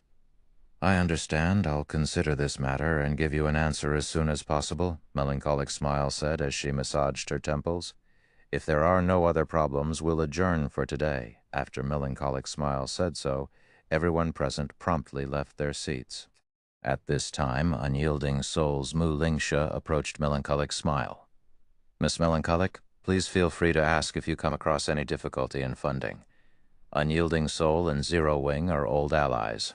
While we might not be able to provide additional manpower, we can still allocate some funds to help Zero Wing," Mu Lingsha said quietly as she looked at Melancholic Smile, who currently wore a worried expression on her face. "Thank you," Melancholic Smile said. "In reality, we don't really have any problems with regard to funding. The crucial problem is the various superpowers that are targeting Stone Forest City, as well as the management of Star Moon Kingdom and the Black Dragon Empire. If the main force members were around, those superpowers would hold back somewhat instead of working with Starlink to target Zero Wing's members. Now it is becoming increasingly difficult for Zero Wing's members to develop in Star Moon Kingdom and the Black Dragon Empire. Currently, funding was still a small problem for Zero Wing. The really urgent matter now was the Guild's lack of Tier 3 experts. If not for Unyielding Soul sending quite a number of its Tier 3 experts to help maintain Stone Forest City's security during this period, Stone Forest City would have definitely ended up in an even more miserable state. Right? Vice Guild Leader Mu, is there still no news about the Dragon Phoenix Pavilion's Phoenix Pavilion Master?" Melancholic Smile asked. Zero Wing had partnered with the Dragon Phoenix Pavilion's Phoenix Rain on many occasions before. The two sides could be considered to be in an absolute alliance. Melancholic Smile and Phoenix Rain were also fairly close friends, as the two of them had come into frequent contact with each other because of the business relationship between their two guilds. Originally, after the various superpowers started targeting Stone Forest City, Melancholic Smile had sought Phoenix Rain's help to solve some of the problems Zero Wing encountered in the Black Dragon Empire. However, no matter how she tried contacting Phoenix Rain, she couldn't get through at all. It was as if Phoenix Rain had disappeared from God's domain. In fact, even the Dragon Phoenix Pavilion's members did not know Phoenix Rain's whereabouts. "We have already sent a lot of people to investigate this matter. It is truly strange, let alone Phoenix Rain and her trusted subordinates. Even the Dragon Phoenix Pavilion's Ku Rong, Nine Dragons Emperor, and many others of the Guild's upper echelon have disappeared. Currently, the Dragon Phoenix Pavilion is relying entirely on its Grand Elders to operate. According to the information we got, even those Grand Elders don't know what is going on," Mu Lingsha said. "Disappeared?" Melancholic Smile was stunned when she heard Mu Lingsha's words. The core upper echelon of a super first-rate guild had actually disappeared overnight without any news. Who would possibly dare believe this? However, I also heard that Mythology invited the Dragon Phoenix Pavilion to the Faux Saint Alliance discussion that it is holding in the Fire Dragon Empire. Once this alliance discussion ends, we might receive some news regarding the Phoenix Pavilion Master, Mu Lingsha said. Alliance discussion. Melancholic Smile's complexion turned even more haggard when she heard this phrase. "It seems we are really in trouble this time." Ostensibly, Mythology's alliance discussion would focus on the problem of the Faux Saint monsters. In reality, Mythology was simply trying to rope in the various superpowers to capture Stone Forest City. If the various superpowers come to an agreement on how to split Stone Forest City's profits during this upcoming discussion, then the next step would be for them to attack Stone Forest City, With Stone Forest City's current defenses, it could fend off the various superpowers' joint assault, but such a war would destroy Stone Forest City's economy. Melancholic Smile wasn't the only person suffering a headache over this matter. Mu Lingsha was not having a good time either. After all, Mythology's alliance discussion this time wouldn't target just Zero Wing, but also Unyielding Soul. Unyielding Soul was falling into an increasingly precarious situation, yet she couldn't do anything about it. This was because 15 superpowers were attending the alliance discussion this time, 3 of which were super guilds, making it undoubtedly the grandest meeting ever held on the Eastern continent. If all of these superpowers worked together, the strength they could unleash would be unimaginable. Just as Melancholic Smile and Mu Lingsha were feeling helpless, Liang Jing, who was at one side reading a message, suddenly revealed a rare smile. "No, it's not us who are in trouble, but them," Liang Jing exclaimed excitedly. "What happened?" Both Melancholic Smile and Mu Lingsha were confused by Liang Jing's sudden about-face. They could not understand why she was smiling at all. "He's back. The guild leader is back." Chapter 2064, Zero Wing in an Uproar, Everyone's Plans. Chapter 2064, Zero Wing in an Uproar, Everyone's Plans. Both Melancholic Smile and Mu Lingsha were stunned upon hearing Liang Jing's words. "You managed to contact the guild leader?" Melancholic Smile asked excitedly. The current Zero Wing was in an extremely tight spot, as all of the guild's top combatants were absent. However, this still wasn't the most important point. The crucial thing was that morale in the guild had fallen to an unprecedented low. Shi Feng had always been Zero Wing's backbone. His return might not be able to drag Zero Wing out of its current predicament, but it would be able to unite the hearts of Zero Wing's members. Moreover, his return would also strengthen the confidence of Zero Wing's various partners. After all, the main reason why these powers had partnered with Zero Wing in the first place was Shi Feng. At this moment, let alone Melancholic Smile, even Mu Lingsha gazed at Liang Jing eagerly, wanting to know if Shi Feng had truly returned or not.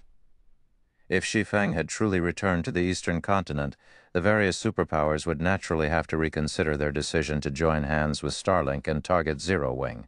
Even if their alliance remained standing, they wouldn't be as united as before. "Not yet," Liang Jing said, shaking her head. "I only received a report that the guild leader is currently in Silverwing Town." After saying so, Liang Jing forwarded the report to Melancholic Smile for her inspection. However, when Melancholic Smile and Mu Lingsha finished reading the report Liang Jing shared with them, the excitement on their faces disappeared, replaced by indescribable grimness. How could this be? Melancholic Smile could not help growing anxious after reading the report. "Quick, gather the elite personal guards and contact Hell Rush's team. We need to head to Silverwing Town as soon as possible." The fact that Shi Feng killed a mythic-ranked foe, Saint Devourer, was indeed astonishing. Such exciting news would definitely heighten morale. However, the retaliation of millions of foe Saint monsters was no laughing matter. Not to mention Saint's hand wouldn't sit still and do nothing after suffering humiliation. At that time, Silverwing Town would have to go up against several million foe Saint monsters, as well as Saint's hand's experts. With Silverwing Town's defenses, stopping such a force would be utterly impossible. Meanwhile, if Shi Feng were to end up getting devoured by those foe Saint monsters, the consequences for Zero Wing would be unimaginable. Let's not panic first. Those foe Saint monsters and Saint's hand won't take action so soon. They will need some time to amass their forces. I'll contact Unyielding Heart and have him lead a team over to Silverwing Town immediately, Mu Lingsha said, pacifying Melancholic Smile. "Thank you," Melancholic Smile said as she nodded in gratitude. She then took a deep breath to calm herself before methodically arranging for the necessary manpower to send to Silverwing Town.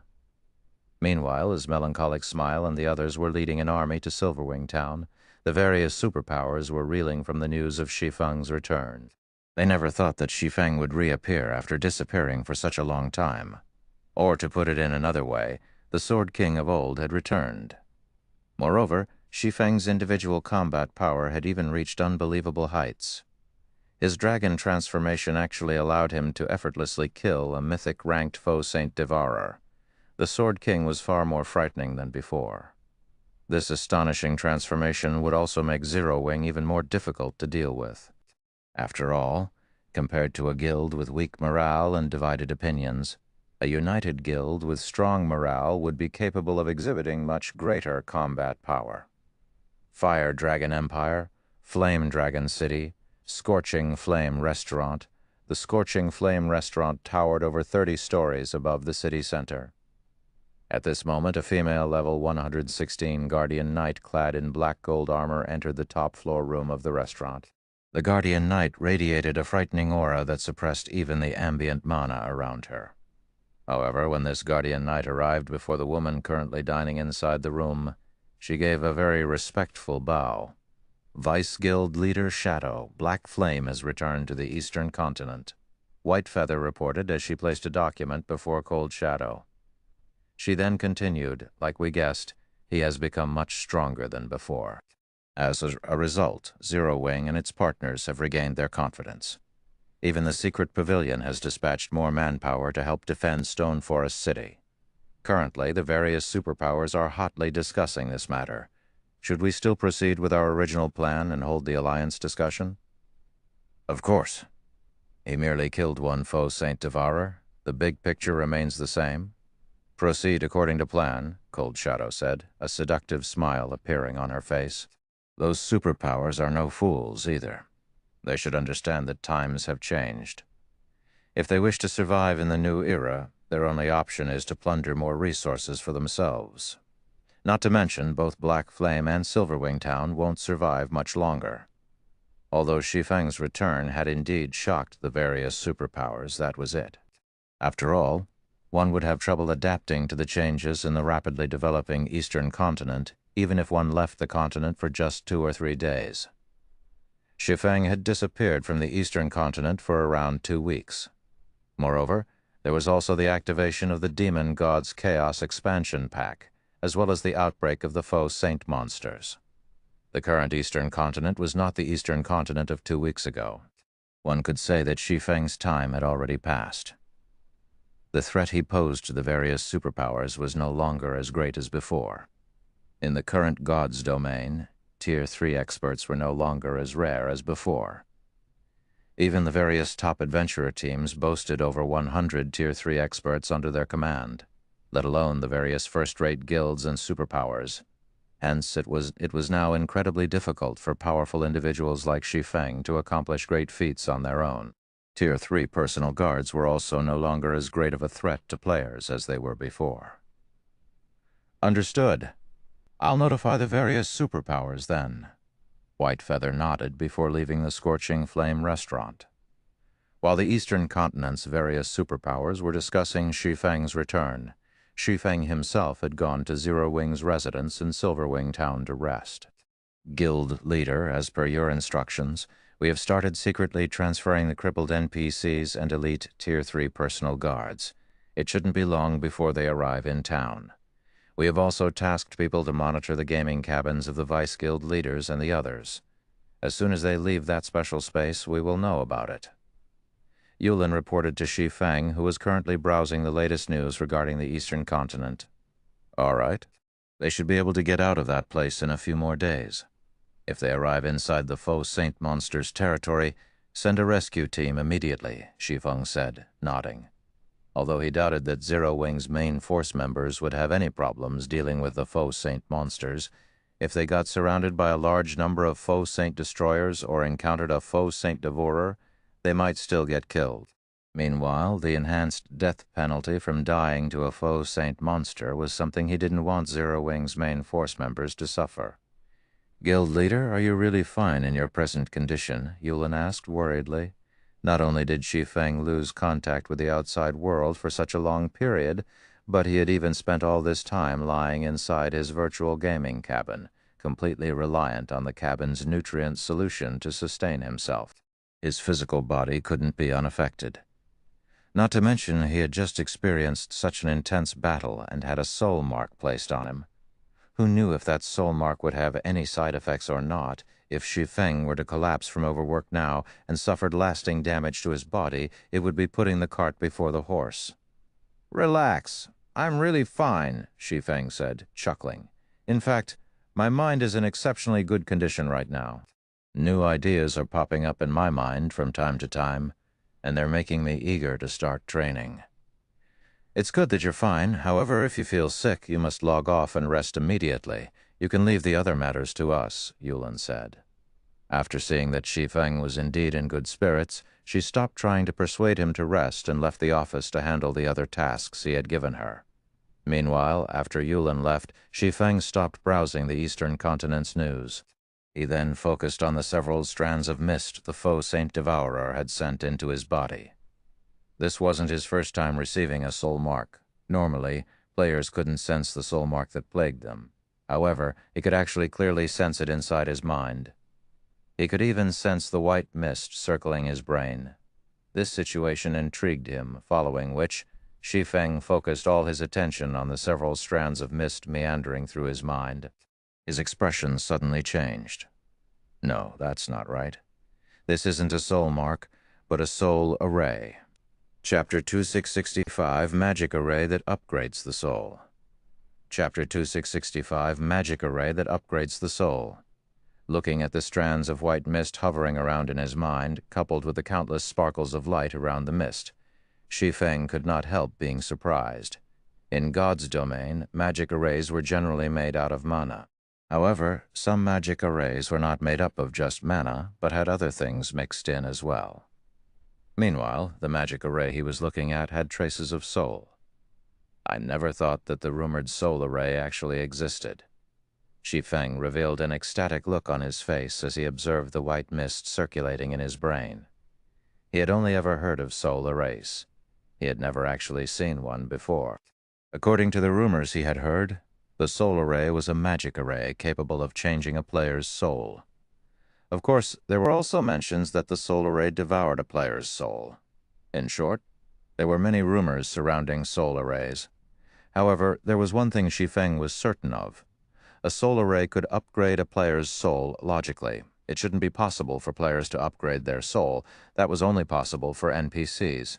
However, the soul array made the impossible possible, and according to the several testaments Shi Feng heard in his previous life, once a player had their soul upgraded, even an ordinary expert would become a powerhouse in God's domain. In fact, some experts had even managed to reach Tier 5 thanks to the upgrade. Nevertheless, most people that heard these rumors and testaments about the soul array's existence and functions had dismissed them as tall tales. They felt that even without the soul array, the experts that had given their testaments about the soul array would still have become powerhouses in God's domain. Hence, most players in God's domain had treated the existence of soul arrays as a joke. Now, however, Shi Feng was actually looking at a soul array himself. Of course, unless one was an advanced magician, one would most likely have a difficult time recognizing these strands of mist as a magic array. Most people would treat it as a soul mark. Thankfully, I checked it in time. Had I waited a few more days, I might have lost this opportunity. Shi Feng sighed in relief when he saw the strands of silver mist gradually thinning out. The soul array within him was being powered by the faux Saint Devoreur's soul energy and mana. While replenishing the soul array's mana was an easy task, replenishing the soul energy was not. At least Shi Feng had no idea how he could do so. The soul array would not last for very long. Of course, so long as this soul array existed, the faux saint monsters would be able to perceive his presence. The soul array's existence could be considered both good fortune and misfortune. Having thought up to this point, Shi Feng promptly started studying the soul array in his brain.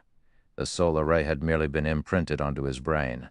The magic array itself wasn't active. If he wished to let the soul array exhibit its real effects, he would have to activate it first. Sure enough, this soul array really is complex. Just from what I can see, it is made up of at least 40 basic master magic arrays and over a dozen advanced master magic arrays, 3 of which are almost at the Grandmaster standard. Moreover, I have to rely on my own spiritual will to activate this soul array, and even the slightest mistake will result in my soul getting devoured. It's no wonder some people labeled it a magic array that devours players' souls. After inspecting the soul array for half an hour, Shi Feng was flabbergasted by his findings. The soul was something illusory. There was no describing it with words, much less upgrading it or weakening it. However, the soul array within him could actually accomplish this feat easily. This was simply unbelievable. Unfortunately, the risks involved in activating the soul array were ridiculous. Of the two possible outcomes, one was heaven while the other was hell. There was nothing in between. If ordinary experts were presented with such a choice, they probably would not hesitate to give activating the soul array a try. After all, the potential gains far outstrip the potential losses. Even if they got their souls damaged, the worst outcome would be remaining stuck at Tier 3 forever. For ordinary experts, this would most likely be the case anyway, even if they didn't have their souls weakened. However, it was a completely different story for Shi Feng. His potential losses outweighed his potential gains. With his current standards, he should have no problem reaching Tier 5. If he had his soul damaged now, then reaching Tier 5 would become a problem. After all, the higher the tier players reached, the lower the importance of weapons, equipment, and bloodlines. Instead, individual strength was what mattered most. Do I give up? Shi Feng hesitated despite himself as he considered the gradually dissipating soul array in his mind. As the soul array would be used on his soul, he only had one chance at activating it. If he messed up the activation, the soul array would backfire and devour his soul instead. However, if he succeeded, then the soul array would upgrade his soul. No, it's not hopeless. After debating for some time, Shi Feng thought of a possibility. He then took out Augustus's damaged heart from his bag. It was incredibly rare for players to come across opportunities to upgrade their souls. So long as he successfully activated the soul array, he would have a much easier time, challenging not only a Tier 4 promotion quest of greater difficulty, but also future promotions. In fact, the help he could gain from an upgraded soul would be much greater than what he could gain from a piece of legendary equipment. It would be a huge waste to discard this opportunity. Meanwhile, there were two ways he could drastically increase his chances of successfully activating the soul array. The first method was to familiarize himself with the magic arrays used to make the entire soul array. However, the soul array was extremely complex. At his current standards, he might need 2 whole weeks to learn and memorize all the magic arrays. The second method was to improve his mental state so that he could guide his spiritual will through the soul array with greater precision. For others, both of these methods would be incredibly difficult. However, that was not the case for Shi Feng. Augustus's damaged heart was capable of releasing eternal energy when activated. Eternal energy was many times superior to mana. It could elevate a player's mental state to its very peak. Be it familiarizing himself with the soul array or guiding his spiritual will through the soul array, eternal energy would be of great help. With eternal energy, his chances of successfully activating the soul array would increase considerably. The only problem was that Augustus's damaged heart had a 3-month cooldown. Of course, there was also the option of using 1 god crystal to circumvent the cooldown. While this was incredibly expensive, spending 1 god crystal to upgrade his soul would be well worth it. Following which, Shi Feng took out the last god crystal he had and placed it inside Augustus's damaged heart. He then activated the heart's magic array immediately. Streams of purple mist flowed out of Augustus's heart and converged around Shi Feng. At the same time, a refreshing feeling spread across his body. His thoughts also became much clearer than before. Good. Let's begin. Taking a deep breath, Shi Feng started carefully analyzing the soul array's components one after another. 2 hours, 4 hours, 6 hours, originally. It should have taken Shi Feng at least a dozen days to learn the soul array.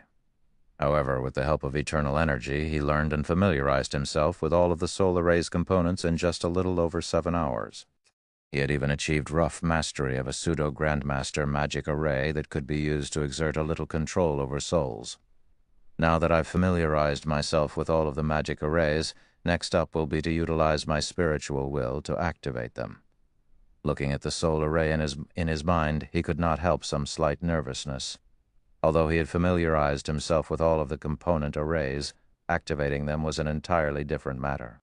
After all, the activation of each magic array required him to split his spiritual will into multiple strands. The difficulty of doing so was incredibly high.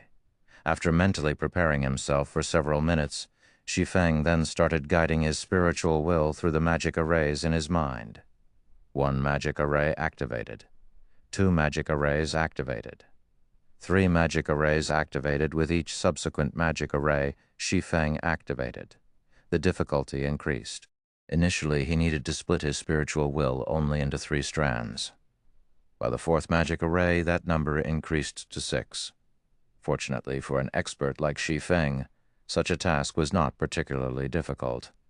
Hence, the activation of the magic arrays proceeded in an orderly manner. Time passed quickly. Before Shi Feng realized it, more than 20 minutes had gone by already.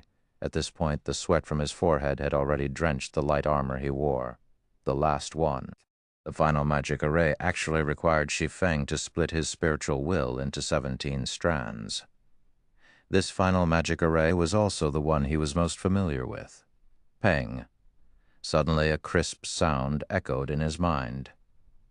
In the next moment, the soul array's core magic array shattered, followed by the shattering of the other component arrays in a domino effect. Meanwhile, the several strands of white mist circulating in Shi Feng's mind transformed into countless particles of light that merged into his brain. Is it done? Shi Feng was stunned when he saw this scene inside his mind. Chapter 2666, Soul Upgraded, Natural Domain. Chapter 26666, Soul Upgraded, Natural Domain. Zero Wing's residence, Guild Leader's office. Sitting quietly on his chair, Shi Feng suddenly opened his eyes, his mind roiling with confusion. Just a second ago, he clearly sensed that he had successfully activated the core magic array. In the next second, however, the soul array had shattered so thoroughly that no traces remained whatsoever. It was as if the soul array had never existed in his mind. What is going on here? Did I succeed or fail? After confirming the absence of the soul array, Shi Feng tried moving his body a little. However, he did not detect any changes or discomfort in his body. It was as if everything that had happened was an illusion. From what he understood of the soul array, so long as players successfully activated it, their souls would receive an upgrade, and their game character's natural talent would receive a significant improvement. On the other hand, if players failed to activate the soul array, their souls would get devoured, and their natural talent would deteriorate significantly, which would in turn eliminate almost all chances for further improvement. However, he currently didn't feel any different from before he tried activating the soul array. Both his physical body and mental state felt normal, neither more active nor sluggish. Could this soul array be a sham? After pondering for some time, Shi Feng could come up with only this conclusion. Instead of the real deal, the soul array planted in his mind was merely a somewhat special soul mark. No other explanation made sense. Of course, there was one other possibility. All the information he obtained regarding the soul array in the past was false. The soul array did not possess the ability to alter a player's soul at all, and everyone who supposedly experienced these effects had only been imagining things. At this point, Shi Feng could not help but sigh. If that really was the case, then he had suffered a huge loss this time. He had spent 1 god crystal to reset the cooldown on Augustus's damaged heart. Previously, in order to help out the guild's core members, he had spent most of the god crystals he had on hand and kept only 1 for himself, just in case. Now, he had wasted his last god crystal. Just as a wave of depression washed over Shi Feng, Yulin knocked on his door and entered the room. Guild leader Melancholic and the others have arrived. In addition, the 300-plus disabled NPCs are already in the residence's plaza. We can start the ceremony at any time, Yulin said, finding the look of depression on Shi Feng's face a little strange. All right. Have the NPCs wait on the 2nd underground floor first. Have Melancholic make the necessary preparations as well. I still need some time to myself, Shi Feng said, nodding. I'll inform them then, Yulin said before leaving the office. After she left, Shi Feng took out the memory crystal the crimson-eyed sword saint had given him, since Augustus's heart was still pumping out eternal energy. He planned to use this opportunity to learn Elvos's legacy. In God's domain, God crystals were rarer than even epic weapons and equipment. Coming across one was highly dependent on luck. Now that he had wasted a God crystal to activate Augustus's heart, he naturally couldn't let even a second of its duration go to waste. Otherwise, he would have to wait 3 months or obtain another God crystal to activate it again. The instant Shi Feng tried to inject his mana into the memory crystal, a white mist actually formed around the crystal, stunning him. This materialized mana? How is this possible? Mana was intangible. Players could only rely on their senses and imagination to control it. Even then, they could exert only simple control over mana. Trying to concentrate the density of thin mana was beyond even Tier 4 players who had basic control over mana.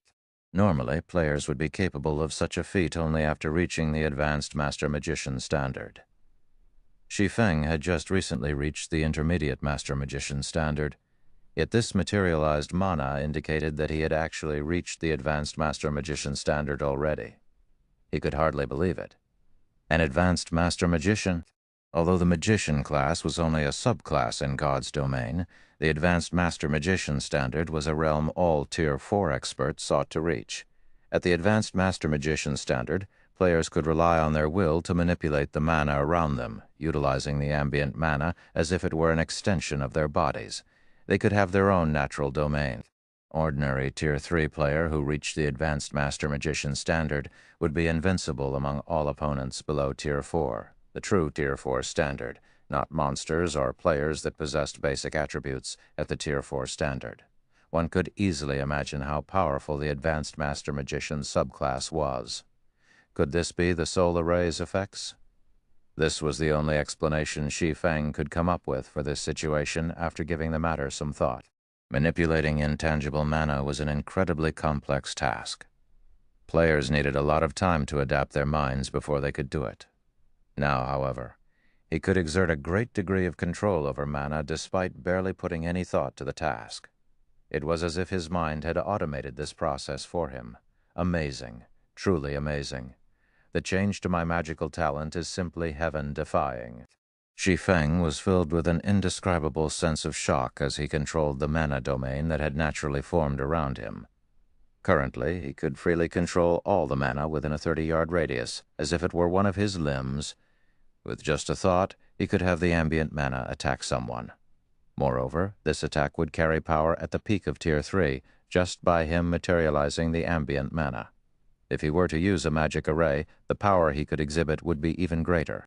After a brief moment of excitement, Shi Feng calmed himself and put away the crimson-eyed Sword Saint's memory crystal. He then took out a tattered notebook from his bag. Originally, I thought that I could learn this thing's contents only after reaching Tier 4. I never dreamed that I could actually learn them now. That faux Saint Devourer really has helped me a bunch, Shi Feng muttered, chuckling as he looked at the notebook in his hands. The notebook he held was none other than the mana forging notes he had received from the famed smith Alba Gray. Although he had only 1 volume of the mana forging notes, the value of this 1 volume could easily rival that of a legendary item. It was an item that the various empires of God's domain would go crazy over. This was because the forging techniques recorded within the mana forging notes could serve as the foundation of an empire.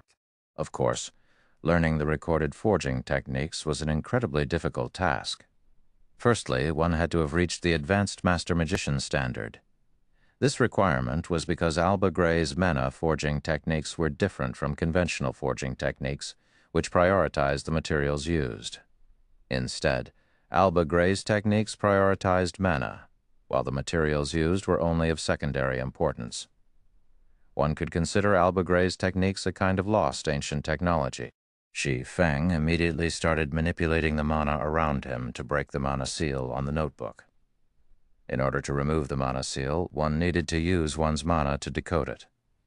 Utilizing brute force would permanently destroy the notebook's contents. The mana seal consisted of 27 magic arrays, every one of which was at the basic Grandmaster standard. The degree of precision one needed to have when decoding these magic arrays was akin to threading a needle. Only those capable of freely manipulating mana would succeed in lifting the mana seal.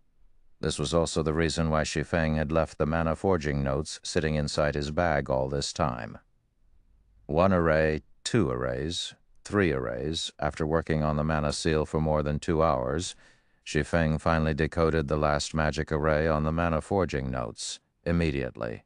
All mana within his office seemed to have been summoned as it surged toward the mana forging notes. This mana then transformed into texts and images that flowed into his brain. For a time, Shi Feng felt as if his head would explode. The amount of information contained within the mana forging notes was comparable to that of the small mobile fortress design. If not for his concentration having reached the Tier 4 standard already, he would have most definitely lost consciousness. The information transfer continued for 20 minutes. Then the mana forging notes closed itself, and the mana seal reappeared on it. As for Shi Feng, he slumped back in his chair, his complexion indescribably pale. However, despite his miserable state, his eyes sparkled with joy and shock. Before Shi Feng could snap out of his daze, he suddenly received a call request from Yulin. "Guild leader, we just received news that the Faux Saint monster army is currently crossing Star Moon Kingdom's borders. Rough estimates put its numbers at over 4 million. We have also spotted some of Saint's Hand's members among the monsters," Yulin reported anxiously. "They're finally here." Shi Feng revealed a faint smile on his face when he heard Yulin's words. "Have Melancholic and the others ready the materials. I'll head over immediately." Chapter 2667, Foundation Skyrockets. Chapter 2667, Foundation Skyrockets. Silver Wing Town, Zero Wing's residence, second underground floor. At this moment, over 300 NPCs stood inside an underground hall, which was half the size of a football field. These NPCs all looked old and injured. The 100-plus Tier 3 experts of Zero Wing present could not help their confusion over the presence of these NPCs. With the situation outside so tense already, why did the guild leader gather us here instead of having us prepare for battle? A tall and thin level 115 man wearing the emblem of Zero Wing's main force reserve member muttered, perturbed. This tall and thin man was once the vice commander of an adventurer team. He had joined Zero Wing not that long ago and had gained his position as a reserve member of the main force only after Shi Feng had left the eastern continent. He did not have a very clear idea of just how powerful the guild's foundations were. What the man understood very clearly was just how powerful the Faux Saint monsters were, especially after their numbers reached a certain scale. Several million Faux Saint monsters charging toward Silverwing Town was definitely a disaster. However, instead of further strengthening the town's defenses, Shi Feng had actually gathered all of the guild's Tier 3 reserve main force members tasked with defending Silverwing Town in this basement hall. In fact, he had even kept them waiting here for such a long time, with nothing to do but look at these old and ailing NPCs. This was simply insane. At this moment, many of the Tier 3 experts present were also confused by this situation. Silverwing Town was by no means a small place. There were many locations that needed defending. They still needed to organize the guild's other Tier 3 experts and Tier 2 members. They had already been tight for time, yet they had actually wasted 2 whole hours idling here. The players gathered could not help but wonder if Shi Feng had given up on Silverwing Town already. To Zero Wing's core upper echelon, Silverwing Town might be just another one of the guild's residences. However, for players like themselves who had lived in Silverwing Town all this time, it was their home. Just as everyone was grumbling about the current situation, Yulin and Melancholic Smile walked to the staircase leading upstairs. They then flanked the staircase and quietly looked at the man descending it, a respectful expression appearing on their faces. "Guild leader, all Tier 3 reserve main force members with a position of Viscount or above are here. They have already signed the confidentiality contract. With the personal guard slots they have, we will be able to accommodate all of the NPCs gathered," Melancholic Smile quietly reported to Shi Feng. "All right, let's begin," Shi Feng said, nodding. Originally, he had been keeping the Water of Life top secret, after all. Only by doing so would he have an easier time collecting injured NPCs with good potential. However, now that God's domain had developed to such a state, He no longer had the leeway for such secrecy. After Shi Feng said so, Melancholic Smile had the gathered NPCs line up before her. She then distributed the water of life to every one of them, the situation further confusing the reserve main force members present. What are they doing? What dense life energy? Why do all these NPCs look so excited? Many people knew of the water of life in God's domain, but not many people had seen it in person. In the eyes of Zero Wing's reserve main force members, Melancholic Smile was merely distributing potions brimming with life energy to the NPCs gathered. However, when these NPCs received the potion, their gloomy and lifeless expressions immediately brightened up, their eyes glowing with hope and energy. Every one of these NPCs even excitedly thanked Melancholic Smile and swore loyalty to her. This situation baffled the Zero Wing members. They could all tell that these NPCs were not personal guards, but independent NPCs. There should be no way these NPCs would show such gratitude toward players, much less take the initiative to swear loyalty to a player. As the reserve main force members were stewing in confusion, frightening auras burst forth from the gathered NPCs, one after another. Previously, none of these gathered NPCs was a match even for ordinary Tier 2 NPCs. Now, however, even the weakest of them radiated an aura that made even the refinement realm experts present shudder. When the auras of these 300-plus NPCs flooded the hall, the 100-plus reserve main force members could not help stumbling back with nervous expressions as they cautiously eyed the NPCs before them. At this moment, they could tell that, so long as these NPCs willed it, none of them would leave this basement alive. Not to mention, the strongest few auras even made them feel as if they stood before a bottomless abyss. The owners of these auras were definitely not just ordinary Tier 3 NPCs. While bathed in these auras, everyone felt as if they were standing inside a muddy swamp, their bodies incredibly sluggish. In fact, they had also lost control over the ambient mana around them. A mana domain? At this moment, even Yulin goggled in shock at this situation. Although she knew that Shi Feng and Melancholic Smile had gathered these old and ailing NPCs for a purpose, she never imagined that they would be carrying out such an ambitious enterprise. Not only did they instantly turn 300-plus old and ailing NPCs into lively tigers, but 3 of these NPCs even possessed a mana domain. This was simply unbelievable. Normally, a naturally occurring mana domain was something only Tier 4 NPCs possessed. A mana domain was also the biggest difference between Tier 3 and Tier 4 NPCs, and the reason why Tier 4 NPCs could trounce Tier 3 NPCs. It was also because of this mana domain that Saint's Hand had never dared stretch their hands toward Silverwing Town. After all, Silverwing Town had the protection of the Magic King Craig Midlands, who had already been promoted to Tier 4. In front of the Magic King, Tier 3 players would be one-shot kills. Now, out of the 300-plus NPCs present, there were actually 3 NPCs with a mana domain. This meant that these 3 NPCs were only one short step away from Tier 4. Amazing. The harvest this time is massive. Shi Feng himself was surprised by this outcome. Although there were no Tier 4 NPCs in the batch of recovered NPCs this time, just gaining 3 Tier 3 NPCs with a mana domain was plenty amazing already. After all, so long as these 3 NPCs received sufficient resources, reaching Tier 4 should be a shoo-in. Moreover, aside from these 3 NPCs, the quality of the other 300-plus NPCs was considerably good as well. Of the other 300-plus NPCs, 1 actually possessed growth potential at the Dark Gold rank, 11 at the Fine Gold rank, 151 at the Secret Silver rank, and the rest at the Mysterious Iron rank. In God's domain, NPCs that possessed growth potential at the Fine Gold rank or above could only be found by luck.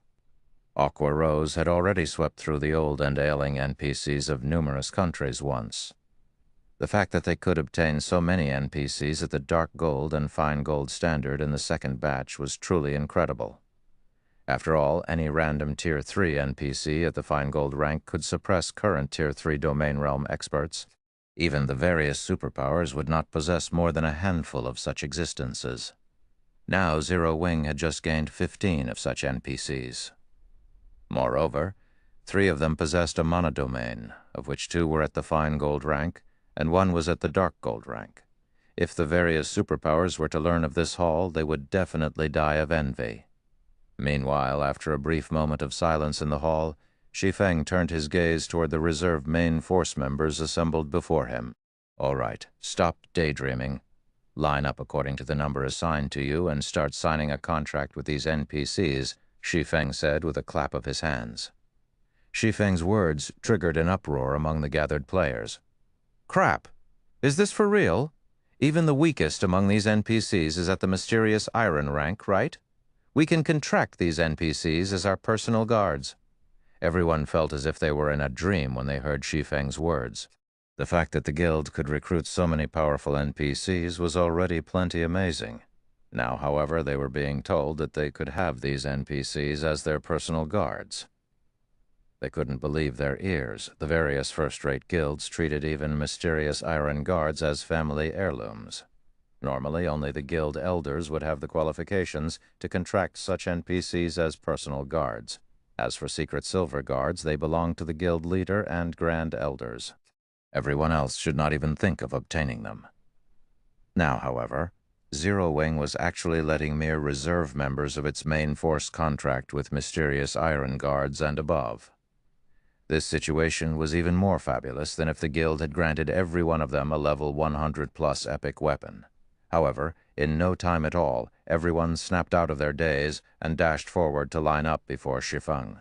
As for the distribution of the NPCs, Shi Feng first granted every player in line a secret silver NPC. As for the 2 dark gold NPCs, he assigned Melancholic Smile and Yulin 1 each. He also granted both of them and Liang Jing 1 fine gold NPC each. This way, the 3 of them would no longer have to worry about their security when traveling around God's domain. As for the remaining fine gold NPCs, he assigned them to the 11 people in line who had made the most contributions to the guild. Upon seeing this, the other Zero Wing members inevitably grew envious. That was a fine gold guard they were talking about.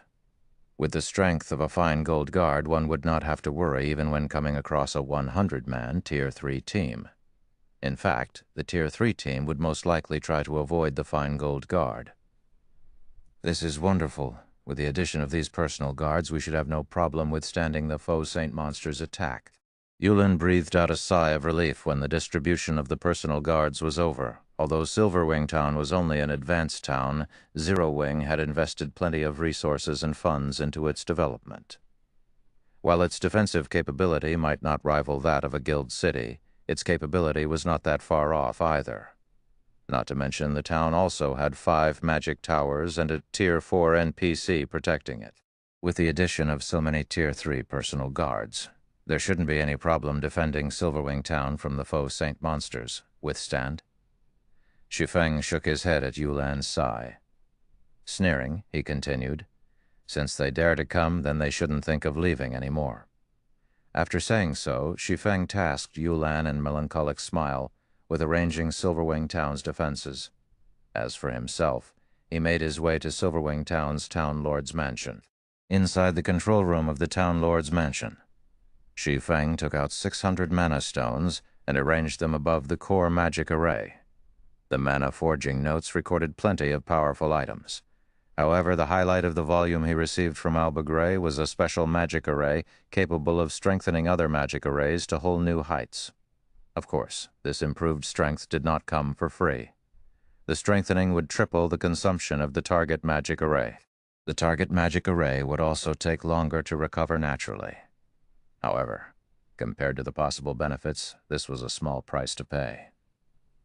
When Shi Feng finished drawing the special magic array using the mana stones, a crimson pillar suddenly emerged from the core magic array, following which the sound of a system announcement suddenly entered Shi Feng's ears.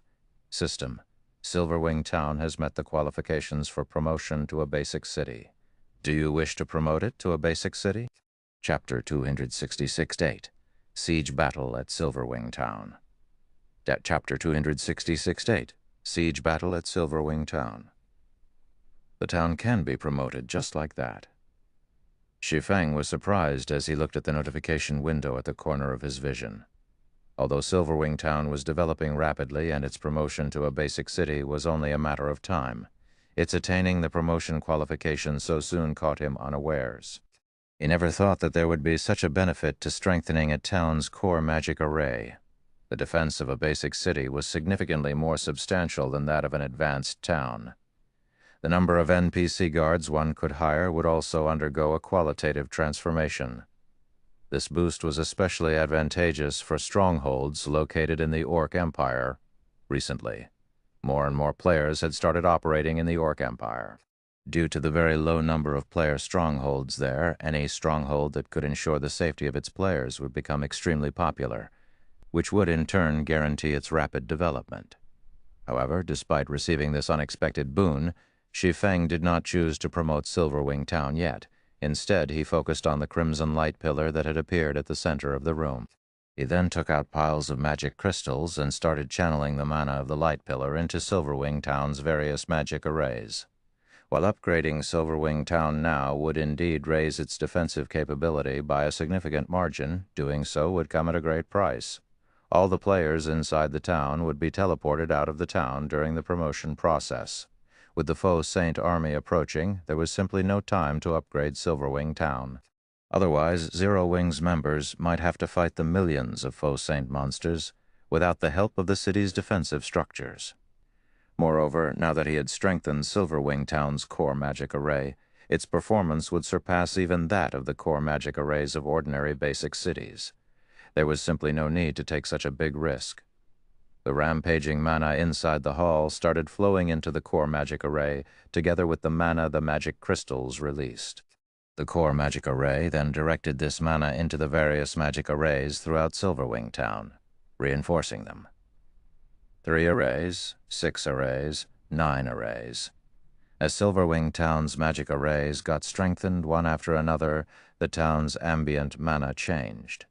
By the time half of Silverwing Town's magic arrays were strengthened, a layer of red mist had appeared above the town, enveloping it completely. Quick, look! Why is there a red mist above the town? What's going on? Is this Zero Wing's doing? It's highly possible. The ambient mana seems to have become slightly wilder. So long as we use this mana, the power of our skills and spells should increase substantially. With this, we should have an easier time repelling the Faux Saint army. The players in Silverwing Town quickly noticed the changes to the town's mana and could not help discussing them. Many of the adventurer team members preparing for battle relaxed slightly. Silverwing Town was one of the few player strongholds in the Orc Empire that were open to independent players. Hence, many independent players had decided to support Zero Wing against the approaching Faux Saint army.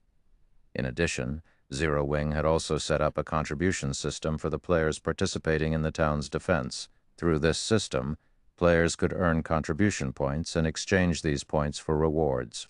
Even more independent players had chosen to stay and fight for Silverwing Town. It seems Black Flame isn't completely unprepared for this upcoming battle. Illusory Words, who currently stood on the town's wall, sighed in relief when she saw the red mist covering the town. After seeing Shi Feng's previous performance against the Faux Saint Devourer, Crimson Emperor had decided to go all out in helping Zero Wing defend Silverwing Town. However, Illusory Words wasn't confident of success. After all, the Faux Saint monsters were simply too many. Moreover, even the weakest Faux Saint monster was at the Great Lord rank. The most they could do was persevere against the Faux Saint monster's assault. That was right. Persevere. With their current forces, repelling the Faux Saint army would be impossible. All they could do was persevere. Fortunately, Shi Feng had killed the Faux Saint Devourer. With this, even the strongest Faux Saint monster remaining would be only at the Grand Lord rank. Silverwing Town's defensive magic array would have no problem tanking the hits of Grand Lords. Meanwhile, so long as they ensured the continuous replenishment of the energy reserves of the town's defensive magic array before they got depleted, the Faux Saint monsters would not be able to take even a single step into Silverwing Town. With the intellect of those Faux Saint monsters, they wouldn't bother wasting too much time on a single task. After seeing that they couldn't break through the town's defensive magic array, even after several days, they would naturally retreat. It seems Black Flame has quite a few tricks up his sleeves. He's actually able to make the town's mana go berserk. With this, the strength of the town's defensive magic array should have increased by quite a bit. While the town's defensive magic array has indeed been improved, it will still need to withstand all those faux saint destroyers. You should know that faux saint monsters have destroyed NPC cities before. What can a guild town possibly do against an army of them? The various superpowers members hidden inside the town disdained the transformation to Silverwing Town's mana. They also considered Shi Feng very foolish. While the performance of the town's defensive magic array had indeed improved significantly, there was still a limit to the magic array's energy reserves, faced with the attacks of tens of thousands of Grand Lord-ranked faux Saint Destroyers. How long could the magic array's energy reserves possibly last? Even the defensive magic arrays of NPC cities had fallen swiftly before the faux Saint monsters. In fact, many of these NPC cities also had a large number of level 150 NPC guards and a level 1 Heady A, Tier 3 magistrate to defend them. In the end, the faux Saint monsters still managed to drain the defensive magic array's energy reserves and destroyed the cities. Shortly after Silverwing Town's transformation, news of it quickly reached the Fire Dragon Empire's Flame Dragon City. Interesting. Since he's able to agitate the mana of a town to increase the performance of the town's defensive magic array, it seems he didn't defend those faux Saint monsters in Saint's Hand without any forethought. A smirk appeared on Cold Shadow's face when she read the report she just received.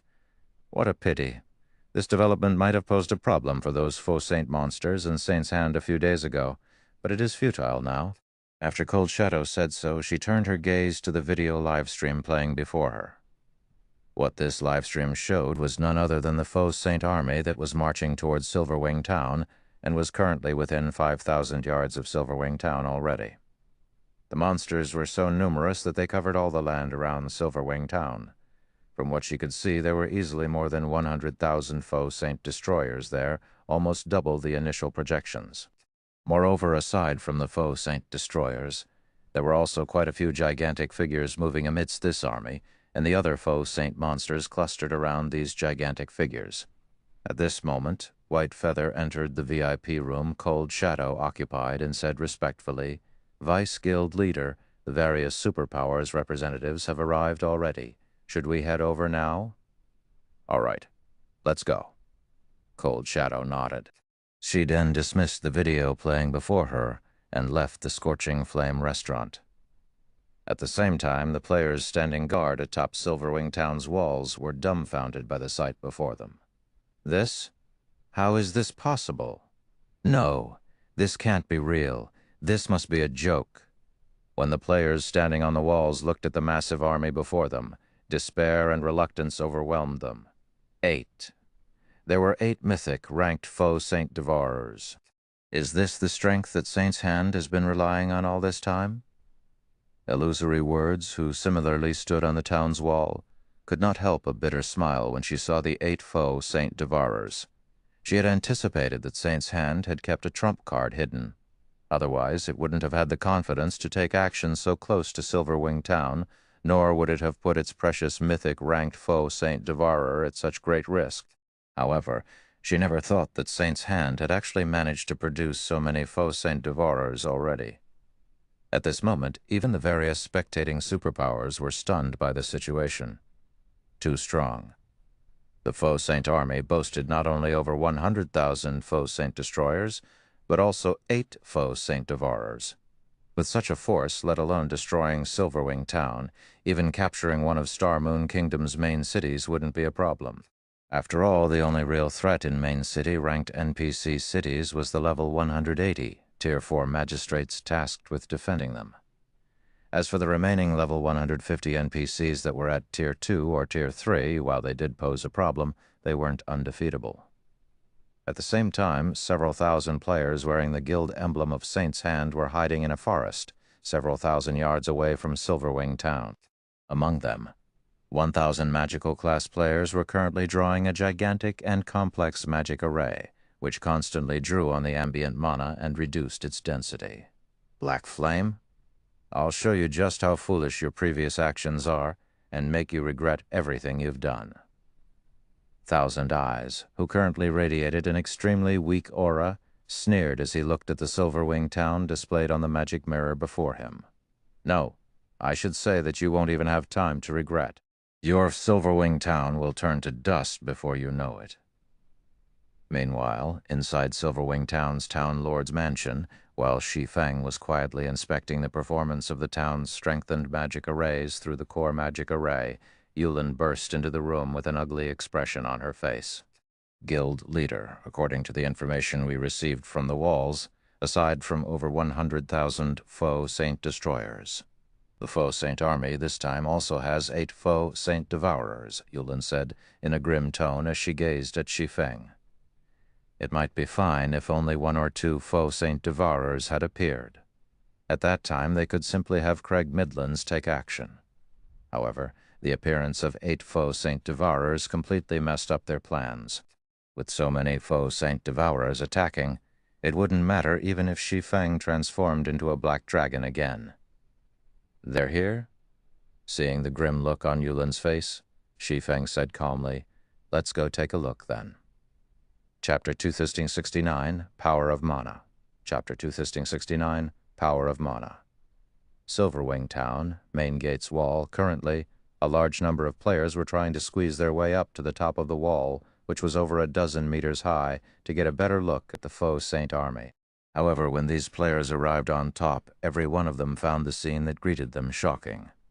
The faux Saint monsters were so numerous that their figures dotted the land all the way to the horizon. Moreover, even the weakest among them was a level 110 Great Lord. As this endless army of monsters gradually encircled Silverwing Town, it looked as if night had descended. This scene alone already evoked fear in everyone. Why are there so many mythic-ranked faux Saint Devourers? Can we really stop them? Panic and despair swept through the independent players that had chosen to help defend Silverwing Town as they stared at the scene before them. Originally, they thought that with over 300,000 players fighting for Silverwing Town, combined with the town's defensive magic array, they should still have a chance to emerge victorious. After all, to win, they simply had to distract 50,000 or 60,000 faux Saint Destroyers for a certain period. However, the faux Saint army that appeared before Silverwing Town was far stronger than they anticipated. Over 100,000 faux Saint Destroyers and 8 mythic-ranked faux Saint Devourers. Everyone's confidence vanished at the sight of this army. At this moment, let alone the independent players present, even Unyielding Heart and Illusory Words were shocked. Over 100,000 faux Saint Destroyers and 8 faux Saint Devourers. These faux Saint monsters really think highly of us. Unyielding Heart, who had reached level 116 already, said, a bitter smile forming on his face as he took in the 8 gigantic figures standing some distance away from Silverwing Town. In order to assist Zero Wing in defending Silverwing Town, Unyielding Soul had dispatched its strongest trump card legion and even sent over 2 Tier 4 summoning scrolls and more than 100 heavy ballistas, according to his estimates. This force, combined with Crimson Emperors and Zero Wings, should have no problem defending Silverwing Town. However, it would seem that he had still underestimated the strength of these faux Saint monsters. At this moment, let alone the 8 faux Saint Devourers, just the 100,000 plus faux Saint Destroyers were already more than enough to instill despair in everyone. After all, the faux Saint Destroyers were Grand Lord-ranked monsters. Ordinary Tier 3 experts couldn't take them on one-on-one. Only multiple people working together, with the help of the town's war weapons, could prevent these faux Saint Destroyers from attacking the town's defensive magic array and walls. As for the Tier 4 creatures they could summon, these things would be far from adequate against tens of thousands of faux Saint Destroyers. The only thing these summoned creatures could do was defend a portion of the town's walls and reduce the pressure the town's players faced. However, with the 8 faux Saint Devourers around, these Tier 4 summoned creatures wouldn't even be able to lessen the pressure on the town's defenders. Illusory Words nodded in agreement with Unyielding Heart's words, complex emotions flickering in her eyes. We can only try our best to defend the town. A sense of powerlessness overwhelmed Illusory Words as she looked at the faux Saint Devourers several thousand yards away commanding the other faux Saint monsters. Although she had confidence in Shi Feng, she doubted that even he had expected such a powerful army to appear at Silverwing Town's doorstep. In fact, even the various superpowers did not expect the faux saint monsters to develop at such a frightening rate. After all, only a little more than a day had passed since Crimson Emperor had learned about the birth of the first faux saint devourer. Yet the faux saint monsters had managed to add 8 more faux saint devourers to their number. Even if they could stop these faux saint monsters for a day, it was highly unlikely they could stop these monsters for 2 days. During the time everyone was sighing and feeling powerless, a golden beam of light suddenly appeared in a forest some distance away from Silverwing Town, shooting straight into the sky. Even from several thousand yards away, the beam was clearly visible, along with the appearance of this golden beam. The dusky sky became as bright as day. At the same time, the density of the mana surrounding Silverwing Town thinned out considerably, as if something sucked the ambient mana away. Now, even players who weren't particularly sensitive to mana felt a slight discomfort. This is the soul annihilation curse. Illusory Words' complexion turned indescribably grim when she saw the pillar of mana rising into the sky. Are Saint's Hands people crazy? They actually use such an area-sealing curse. The soul annihilation curse was a super-rare sealing barrier in God's domain. When activated, it could lock down a very large area, preventing players from leaving the sealed space while the barrier was still up, and thin out the mana within the barrier. Meanwhile, not only would players that died within the barrier suffer a much more severe death penalty, but their souls would be weakened for 15 days as well. The cost to activate the soul annihilation curse was equally astonishing. The permanent sacrifice of 1,000 level 100 plus, Tier 2 magical class players and 100 Tier 3 magical class players. This was a permanent death they were talking about. The players that activated this magic array would have their game characters permanently deleted, and they would have to start all over again if they wished to continue playing. Due to this reason, although quite a few superpowers had obtained the soul annihilation curse, none of them ever dared to use it. However, as Silverwing Town's players stood dazed in shock, a gigantic magic mirror suddenly appeared above the town. It displayed Saint's Hands members, and standing at the lead of these players was none other than Thousand Eyes, whom Shi Feng had killed just recently. "Black Flame, you didn't see this coming, right?" Thousand Eyes sneered. "I said that you'd regret it. Weren't you very powerful? Now I'll have you watch as everyone in Silverwing Town gets devoured by the faux Saint army." When Thousand Eyes' chilling words echoed throughout Silverwing Town, the players in the town shuddered involuntarily. This was simply madness. Saint's Hand had sacrificed not only 1,000 level 100 plus Tier 2 magical class players, but also 100 Tier 3 experts. This was something even super guilds wouldn't dare to do. After all, even to a super guild, 100 Tier 3 experts represented significant combat power. Zero Wing is truly doomed this time. Sure enough, Saint's Hand is filled with a bunch of lunatics. They actually dare use such a card. With this, not only will Zero Wing and all of its allies have their members devoured by those faux Saint monsters, but they'll even have their souls weakened as well. Despite being spectators, the various superpowers members hidden inside Silverwing Town shuddered in fear when they saw the maniacal smile on Thousand Eyes' face. While everyone was falling into despair, several figures appeared above Silverwing Town's main gate. One of these figures belonged to none other than Zero Wing's guild leader, Black Flame. After arriving above the main gate, Shi Feng glanced at the magic mirror in the sky and said nonchalantly, "How noisy. Isn't it just a soul annihilation curse? Do you think this thing is good for anything?" Although Shi Feng did not speak very loudly, with the entire Silverwing Town dead silent right now, everyone heard his words very clearly. Hence, the entire town immediately went into an uproar. No one ever thought that even after things had developed to such a point, Shi Feng would still dare to provoke Thousand Eyes. Was he so eager to die? Is he tired of living? Pretending to be calm? We'll see how he continues pretending. I'm guessing that Black Flame must have realized the hopelessness of the situation and is merely sassing to get the load off his chest.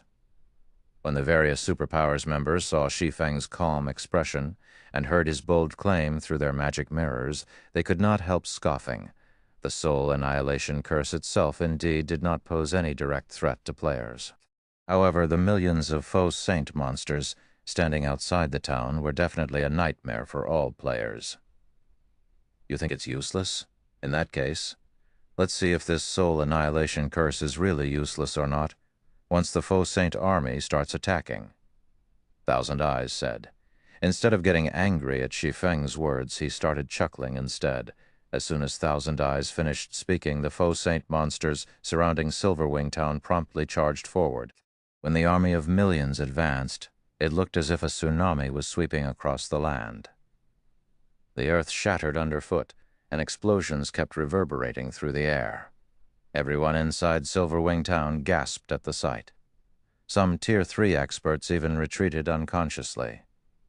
So noisy. Shi Feng pointed a finger at 3 faux saint devourers charging amidst the army.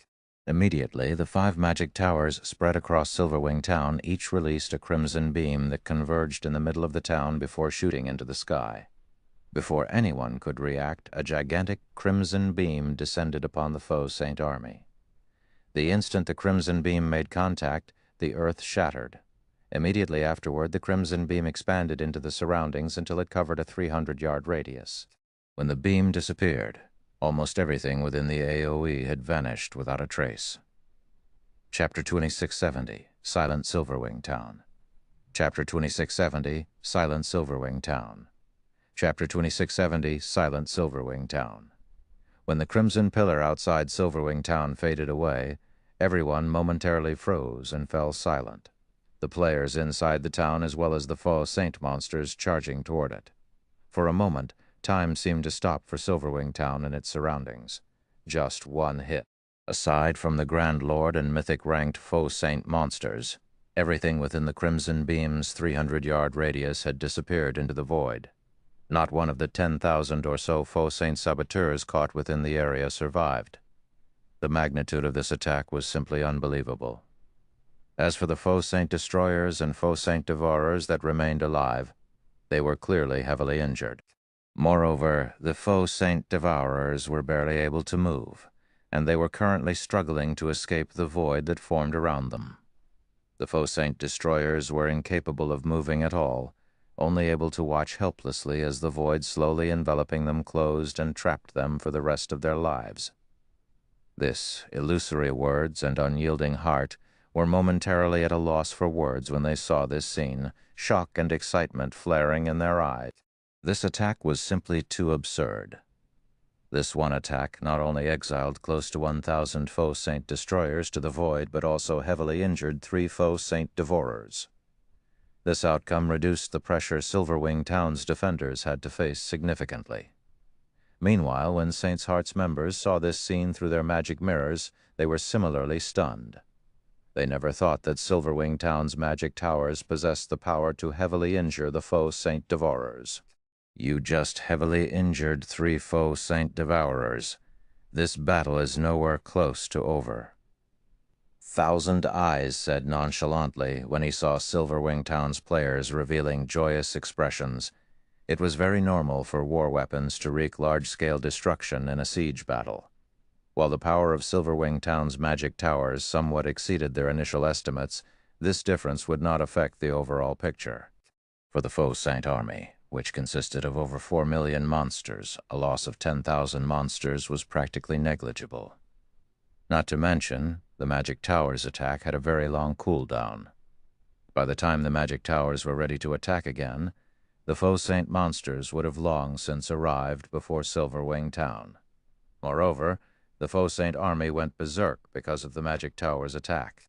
After the 5 remaining faux saint devourers let loose angry roars, the other faux saint monsters resumed charging at Silverwing Town with even greater ferocity. Their speed at least 20% faster than before. Upon seeing this, the defending players standing atop Silverwing Town's walls could not help growing nervous. The magic tower's combined attack was indeed astonishing, but the faux saint monsters, which had managed to instantly fill the gap in their battle formation, were even more astonishing. These monsters made it seem as if the previous attack never happened at all. All ballistas and turrets prepare to fire. Aim for the densest locations as much as possible. When the Faux Saint army resumed its advance with even greater vigor, Unyielding Heart, who had commanded dozens of large-scale battles, immediately shouted out the necessary orders. At his behest, Silverwing Town's defenders promptly recovered from their fear and prepared to attack. All magical units, start chanting your incantations. Make sure those destroyers don't get close to the walls. Similarly, Illusory Words commanded the magical class players standing atop the walls to prepare their spells. Afterward, she started chanting a Tier 3 curse of her own.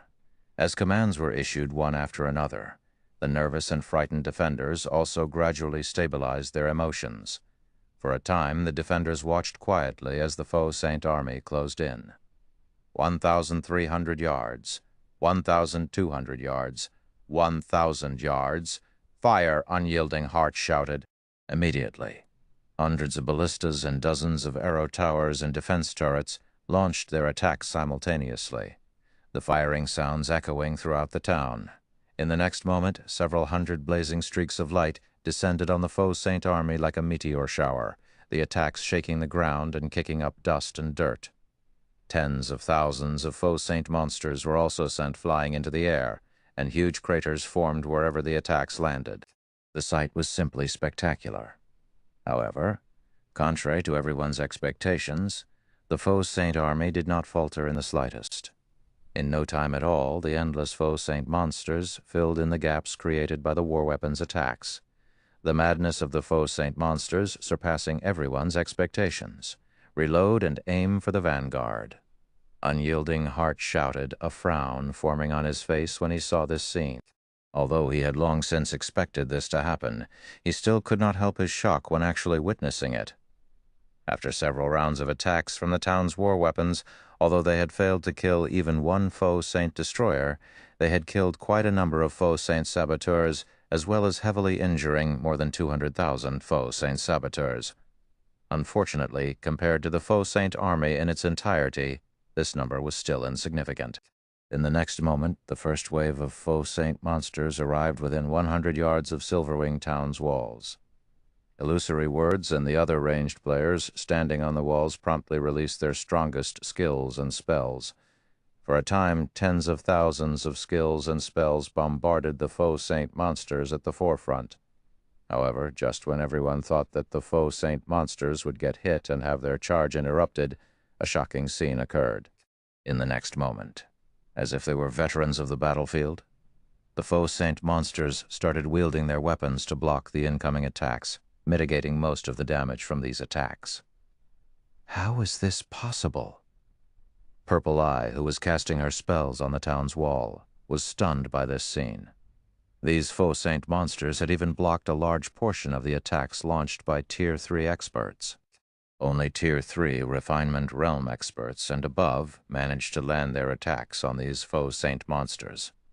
Fools, do you think the Faux Saint monsters before you are the same as those you met a few days ago? Thousand Eyes sneered as he looked at Silverwing Town's defenders. Victory might be possible for Silverwing Town's players if they were going up against an army of ordinary monsters. However, they were up against the Faux Saint army. Every monster in the Faux Saint army possessed intellect surpassing that of ordinary monsters.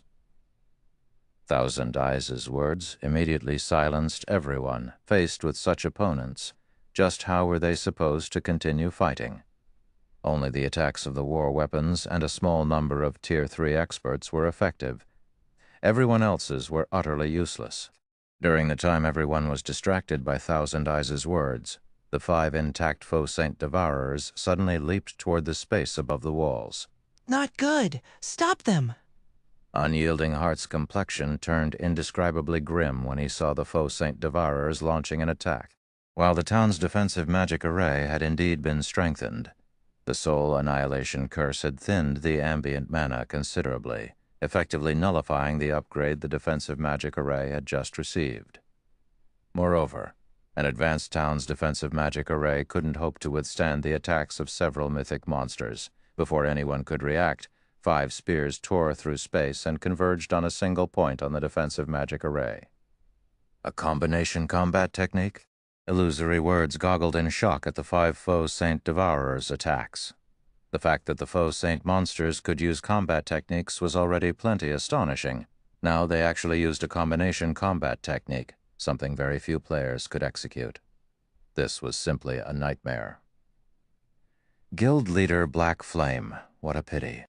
I never thought that you all would fall so quickly, Thousand Eyes said, a delighted smirk appearing on his face as he looked at Shi Feng, who had remained silent all this time. So long as Silverwing Town's defensive magic array shattered, the players inside the town would be no different from lambs to the slaughter. The Tier 4 NPC guarding the town wouldn't matter. After all, even a ferocious tiger couldn't beat a pack of wolves. Boom! A loud explosion shook the entire battlefield, the shockwave of the impact so powerful that even the faux Saint destroyers nearby stumbled. It seems Zero Wing is really doomed now. When the various superpowers spectating members saw the shattered space above the walls, they shook their heads. The faux Saint Devourers originally already possessed extraordinary strength. Now that they had used a combination combat technique, the power of their joint attack reached the peak of Tier 4, which definitely wasn't something an advanced town's defensive magic array could block. However, as the black void vanished and the dust settled, the various superpowers members with gleeful expressions on their faces were stunned. At this moment, the faint red barrier enveloping the town actually remained intact. In fact, it didn't even have the tiniest of cracks. How is this possible? At this moment, let alone the various superpowers spectating members, even Thousand Eyes gaped in shock, his eyes glued to the red barrier. This was a peak Tier 4 attack they were talking about. During the time the entire battlefield had fallen silent, a voice suddenly came from the town's main gate and echoed throughout the battlefield. "Is that it? If that is your strongest move, then we can indeed put an end to this farce." Chapter 260-71. Powerful Faux Saint Army. Chapter 260-71. Powerful Faux Saint Army. As Shi Feng's words echoed throughout the battlefield, a gigantic phantom world suddenly manifested in the sky above Silverwing Town. Along with the appearance of this phantom world, every faux Saint monster in the town's vicinity had their basic attributes reduced by a significant margin, the change causing a commotion all over the silent battlefield. Too strong. So this is Zero Wing. Earlier, even 5 faux Saint Devourers working together failed to crack the town's magic barrier. Now that every one of these Devourers has been weakened, these faux Saint monsters should be impotent against the town's barrier for a short period. Previously, everyone had already fallen into despair over the faux Saint army's strength. They never thought that Silverwing Town's defensive magic array would be so powerful that even a peak Tier 4 attack couldn't even scratch it. Meanwhile, so long as the town's defensive magic array remained up, the faux Saint monsters wouldn't be able to touch any of the players inside the town. Moreover, if the defensive magic array could hold out until its energy reserves got replenished, a perfect consumption-replenishment cycle could be formed, at which point the faux Saint army would have to give up its siege of the town even if it didn't want to. What amazing defensive capabilities! Isn't this defensive magic array already on par with the ones found in intermediate cities? At this moment, besides the independent players present, even Illusory Words and Unyielding Heart were surprised when they saw the town's defensive magic array remaining intact. The Soul Annihilation Curse had clearly thinned out the town's ambient mana by a significant margin already, so the town's defensive magic array should have likewise weakened considerably. Nonetheless, the defensive magic array had actually blocked the combination attack of 5 faux Saint Devourers. It was simply unheard of for a town's defensive magic array to provide such a formidable defense. Now that Shi Feng had used Miniature World, the faux Saint Devourers shouldn't even dream of shattering the defensive magic array. Presumptuous Thousand Eyes frowned slightly when he saw the calm look on Shi Feng's face. "You merely blocked the faux Saint Devourer's combination attack once. The defensive magic array's energy reserve is limited. I want to see just how long you can continue acting arrogantly before the faux Saint army's attacks. Magic arrays in God's domain needed energy to operate. Even if an attack couldn't overcome a defensive magic array's defensive threshold, it would still take a toll on the magic array's energy reserve. With the numbers and strength of the Faux Saint army, shattering the defensive magic array of a main city-ranked NPC city would be possible. Even if the entire army was debuffed by a domain skill, it still was more than sufficient to overcome a town's defensive magic array. As soon as Thousand Eyes finished speaking, the 5 Faux Saint Devourers launched another combination attack on the defensive barrier. At the same time, tens of thousands of other Faux Saint monsters also started bombarding it. Boom, boom, for a time. Countless explosions rang out in the space above Silverwing Town. This can't go on. We need to stop their attacks. Otherwise, the defensive magic array's energy reserve won't last very long, Unyielding Heart said, as he looked at the trembling barrier before him. Individually, the other Faux Saint monsters might not be a match for the Faux Saint Devourers. However, there were simply too many of them. Even if they were currently weakened, they exhausted the defensive magic array's energy reserve much faster than even the 5 Faux Saint Devourers had at full power. My side can summon 2 mythic monsters. We can use them in conjunction with the town's weapons to defend against the assault at the front gate. My side can summon 2 as well. With the strength of 4 mythic monsters, we should be able to eliminate the pressure at the front gate. That way, we can send more Tier 3 experts to support the other sides. Then, all we'd need to do is find a way to distract those 5 Devourers, and we should just barely be able to defend Silverwing Town, Unyielding Heart said after giving the matter some thought.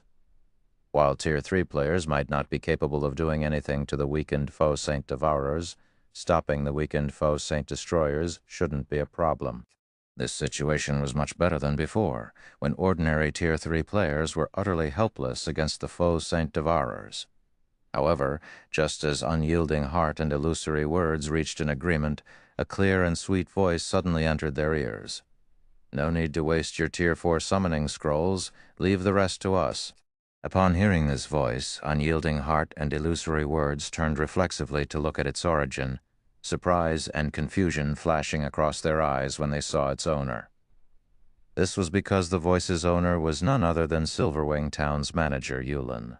Currently, over 100 Tier 3 experts from Zero Wing stood behind Yulin, every one of them at least level 115. Many of them were even at the Refinement Realm standard. This scene rendered Unyielding Heart and Illusory Words speechless momentarily. While the 100-plus Tier 3 experts before the two were indeed extraordinary, they were far from enough to resolve Silverwing Town's plight. After all, just the Grand Lord-ranked Faux Saint Destroyers attacking the town numbered more than 100,000. What more the Great Lord-ranked Faux Saint Saboteurs? Besides, if these Tier 3 experts wished to stop the Faux Saint army's assault, they would have to do it beyond the town's walls and defensive magic array. Only Tier 4 summoned creatures could possibly go up against so many monsters simultaneously. Tier 3 experts would simply be charging to their deaths. However, before Unyielding Heart and Illusory Words could say anything, Yulin suddenly waved her hand forward. Immediately, every one of Zero Wing's reserve main force members left after images, as they split up and made their way toward the various sections of the town's walls. After getting into position, they jumped off the walls without hesitation. Have these Zero Wing members lost their minds? The independent players fighting above the town's walls gaped, stupefied at the actions of Zero Wing's reserve main force members. As for the various superpowers spectating members, they, too, could only gape in shock at this scene. In their opinions, Shi Feng was already plenty crazy. However, these Zero Wing members seemed to be even crazier. Even Tier 3 peak experts would not dare charge into a horde of level 120-plus Great Lord and Grand Lord-ranked Faux Saint monsters, yet these Zero Wing members, who were nowhere near the Void Realm standard, had actually done so without hesitation. What were they playing at? Fools that are tired of living. Thousand Eyes sneered when he saw Zero Wing's members jumping off the town's walls. The Faux Saint monsters might have had their basic attributes reduced, but their combat standards remained unaffected. Even the weakest Faux Saint Saboteur was not an opponent ordinary Tier 3 experts could hope to match. He could already foresee the scene of the faux Saint monsters devouring Zero Wing's members in the blink of an eye, in front of Silverwing Town's front gate. Just as Yulin was about to come into contact with the several faux Saint destroyers there, she suddenly took out 2 summon guard scrolls from her bag and activated them. 2 figures then emerged from the 2 dazzling summoning arrays before Yulin. One of them, an axe-wielding man with a tall and robust body, and the other, a blonde woman wielding an aquamarine staff. The instant these 2 figures appeared, 2 frightening auras swept the battlefield. Every player on the battlefield shuddered in response. In the next moment, the axe-wielding man transformed into a tornado that blocked all the faux Saint Destroyer attacks aimed at Yulin. In addition, the tornado sent several dozen faux Saint Destroyers and over 100 faux Saint Saboteurs nearby flying over 30 yards away. In the blink of an eye, a clearing appeared before the town's front gate. As Yulin landed, the blonde woman beside her also happened to complete her spell, and then the next moment, the battlefield shook as a gigantic rift up to 300 yards long opened up on the battlefield. Not only did the rift separate the faux Saint monsters from Silverwing Town's walls, but it also devoured several thousand faux Saint monsters, which suffered over -5 million damage each. All of this happened in just a brief moment.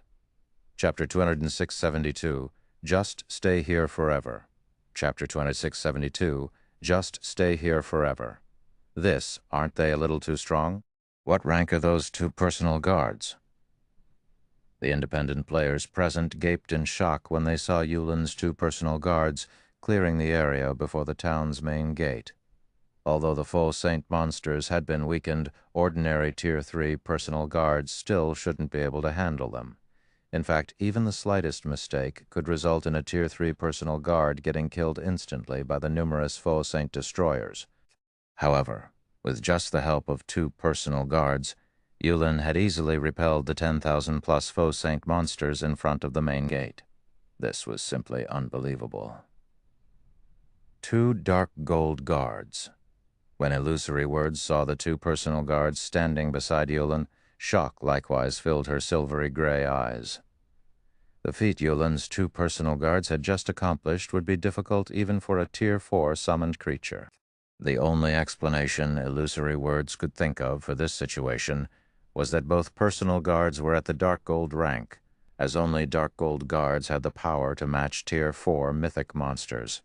However, in the current God's domain, let alone Dark Gold guards, even Fine Gold guards were exceedingly rare, much rarer than even level 100-plus epic weapons. Despite being a super first-rate guild, Crimson Emperor had only 6 Fine Gold guards. As for Dark Gold guards, Crimson Emperor still had not obtained even a single one.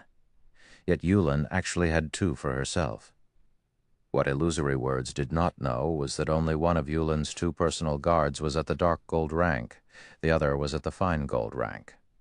However, the Magic King Craig Midlands' special ability gave both personal guards a significant boost to their combat power. As a result, they currently possess the strength to match even mythic monsters. Nevertheless, Illusory Words and Unyielding Heart did not relax at this unexpected development. In fact, their expressions further tensed up because the faux Saint monsters that got repelled were charging forward once more. Moreover, they were attacking with even greater ferocity this time. In the next moment, several hundred faux Saint destroyers let loose an angry bellow before grouping up and executing combination combat techniques on Yulin's group. The might of their attacks rivaled a normal attack of a Tier 4 mythic monster. In the blink of an eye, over 30 such attacks assailed Yulin and her 2 personal guards.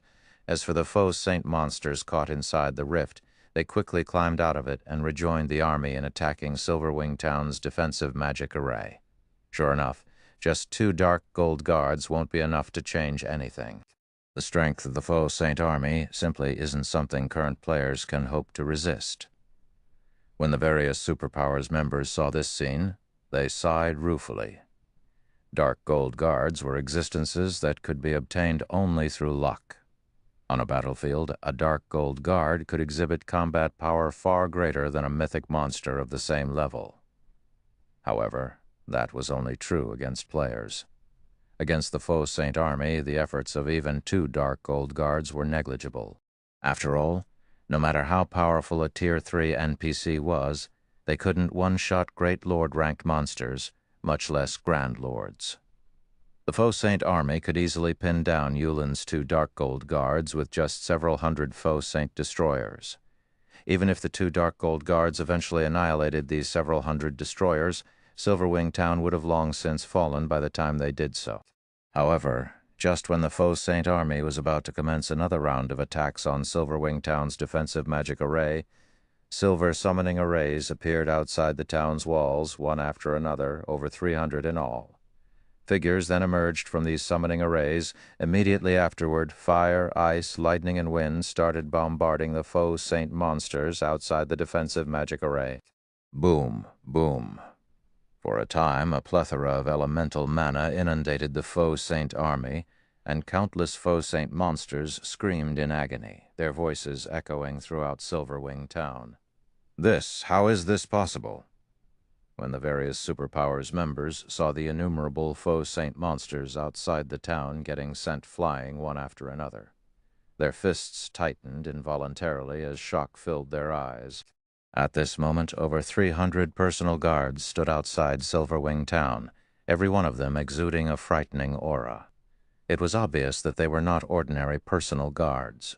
Aside from the various superpowers members that were spectating the battle through their magic mirrors, the independent players standing atop the town's walls were also gaping in shock, their minds frozen with disbelief. This isn't real, right? Unyielding Heart suspected he was dreaming as he watched the 300-plus personal guards fighting outside Silverwing Town. As a Vice Guild leader of Unyielding Soul, he had seen powerful personal guards before. However, this was definitely the first time he had seen so many personal guards of such high caliber. Although the majority of these newly appeared personal guards were weaker than Yulin's 2 personal guards, they were still much stronger than ordinary personal guards. In fact, even the weakest personal guard present made Unyielding Heart feel powerless. Meanwhile, after Illusory Word saw the 300-plus personal guards, she could not help shifting her gaze to Shi Feng, who stood nearby. Is this the real reason behind his confidence? Every one of these 300-plus personal guards was stronger than a Grand Lord of the same level. At this stage of the game, it was unlikely that even the 5 great super guilds possessed such strength. It was no exaggeration to say that so long as these 300-plus personal guards were present, Silverwing Town would not fall. While NPCs already possessed basic attributes superior to players after becoming a personal guard, they would gain an additional 10% boost to their basic attributes. Combined with the boost from the town's magic array, these Tier 3 personal guards were far stronger than the town's Tier 3 NPC soldiers. One could even say that Silverwing Town's defenses were currently stronger than even that of main city-ranked NPC cities. After all, the NPC soldiers found inside main city-ranked NPC cities were mostly Tier 2 NPCs. Only a small number were actually Tier 3 NPCs. The only advantage the NPC soldiers of NPC cities had over Zero Wing's personal guards was levels. Meanwhile, although the faux Saint army had an overwhelming numerical advantage and even possessed more than 100,000 Grand Lords in its ranks, Silverwing Town's magic towers were extraordinary. Now that the faux Saint monsters couldn't attack the town's defensive magic array effectively due to the interference of Zero Wing's personal guards, they were nothing more than live targets for the magic towers and various war weapons. However, while Silverwing Town's players were rejoicing over the strength Zero Wing had just displayed, the 3 heavily injured faux Saint Devourers had consumed a few faux Saint Destroyers and finally recovered their strength. They immediately leaped forward and regrouped with the other 5 faux Saint Devourers. Good. They've finally recovered. Thousand Eyes grew ecstatic when he saw this scene. Previously, Shi Feng had caught them completely off guard and sidelined 3 faux Saint Devourers before the fight had even begun. As a result, the faux Saint Devourers couldn't display their true strength. Now that all 8 faux Saint Devourers had regrouped, they would finally be able to display their true strength. In the next moment, the 8 faux Saint Devourers exchanged glances. After apparently coming to a tacit agreement, all 8 Devourers hurled their spears at the defensive barrier before them. The 8 spears then converged in mid-flight, their combined power so great that it crumbled the space around them and created a black hole which transformed everything within a 50-yard radius into a field of nothingness. The power of this attack far exceeded that of the combination attack the 5 faux Saint Devourers executed before. Tier 5?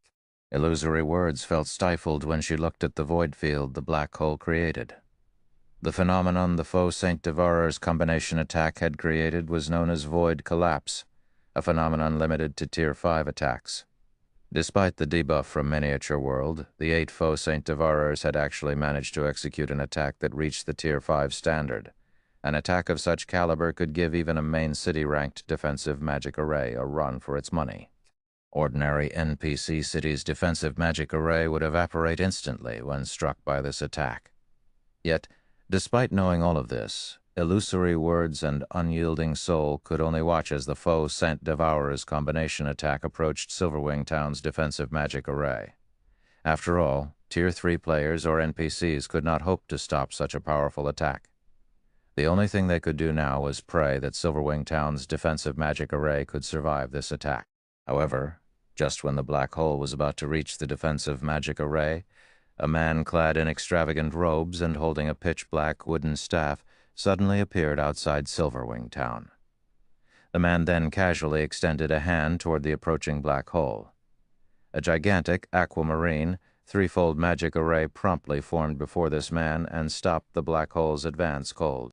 The man then flicked his extended hand upward, and the threefold magic array deflected the gigantic black hole into the distance.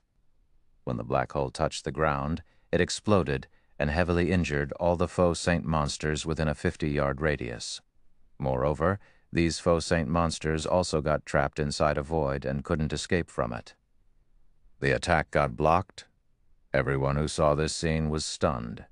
Thousand Eyes, in particular, nearly had his eyes fall out of their sockets. This was a Tier 5 attack. Yet, it had been deflected so easily. However, before anyone could snap out of their daze, the robed man suddenly waved his wooden staff. Dozens of black lightning arcs lashed down from the sky, bombarding the 8 faux Saint Devourers, as if a truck had hit them. All 8 Devourers got embedded into the ground. Their HP bars also lost a visible chunk, their life auras weakening considerably. Everyone was at a loss for words when they saw the 8 6-meter-deep craters that had suddenly formed on the battlefield. The strength that was just displayed could no longer be described as powerful. It practically challenged their worldview. Damn it. How is that Tier 4 NPC so powerful? Thousand Eyes scowled at the robed man hovering in midair. They had done their research on Craig Midlands, the Tier 4 NPC that protected Silverwing Town. This NPC's presence was the reason why Saint's Hand had not dared to approach Silverwing Town all this time. They had only done so after Shi Feng had riled up the faux Saint monsters into attacking en masse. However, Craig Midlands' strength was simply monstrous. The Magic King was basically casting Tier 4 curses instantly. To top it all off, he was even double casting Tier 4 curses without incantations. Commander, we can't go on like this. If we continue fighting, I'm afraid that Tier 4 NPC will soon kill all 8 faux Saint Devourers. At that time, the guild leader will definitely fault us. The level 115, Tier 3 Ranger standing beside Thousand Eyes advised hurriedly when he saw the faux Saint Devourers becoming heavily injured. In front of the Magic King Craig Midlands, the 8 faux Saint Devourers couldn't mount the slightest resistance. Their HPs were also rapidly decreasing. It was only a matter of time before their HPs hit 0. If not for Craig Midlands having his area of activity limited to Silverwing Town, he might even be able to annihilate the entire faux Saint army single-handedly. Relay my command. Have all of the faux Saint monsters retreat. Thousand Eyes said reluctantly when he saw the faux Saint Devourer's HPs continuing to plummet, and the faux Saint army barely landing any attacks on Silverwing Town's defensive magic array. They had lost. Moreover, they had suffered 2 consecutive losses. Understood. The Tier 3 Ranger nodded before hurriedly relaying Thousand Eyes' command to the other Saint's Hand members, following which, Saint's Hand's members took out a strange crystal from their bags and started chanting an incantation. Immediately afterward, the faux Saint monsters attacking Silverwing Town fled to the surroundings as if they had just received a summons. Upon seeing the faux Saint army retreating, Silverwing Town's players sighed in relief. Many players even cheered in celebration. After all, since the initial outbreak of the faux Saint monsters, this was the first time players had achieved a massive victory against them. However, Shi Feng, who remained standing above the town's main gate, did not show any excitement on his face. Instead, he shifted his gaze toward a distant forest. "Leave? Do you really think Silverwing Town is a place where you can come and go as you wish?" Shi Feng said. He then took out a summon guard scroll from his bag and unfurled it. "Since you've come here already, then just remain here forever." Chapter 2673, Frightening Tier 4. As Shi Feng activated his summon guard scroll, the players nearby immediately felt the ambient mana density rise. They also felt the space around them stabilize, the mana fluctuations from outside the town no longer reaching them. Immediately afterward, a middle-aged man clad in luxurious robes and holding a gem-studded staff appeared before Shi Feng. Although this middle-aged man did not have an imposing aura, when everyone checked his statistics, they were stupefied. Tier 4. Another Tier 4 NPC. Crap. Just how much strength does Zero Wing have hidden? When the various Superpowers members saw Versailles, they cursed out loud. It might have been fine if they hadn't seen the strength of a Tier 4 NPC yet. But after Craig Midlands' performance, they understood just how frightening Tier 4 NPCs were. There was simply no comparison between them and Tier 3 NPCs. A Tier 4 NPC could truly single-handedly turn the tide of a large-scale war. Now, it was revealed that Zero Wing possessed 2 Tier 4 NPCs. Moreover, both were magical class NPCs. At this moment, everyone finally understood why Shi Feng had killed Thousand Eyes and his team without hesitation back then. If their guilds had 2 Tier 4 NPCs as well, they most likely wouldn't be afraid of the faux Saint monsters either. After all, the gap between Tier 3 and Tier 4 was simply too massive, not one that numbers could make up for. Meanwhile, Shi Feng's words enraged the Saint's Hand members hiding inside a forest several thousand yards away from Silverwing Town. What arrogance. That's right. It's just an additional Tier 4 NPC. Black Flame must be dreaming if he thinks he can kill all of us. Let him remain arrogant for now. Let's see how he continues remaining arrogant after the faux Saint monsters grow and return after a while. They admitted that they were no match for Tier 4 NPCs. However, Shi Feng had to be dreaming if he thought he could kill them all with just 2 Tier 4 NPCs. Setting aside the several thousand yards separating them and Silverwing Town, just the fact that the faux Saint army stood between them meant Shi Feng would take ages to reach them. Expecting to keep them here was simply a fool's dream. Silverwing Town's players shared the same opinion. They also thought that Shi Feng was boasting.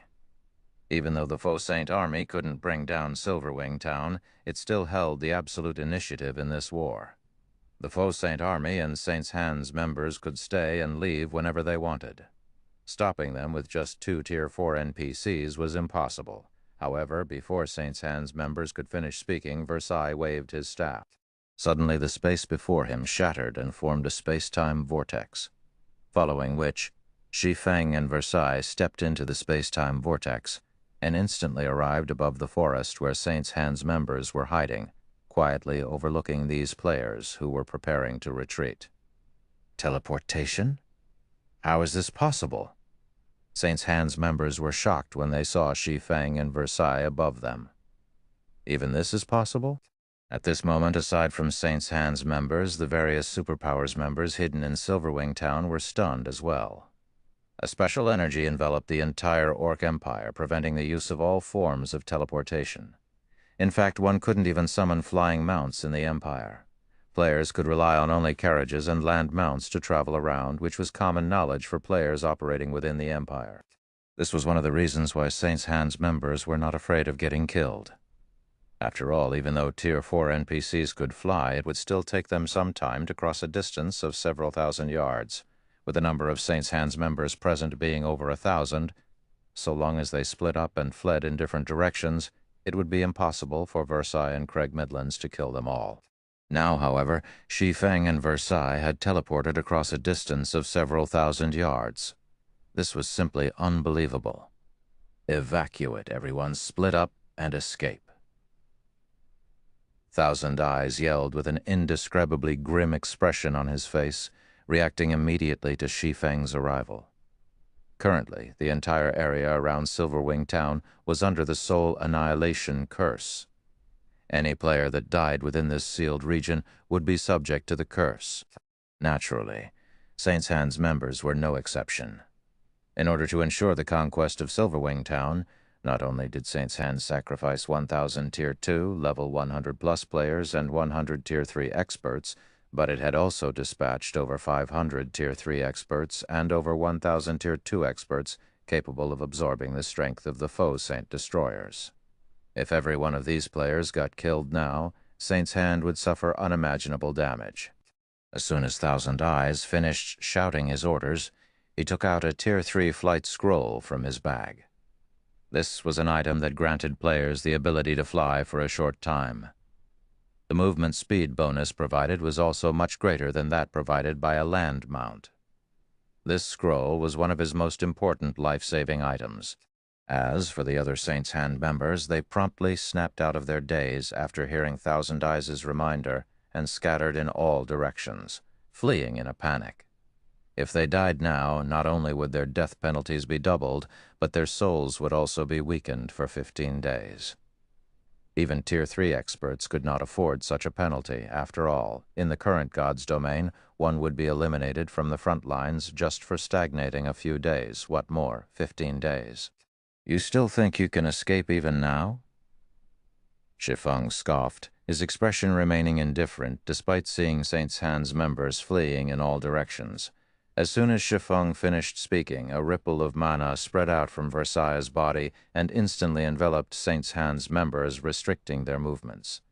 In the blink of an eye, all the Saint's Hand members found themselves immobilized. How is this possible? What is that NPC? Silverwing Town's players were stunned as they took in the scene displayed on the gigantic magic mirror hovering above the town. Craig Midlands' earlier performance had already been plenty astonishing. However, Versailles was actually outperforming him. Those were over 1,000 expert players. Moreover, many of them were even Tier 3 experts. Nevertheless, Versailles had rendered them immobile with just his mana domain. Is that really just a Tier 4 NPC? Illusory Words' mind reeled as she looked at Versailles. The fact that Craig Midlands could heavily injure 8 foe Saint Devourers was already plenty amazing. Now, Versailles was even more terrific. Just by unleashing his mana domain, the NPC had subdued over 1,000 expert players and gained full control over their lives. How could this still be considered a fight? This was basically a one-sided massacre. What Illusory Words and the others did not know was that Versailles wasn't just an ordinary Tier 4 Great Wizard, but a Tier 4 Great Wizard who had reached the world creation realm. He could create his own world within his mana domain. Unless one was at the Tier 4 standard, they wouldn't be able to resist his mana domain at all. In the next moment, Versailles swung his staff down at Saint's Hand's members. Immediately afterward, a crimson magic array with a 200-yard radius appeared in midair. It attracted all the fire-type mana nearby, which coalesced into a fireball.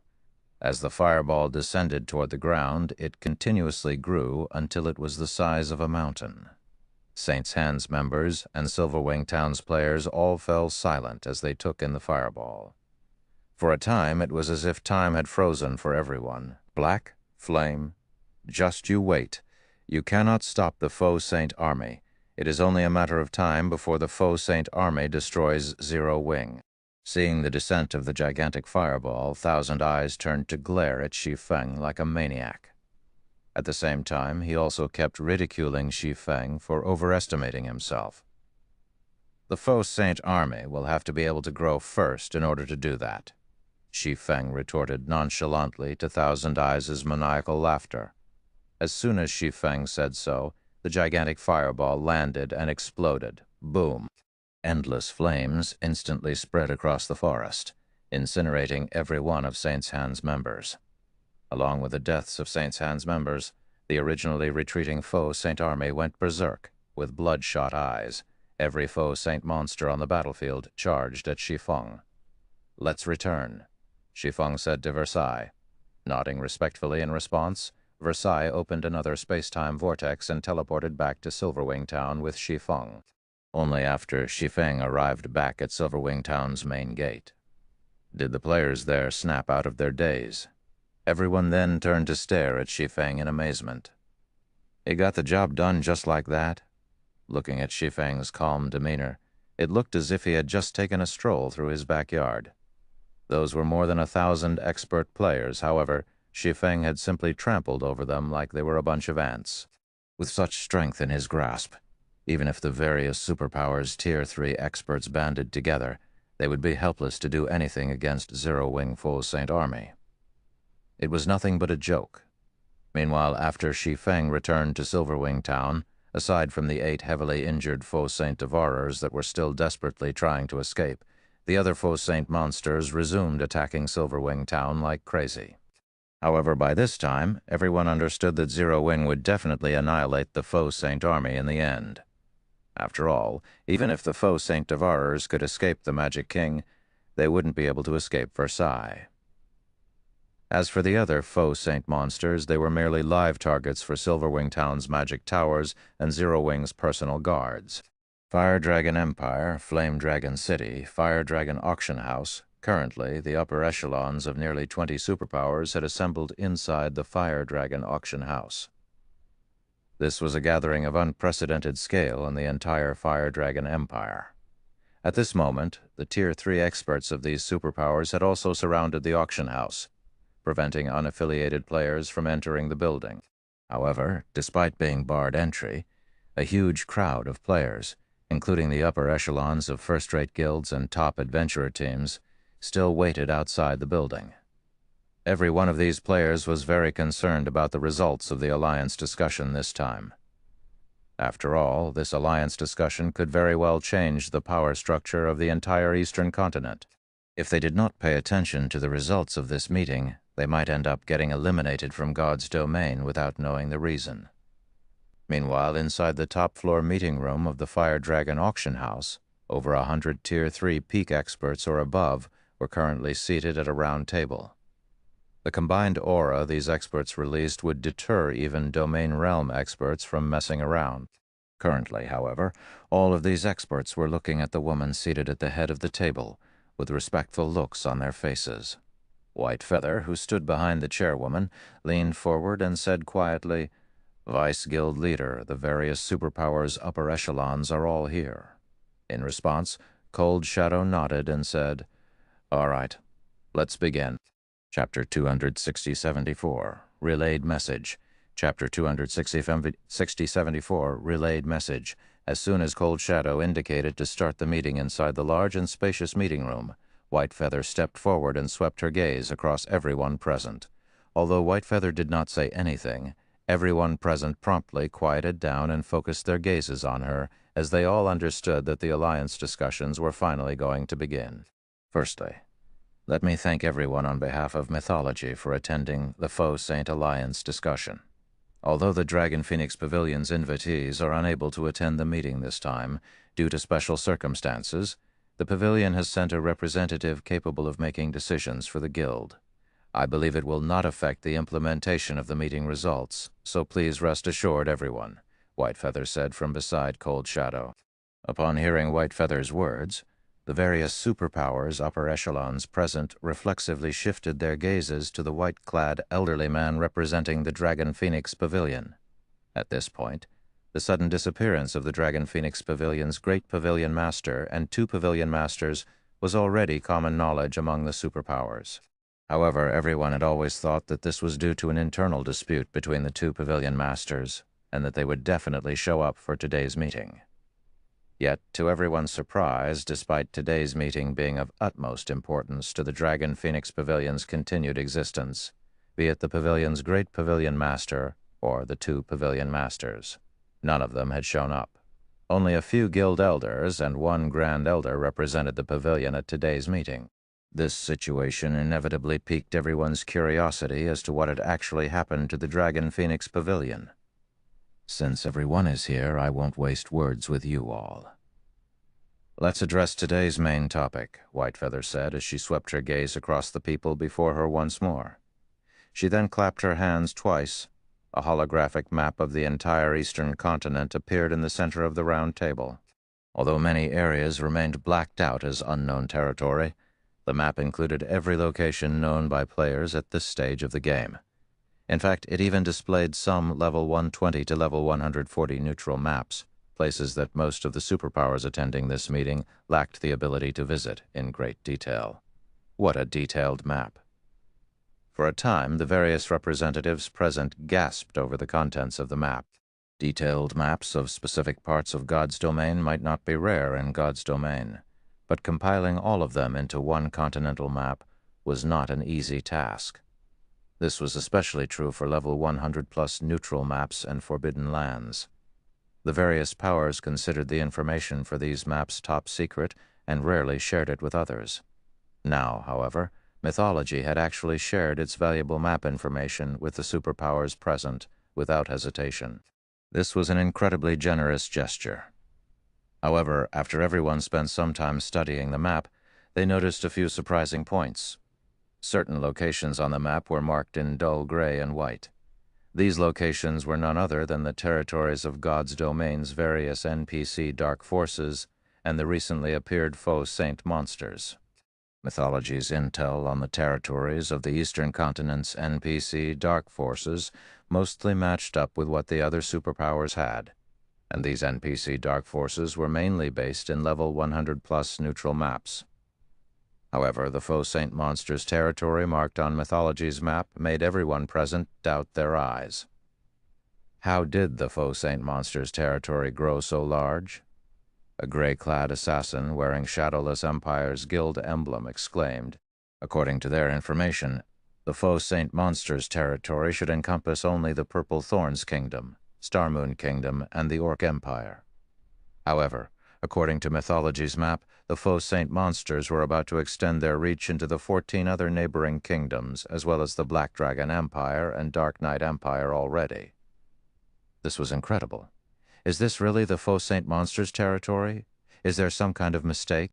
Besides Shadowless Empire's Vice Guild leader, the representatives of the Super Guilds Pride Empire, Sky Dragon House, Sacred Temple, and Nine Heavens Pavilion, as well as the representatives of the other superpowers, were stupefied by Mythology's map.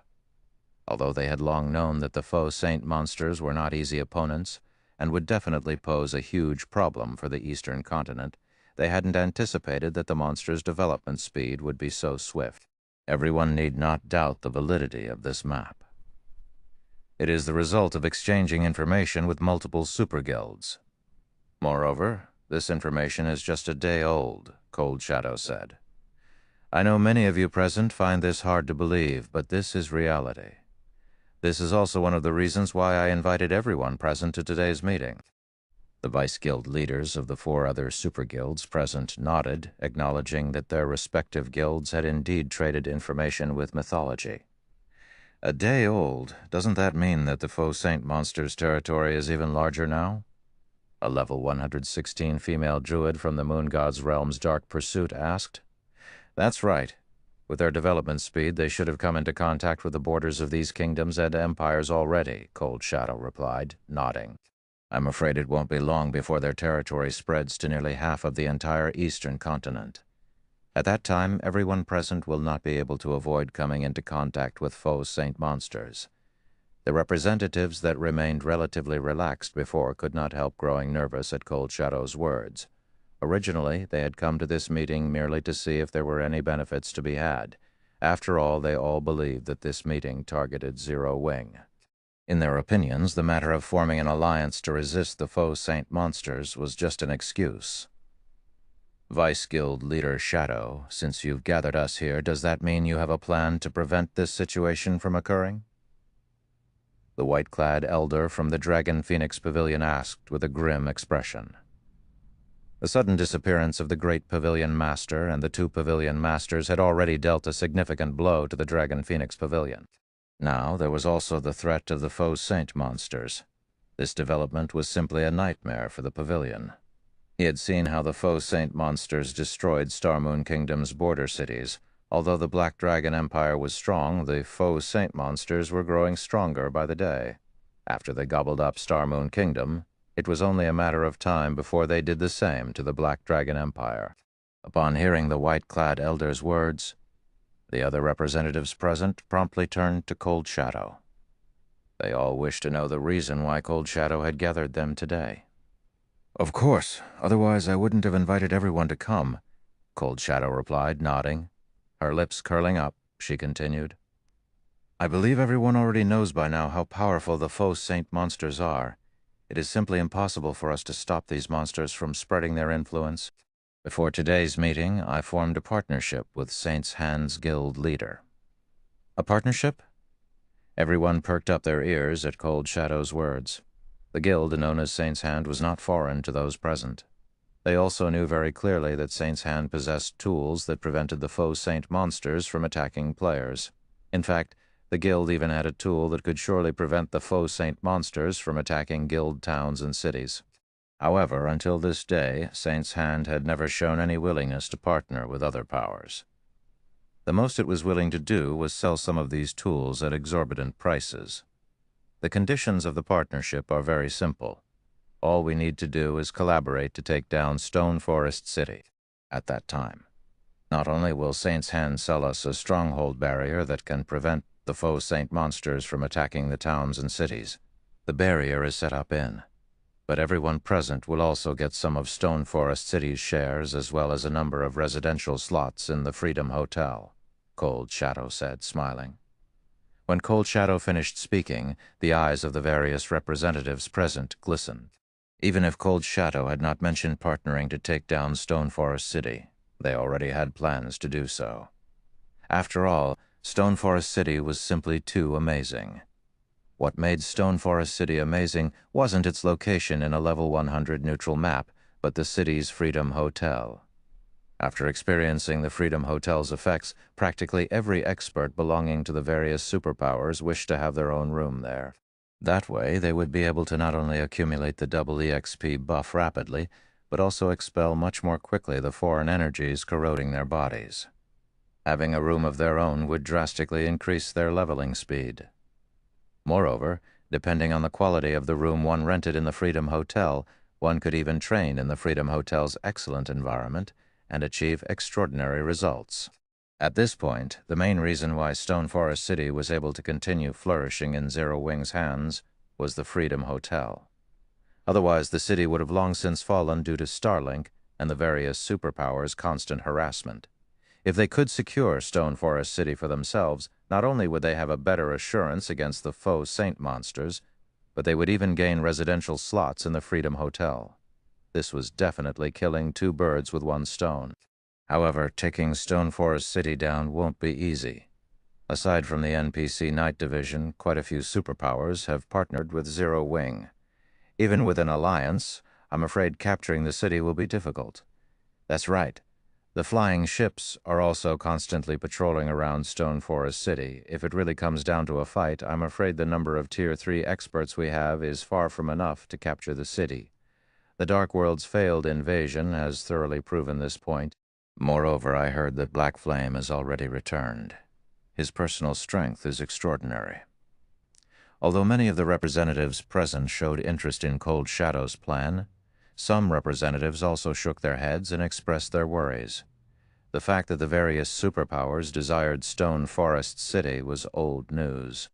However, it was precisely because they were incapable of dealing with Zero Wing's NPC Night Division that they had chosen to whittle down Zero Wing's economy in secret instead of taking direct action.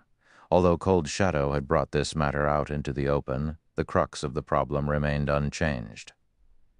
Black Flame's return is indeed a problem, but he already has problems protecting himself. I believe you all should know about this. Moreover, aside from us, the Dark World's various powers will take action as well. After all, their hatred for Zero Wing has never subsided. They merely lack the opportunity to take action. When the time comes, The Dark World side will attack the teleportation gate in full force to lure Zero Wing's Night Division away, while our side will attack Stone Forest City. Even if the Night Division is powerful, it can't defend two locations simultaneously, Cold Shadow said. Moreover, Saint's Hand will take part in the attack. It will even bring some faux Saint monsters to help.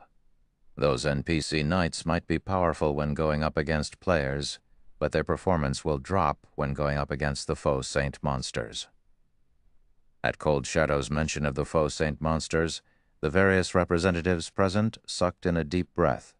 By this time, the strength of the faux Saint monsters had already been deeply ingrained into their hearts. These monsters simply weren't opponents players could handle. If an army of them attacked, even NPC cities would fall, let alone a measly guild city.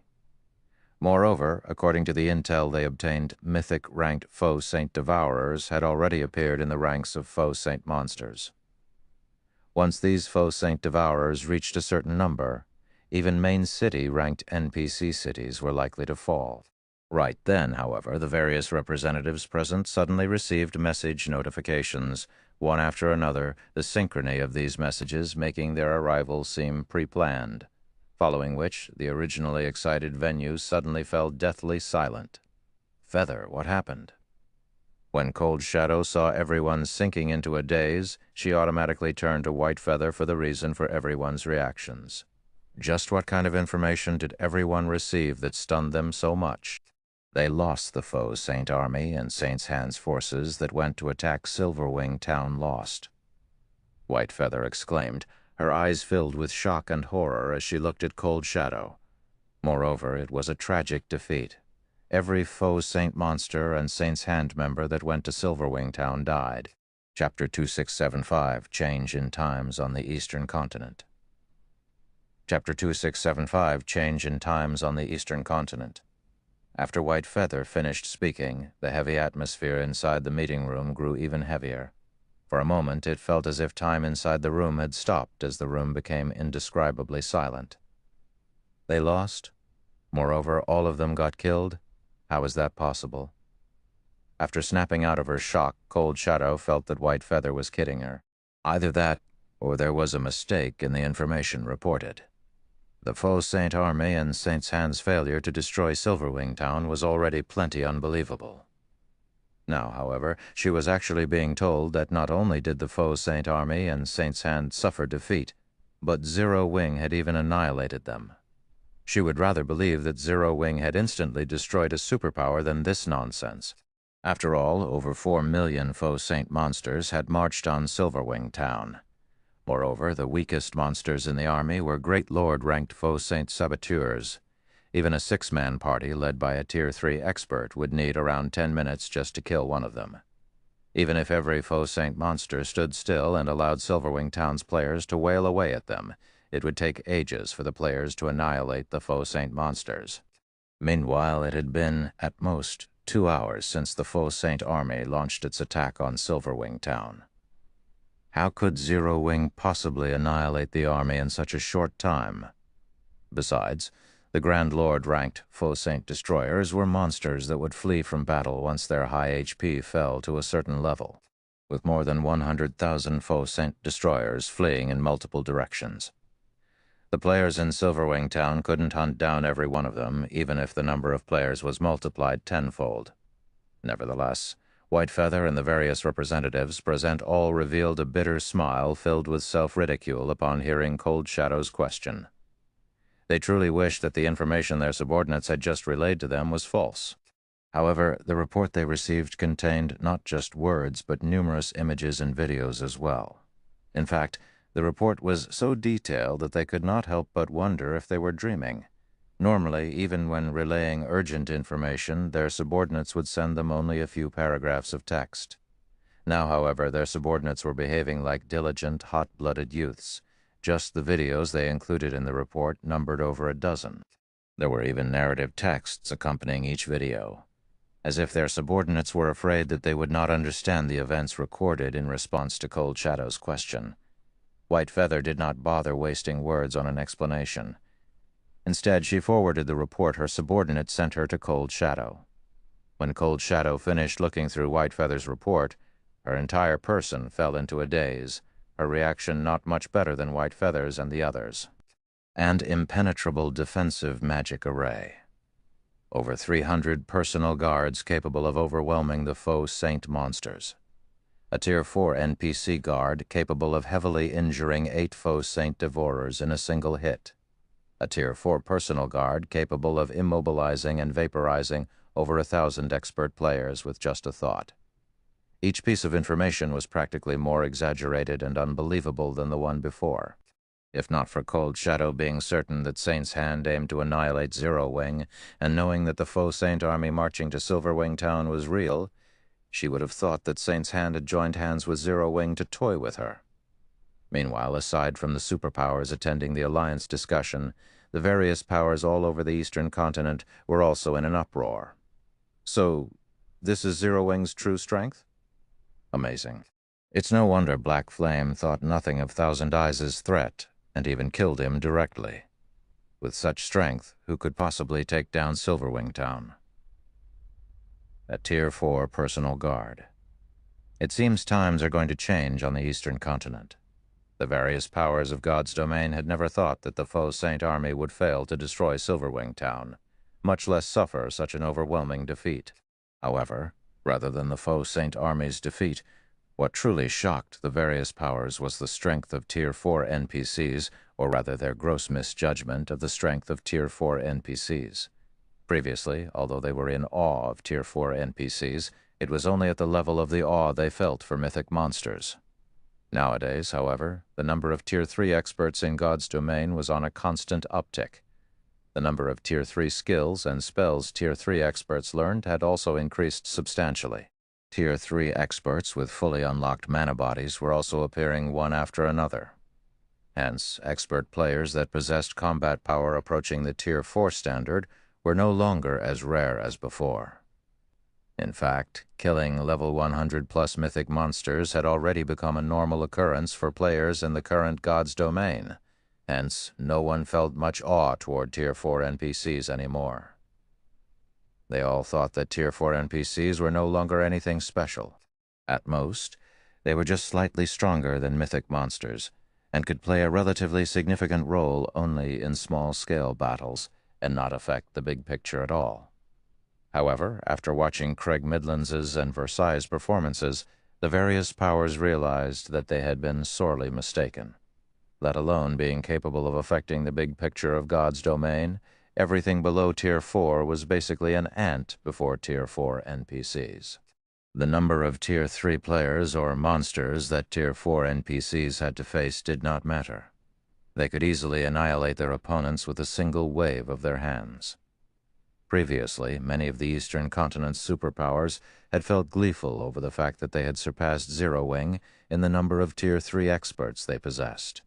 In fact, their number of Tier 3 experts had grown so large that even Tier 3 personal guards would not be capable of stopping them. This was also why many superpowers had started having designs on Zero Wing's Stone Forest City. However, after Craig Midlands's and Versailles' performances, these superpowers realized that their thoughts were laughable. Zero Wing's main force had disappeared. Zero Wing was no longer as strong as before. Zero Wing was merely relying on its past prestige to survive. It was only a matter of time before the various superpowers devoured Zero Wing completely. What a bunch of nonsense. Every one of these assumptions was outrageously mistaken. Meanwhile, inside the Dark World, a commotion was also sweeping through the entire Otherworld due to the foe Saint Army's defeat. Amazing. After this blow, the powers that are secretly taking action in the Dark World will have to think twice. Blue Rainbow balled her fists in excitement when she got to the end of her subordinate's report. Previously, although Dark Rhapsody had managed to develop rapidly due to its partnership with Zero Wing, the pressure the Dark World's various powers placed on Dark Rhapsody had also risen steadily. As a result, safeguarding the Dark World's teleportation gate became increasingly difficult. To make matters worse, World Domination had also pulled off a huge comeback, using some unknown method to raise the levels and strength of its guild members rapidly. It had also secretly allied with many of the Dark World's powers and incessantly ambushed Dark Rhapsody's members, inflicting significant losses on Dark Rhapsody. As a result, not only did Dark Rhapsody's influence in the Dark World not increase, but it was even decreasing with each passing day. Recently, the various rumors of Zero Wing's eventual downfall had even swayed the opinions of part of Dark Rhapsody's upper echelon, which, in turn, shattered the Guild's unity. Those senior members all thought that Dark Rhapsody would only be doomed if it continued partnering with Zero Wing, and had suggested that the Guild partner with World Domination instead. However, with the appearance of a Tier 4 personal guard in Zero Wing, who would dare continue opposing Dark Rhapsody's partnership with Zero Wing. Meanwhile, during the time Zero Wing's various partners were rejoicing, the war at Silverwing Town had also entered its final phase, with the Faux Saint army annihilated. Thousands of Zero Wing members were currently helping the various independent players tally their contribution in the war with excited expressions on their faces. Although the Faux Saint monsters did not drop any loot, they granted a lot of EXP, easily 3 or 4 times more than ordinary monsters of the same rank and level. This was also one of the reasons why many players still chose to operate in the Faux Saint monsters territory instead of heading for safer locations.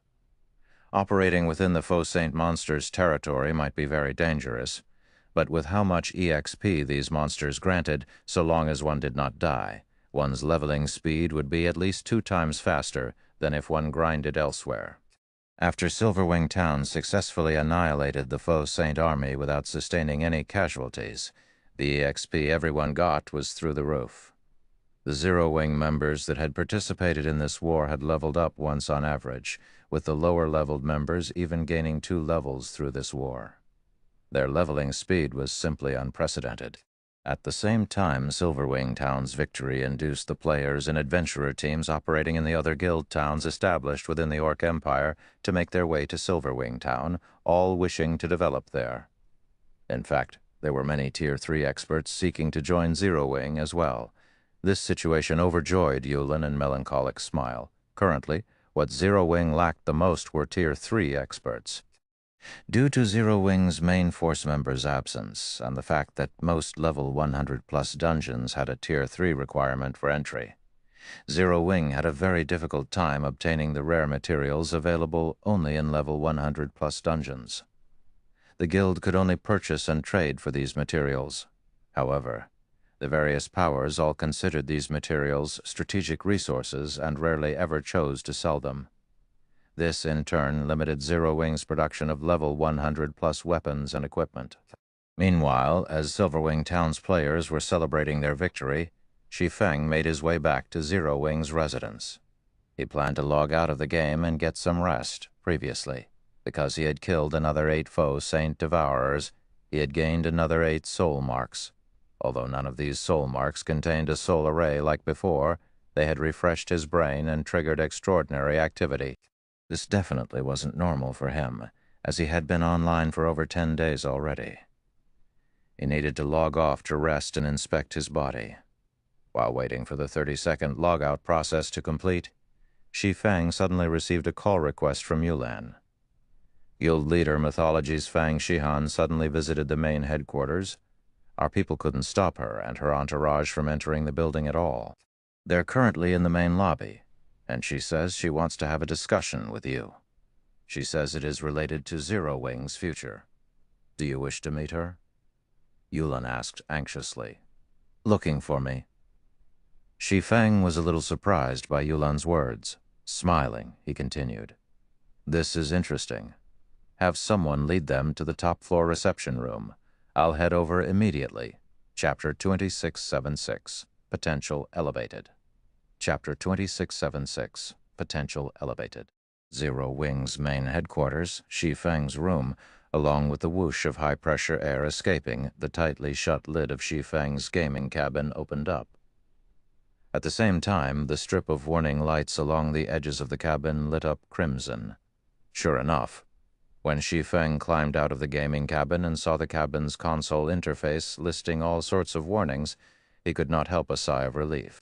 Although he had anticipated that his abnormal brain activity came at a price of extraordinary energy consumption, He never thought that the consumption rate would increase to such an extent. Before the war with the Faux Saint Army began, his cabin's nutrient solution reserve and emergency energy solution reserves had still been at 30% capacity. Now, however, these solution reserves were dry. In preparation for emergencies, Shi Feng had specifically outfitted his virtual gaming cabin with a special modification. Unlike the standard model, his cabin had an additional compartment that stored 20 bottles of energy solution, the effects of which rivaled those of a rank nutrient fluids. These energy solutions would be used only when the normal nutrient solution couldn't sufficiently quickly provide him with the energy his body required. He had never thought that both his cabin's nutrient solution and emergency energy solution would be depleted.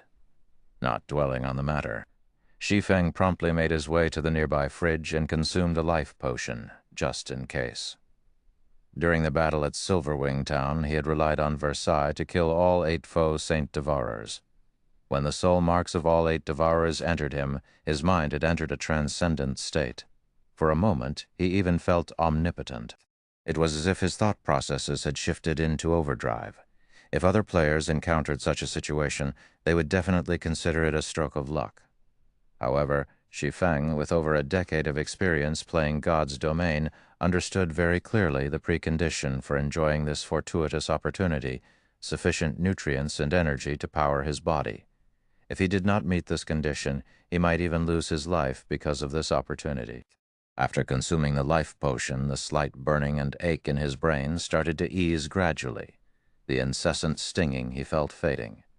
However, as time passed, his recovery rate was also clearly slowing down. It was obvious that just one life potion wouldn't let him recover all of the energy he had exhausted. The life potion had resolved only the immediate dangers to his body. Although he currently looked fine, in reality both his mind and body were still starving. Sure enough, not having enough S-rank nutrient fluids in life potions is very troublesome. Shi Feng rubbed his temple in frustration. Although he had resolved his current problems, if he continued developing at this rate, the burden on his body would keep increasing. And to cope with this burden, he would need more S-rank nutrient fluids or life potions. Moreover, due to the incident this time, many of Zero Wing's members would most likely require the help of S-rank nutrient fluids or even life potions to recover as well. If Zero Wing could not acquire enough of these energy solutions, the guild would have its development speed restricted and its growth potential reduced. For the current Zero Wing, credits were no longer a problem. After all, Zero Wing had partnered with quite a few superpowers. The guild could exchange coins or other in-game resources for credits with these superpowers. This was also the reason why Zero Wing did not face any financial problems now, however. S-rank nutrient fluids and life potions were a different story. As far as Shi Feng knew, only a limited number of S-rank nutrient fluids were sold every year, and the various international corporations monopolized over 80% of these S-rank nutrient fluids. Only a small number was actually sold to the public. This was why S-rank nutrient fluids sold at astronomical prices and were incredibly difficult to obtain. Shi Feng did not feel particularly surprised by this situation. After all, the S-rank nutrient fluid did not just possess powerful recovery abilities, it could also help maintain a person's youth to a certain extent. Meanwhile, youth was priceless. As for the life potion, it was a new solution the Green God Company recently created. Not only was its value far above that of the S-rank nutrient fluid, but it was also much rarer. Despite S-rank nutrient fluid being rare, it was still possible for people without connections like Shi Feng to obtain some from time to time. However, the life potion was not available to the public at all. Previously, the fact that he was able to obtain some was already plenty fortunate. During the time Shi Feng was having a headache over the rarity of S-rank nutrient fluids and life potions, a knock came from his door. "Instructor Shi, they're in the top-floor reception room already," Liang Jing said through the door. "All right, I'll head over now," Shi Feng answered. After tidying himself, he promptly left with Liang Jing and headed to the building's top-floor reception room. Top-floor reception room. Currently, a man and 2 women were present inside the luxurious reception room that overlooked half of Fenglin City. Meanwhile, Leading the group was none other than Cold Shadow, a vice guild leader of mythology. At the same time, she was also one of the outstanding talents among the Fang family's younger generation, Fang Shihan. At this moment, however, Fang Shihan did not seem to be here as a representative of the Fang family, as the man and woman standing beside her were not members of the Fang family. Although one would not be able to tell through external appearances alone, the woman standing beside Fang Shihan was the female guardian knight White Feather. While White Feather's appearance in the real world was significantly different from her appearance in God's domain, the aura she exuded was exactly the same. However, what was most surprising was that White Feather was actually stronger in the real world than in God's domain. Although she was not a Grand Master martial artist, her aura trumped that of an actual Grand Master. If placed within one of the country's top dojos or training centers, she would definitely be regarded as an absolute prodigy, yet she was actually unknown in the fighting industry for some reason. As for the man standing beside Fang Shihan, he was none other than Matt, who had previously visited the Heaven's Rumble training center with Fang Shihan. Based on his aura, he was much stronger than before. When Shi Feng entered the room, the gazes of the trio promptly fell on him. Fang Shihan, in particular, looked at Shi Feng as if she was appraising an item rather than a person. "Miss Fang, long time no see. May I know what business you have with me to seek me out so urgently?" Shi Feng asked, going straight to the point. Previously, after he had displayed his strength as a Grand Master martial artist and suppressed Matt, both the Fang family and mythology had dropped all contact with Zero Wing in the real world. However, he also understood that this period of peace merely meant that his enemies were secretly making preparations for the next attack. After all, even an expert like Matt was merely an excellent disciple of mythology. Not one of the guild's big shots or top-ranking experts, otherwise Matt wouldn't have listened to Fang Shihan's orders so obediently. "Instructor Shi, no, I suppose I should address you as Guild Leader Black Flame. May I know if I'm correct?" Fang Shihan asked, a faint smile appearing on her face as she gazed at Shi Feng, Chapter 2677, Identity Exposed. Chapter 2677, Identity Exposed. When Fang Shihan finished speaking, a moment of silence enveloped the entire room. Black Flame? He's that Black Flame? Standing behind Fang Shihan, Matt and White Feather gaped at Shi Feng in incredulity. By this time, there was most likely nobody among the superpowers that did not know the name Black Flame. In fact, this name was even feared among them. After all, Black Flame's individual strength was simply too astonishing. He had relied on his own strength to develop Zero Wing to its current scale, a feat that had already become a legend on the eastern continent, which made him an existence that countless players looked up to and worshipped. However, Black Flame's identity was incredibly mysterious.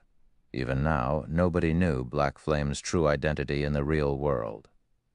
Many powers and players suspected that Black Flame possessed an incredibly powerful origin, and that the power behind him was even more mysterious. Some people even believed that, despite Black Flame's in-game appearance, his actual age exceeded 35 already. He definitely wasn't as young as he looked in the game. After all, it was possible for players to adjust their appearances when creating their game characters in God's domain. It wasn't strange for someone to look a decade or two younger. However, Fang Shihan was saying that Shi Feng, someone who was still in his early 20s, was the legendary guild leader of Zero Wing, Black Flame. This was incredible. Meanwhile, when Liang Jing, beside Shi Feng, heard Fang Shihan's words, she couldn't help tensing up inwardly. Shi Feng's true identity was a core secret of Zero Wing that only the guild's core upper echelon knew. She was apprised of this secret only because her responsibilities required her to know about it. Zero Wing was able to develop to its current state, due largely to the mystery behind Black Flame's identity. Many superpowers had guessed that Black Flame actually had a powerful backer. Otherwise, he couldn't have become so powerful. However, as the various superpowers were unable to uncover any information regarding Black Flame's real identity, no matter what, they had never dared to take any drastic actions against Zero Wing. Now that Fang Shihan had discovered Shi Feng's identity as Black Flame, the consequences for Zero Wing would be unimaginable. However, Liang Jing quickly suppressed the urge to refute Fang Shihan's words. She knew very clearly that if she were to show any signs of panic or rebuttal now, she would only confirm Fang Shihan's deduction. The only thing she could do now was remain silent and let Shi Feng handle the problem. As Matt and Whitefeather stared at Shi Feng sighed. "That's right. Miss Fang is indeed correct. I am Zero Wing's guild leader, Black Flame," Shi Feng said, nodding. Upon hearing Shi Feng's acknowledgement, both Matt and Whitefeather goggled involuntarily, immense shock flooding their hearts. They never dreamed that Fang Shihan's deduction was actually correct. Liang Jing also could not help growing anxious in this situation. She hadn't thought that Shi Feng would come clean without hesitation. This was simply insane. "You're actually not even going to try to refute me?" Fang Shihan was a little surprised at Shi Feng's response. In her opinion, Black Flame's identity was pivotal to Zero Wing's development. The situation inside God's domain aside, just the various superpowers and corporations keeping a close eye on Zero Wing in the real world would be more than enough to land the guild in serious trouble. After all, with Black Flame's identity exposed, the various superpowers and corporations would no longer fear Zero Wing. I doubt it would matter even if I tried to refute you. After all, I suddenly got stuck inside my virtual gaming cabin and lost contact with the outside world for so many days. With you constantly probing the situation inside Zero Wing's main headquarters, it'd be difficult for me to avoid suspicion, Shi Feng said. Ever since he left the space-time maze, he had a feeling that his identity as Black Flame had already been exposed. After all, many of Zero Wing's matters in the real world required his, or to be precise, Shi Feng's approval and input to proceed. Be it in God's domain or the real world, Zero Wing's management had fallen into a state where it lacked a unified command, with both Shi Feng and Black Flame unavailable. It was very easy for others to suspect his identity in such a situation, as expected of guild leader Black Flame. "You were able to guess immediately why I suspected you to be Black Flame," Fang Shihan said, smiling. "Truthfully, if not for the unexpected incident this time, I would have difficulty confirming your Black Flame. After all, who would ever think that an unknown young man who just graduated from university recently and never received the standardized training of a superpower is actually an expert ranked within the top 30 of the God's Domain experts list? In God's Domain, any expert capable of ranking within the top 30 of the God's Domain experts list either came from a superpower or was an expert that had mingled in the virtual gaming world for several decades already. As for the young experts that were currently shining in God's Domain, while their talent was part of the reason why they had managed to achieve their current success, a larger part of the reason was their powerful backers. Otherwise, how would they obtain the large amount of resources and training they needed to grow? However, what about Shi Feng? Despite his youth and lack of backing, he had managed to climb his way into the top 30 of the God's Domain experts list. In fact, he might have entered the top 10 already. Who could possibly believe this? Matt and Whitefeather fell into deep thought, pondering this situation. If not for their great trust in Fang Shihan and their knowledge of Fang Shihan's personality and how she wouldn't do anything that was unlikely to succeed, they wouldn't have dared believe that Shi Feng was actually Black Flame. This was especially true for Whitefeather, who had personally witnessed Black Flame's strength before. After watching Black Flame fight, Whitefeather was certain that he wasn't some virtual gaming greenhorn. The ferocity and decisiveness that he had displayed in his actions, as well as his wealth of combat experience, was something not even she, someone who had been with mythology for more than a decade, could achieve. However, she was now hearing that an unknown, fresh university graduate was behind the character of Black Flame. "Miss Feng, you aren't here for only a small matter as verifying my identity, right?" Shi Feng asked calmly as he looked at Fang Shihan, who had a slightly excited expression on her face. "A small matter? Guild leader Black Flame? Do you know how much trouble Zero Wing will be in if the various powers find out about your identity?" Whitefeather could not help but remind Shi Feng when she saw his nonchalant attitude. "Even if mythology doesn't do anything, so long as we spread this information, Zero Wing will instantly be devoured by the various powers, leaving nothing. If the various powers were to learn of Black Flame's true identity, they wouldn't stop at just harassing Zero Wing. Yet Shi Feng actually placed no importance on this matter whatsoever. "Feather, that's enough. I am indeed here for more than just this matter," Fang Xihan said, as she gestured for White Feather to stand back. She then turned to Shi Feng and continued, "Since you are being so straightforward, I'll just go straight to the point. Guild leader, Black Flame. By this time, I'm afraid I'm not the only person to have realized your identity. I believe it won't be long before this piece of information spreads to the various powers as well. When that happens, I'm sure you know what kind of outcome awaits Zero Wing." "What are you trying to say, then?" Shi Feng asked, a smile forming on his face. "Stone Forest City and the method to grasp the spiritualization realm," Fang Xihan said.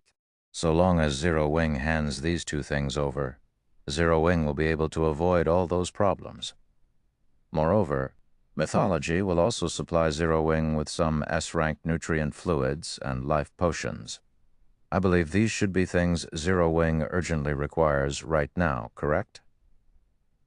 Chapter 2678, Upgrading Silverwing Town. Liang Jing's complexion paled at Fang Xihan's demand. Setting aside the method to grasp the spiritualization realm, just handing over Stone Forest City would be more than enough to doom the current Zero Wing.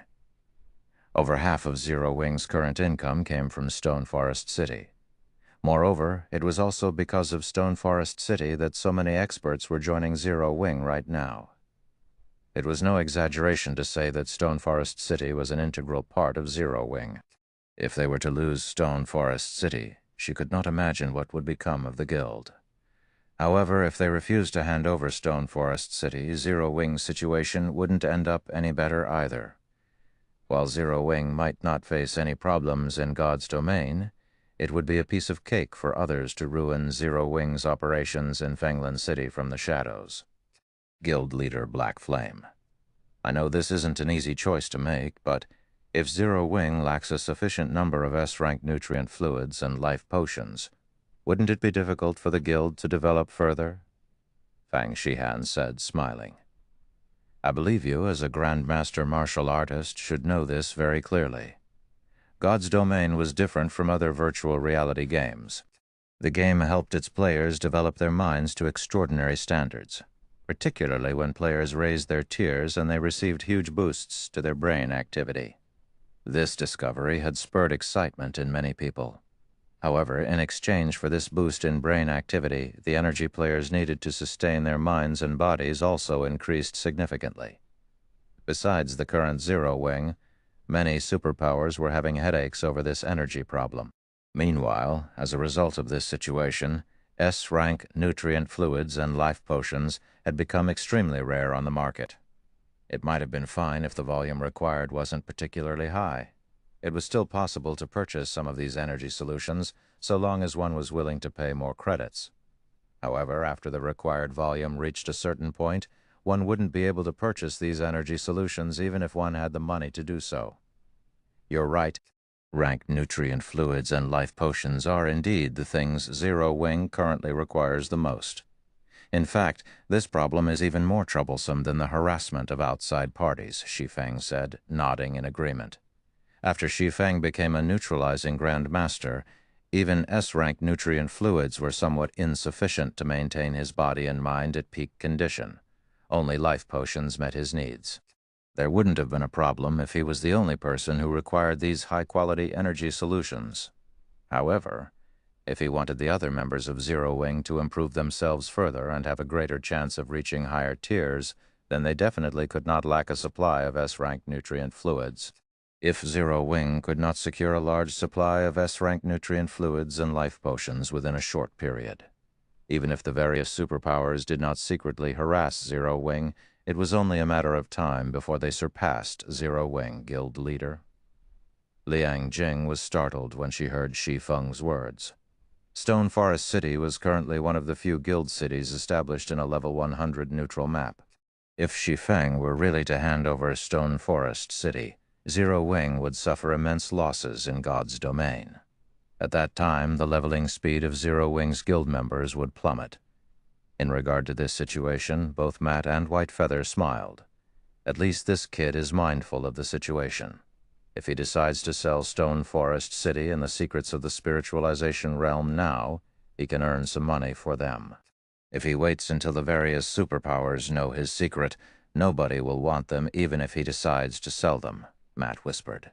A neutralizing Grand Master would indeed be considered an absolute powerhouse in Fenglin City.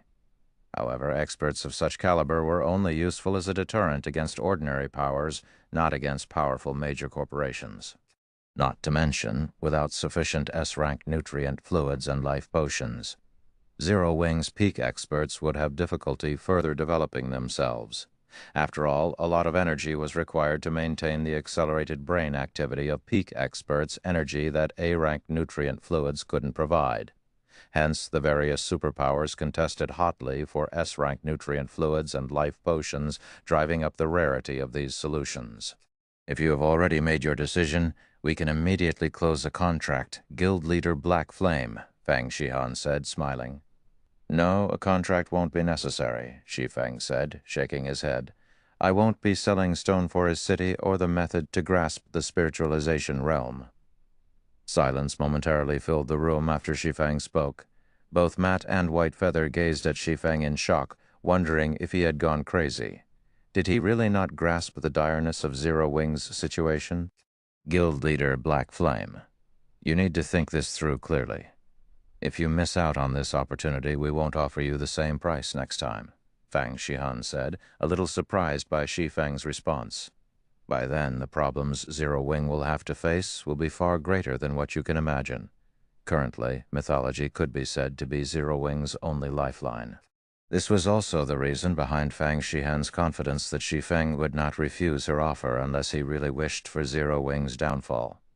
After all, without sufficient S-rank nutrient fluids and life potions, Zero Wing's future would be bleak.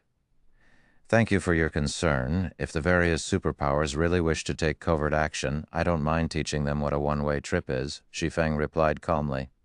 The current Zero Wing was no longer the same as before. This was especially true after he had become a neutralizing Grand Master. This was also why he did not particularly mind his identity getting exposed. After all, secretly dealing with a neutralizing Grand Master wasn't easy. Very well, since you have already said so, we will take our leave first. Guild leader Black Flame, Fang Shihan said. After seeing Shi Feng remaining unfazed by her warning, she no longer tried to persuade him. Instead, she stood up and left the reception room. After exiting Zero Wing's main headquarters, Matt looked at Fang Shihan and asked, Vice Guild leader, are we really going to leave just like that? The old instructor had told them to do their best to get their hands on the method to grasp the spiritualization realm. If they just left now, it would be much more difficult for them to obtain this method in the future. Relax. Zero Wing won't hold out for long. He might think that he has the power to protect himself after becoming a neutralizing Grandmaster. But the superpowers aren't as simple as he thinks they are. He also doesn't know how crazy they are right now, Fang Shihan replied, smiling. It won't be long before he seeks us out himself. We don't need to rush. I guess you're right. After giving the matter some thought, Matt nodded in agreement and dropped the subject. In order to secure the benefits available in God's domain, the major corporations backing the various superpowers were going all out. To make matters worse, the present state of God's domain had pushed many superpowers to the brink of destruction. As a result, these superpowers were growing even crazier. One could easily imagine what those starving superpowers would do with a fat piece of meat like Zero Wing placed before them. After Fang Shihan's group left, only Shi Feng and Liang Jing remained inside the top-floor reception room. Guild leader, what should we do?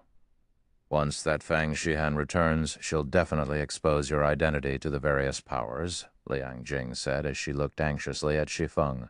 While Zero Wing had managed to retain Stone Forest City, a big problem now loomed. It's fine, even if my identity gets exposed. They can spread it all they want. What we need to do remains the same, Shi Feng replied calmly. What do we need to do? Liang Jing asked curiously as she took in Shi Feng's calm expression. Earn money? Shi Feng retorted, chuckling. Whether it was developing the guild in God's domain or purchasing S-rank nutrient fluids and life potions, These actions required money to accomplish. Without money, nothing would get done. Currently, it was basically impossible for Zero Wing to obtain additional S-rank nutrient fluids and life potions from its usual sources. Fortunately, he had the invitation to participate in Green God Company's auction, which was also the only way for the Guild to secure a large volume of these high-quality energy solutions.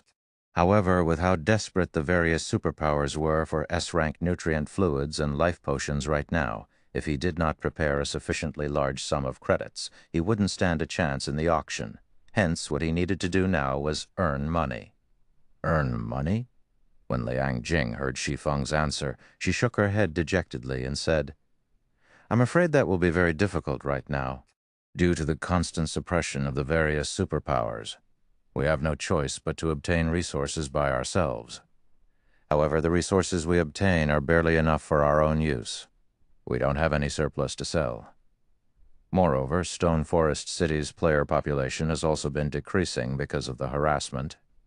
In addition, the faux saint monsters have already conquered nearly half of Star Moon Kingdom. Our guild's income is decreasing by the day." "Relax. That is in the past," Shi Feng said, chuckling. After saying so, Shi Feng had Liang Jing send someone to replenish the nutrient solution for his virtual gaming cabin. He then did some simple exercises and had a proper meal before logging back into God's domain without hesitation. Once Shi Feng was back in Silverwing Town, he promptly called out the town's interface and chose to upgrade the town. Shortly after, a system notification sounded in the ears of every player in Silverwing Town as they got teleported out of the town. Chapter 20679, Promotion Frenzy, Chapter 20679, Promotion Frenzy, Arc Empire, Silverwing Town.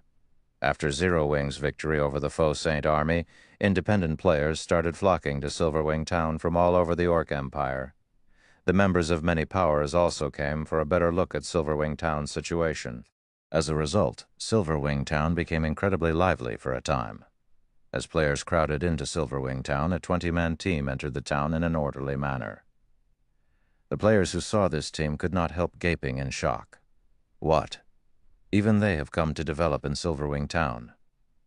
Every member of this 20-man team was a level 115+, Tier 3 expert geared in dazzling equipment. Even the weakest piece of equipment they sported was at level 110, fine gold rank. The two people walking in the lead were even geared in level 100+ epic equipment. This was an incredibly rare sight, even among the various superpowers experts. However, compared to the levels and equipment of these players, what truly surprised everyone was their identities. This was because this team belonged to Frost Heaven, a superpower originating from the frozen world, which had unified several of the neighboring kingdoms. Frost Heaven's strength could easily rank within the top 10 up-and-coming superpowers. Due to Frost Heaven's access to the frozen world's special bloodline legacy, many expert players were seeking to join the guild. Unfortunately, its recruitment conditions were incredibly stringent. As a result, a large majority of the applicants were disqualified. Now that Frost Heaven's members who did not operate within the Orc Empire had come to Silverwing Town, how could everyone not feel surprised? Although the surrounding players were quietly discussing Frost Heaven's members, the Frost Heaven members in question paid no heed to the players around them, taking their time walking down the main street while observing Silverwing Town. "So this is Silverwing Town?" A black-clad, level 116 female summoner muttered after inspecting her surroundings. Calmly, she commented, "While the town's defenses are good, it's still considerably inferior to the other allied guild towns. It is completely reliant on those personal guards to stay afloat. This town is already quite excellent. At the very least, it has managed to stop the attacks of the Faux Saint army. It is worth recruiting into the alliance," said a female cursomancer, who was similarly level 116, bitterly smiling at her companion's words. The Faux Saint army was something even ordinary NPC cities were incapable of stopping, let alone guild towns and cities. Just the fact that Silverwing Town was able to defeat the Faux Saint army was already an incredible feat. After all, not every guild town possessed the frozen world's special methods. While these personal guards are indeed strong, those faux saint monsters are no pushovers either. Those monsters have already spread out to over a dozen kingdoms and the Black Dragon Empire. With their growth rate, I'm afraid a large group of Tier 4 faux saint devourers will appear in a few days. At that time, these personal guards will most likely have trouble fending off the faux saint monsters, much less taking the initiative to hunt down those monsters, the black-clad summoner said as she shook her head. Moreover, our purpose in coming here is to observe whether Zero Wing is truly qualified to join us in dealing with the faux saint monsters or not. We're not necessarily here to recruit it. After all was said and done, personal guards could only be considered an external tool. The first reason for this was the incredible rarity of powerful personal guards. The second reason was the difficulty of resurrecting fallen NPCs. Currently, Silverwing Town might have a lot of players, but the town's Tier 3 player population was pitifully low. I guess you're right. Zero Wing might seem to be flourishing right now, but it is actually in a very precarious situation. The guild simply doesn't know that Saint's Hand has already partnered with many superpowers. Even if the faux saint monsters don't take action against Zero Wing, Saint's Hand can simply supply the various superpowers with the necessary support tools to thrive in the faux saint monsters' territory, and in return, the various superpowers will do their best to suppress Zero Wing's members. If Zero Wing does not possess enough players to fight for it, it can only hole up in its guild town and rely on the protection of its personal guards, unable to do anything more, the black-clad Cursomancer said, nodding in agreement after giving the matter some thought. Just like the summoner had said, a guild that could only defend and not retaliate did indeed lack the qualifications to join their alliance and become their partner.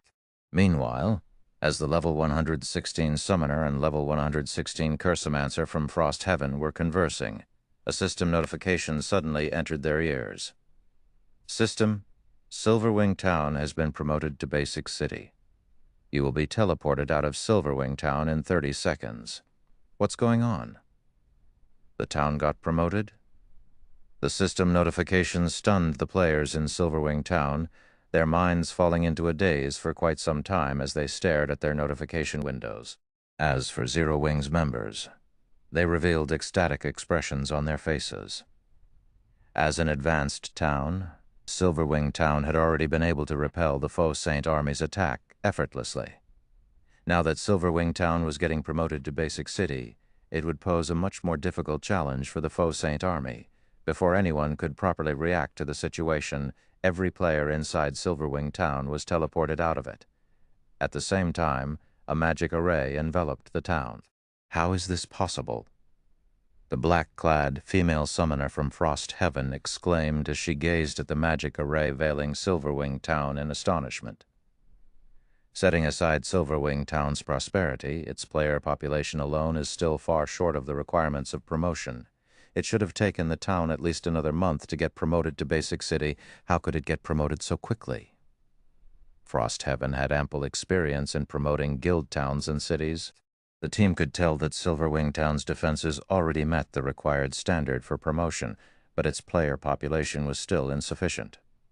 This was a condition that could be fulfilled only by gradually accruing popularity among players. Yet, now, Silverwing Town had actually gotten promoted. At this moment, aside from Frost Heaven's members, even the other Superpowers members secretly operating within Silverwing Town were stupefied by this situation. A third guild city. Some Superpowers didn't even have 3 guild cities. Yet not only did Zero Wing possess 3 guild cities now, but all 3 guild cities were actually established in strategic locations. This was especially true for Silverwing Town. After all, the faux saint monsters had already extended their sphere of activity to the dozen or so neighboring kingdoms, as well as the Black Dragon Empire.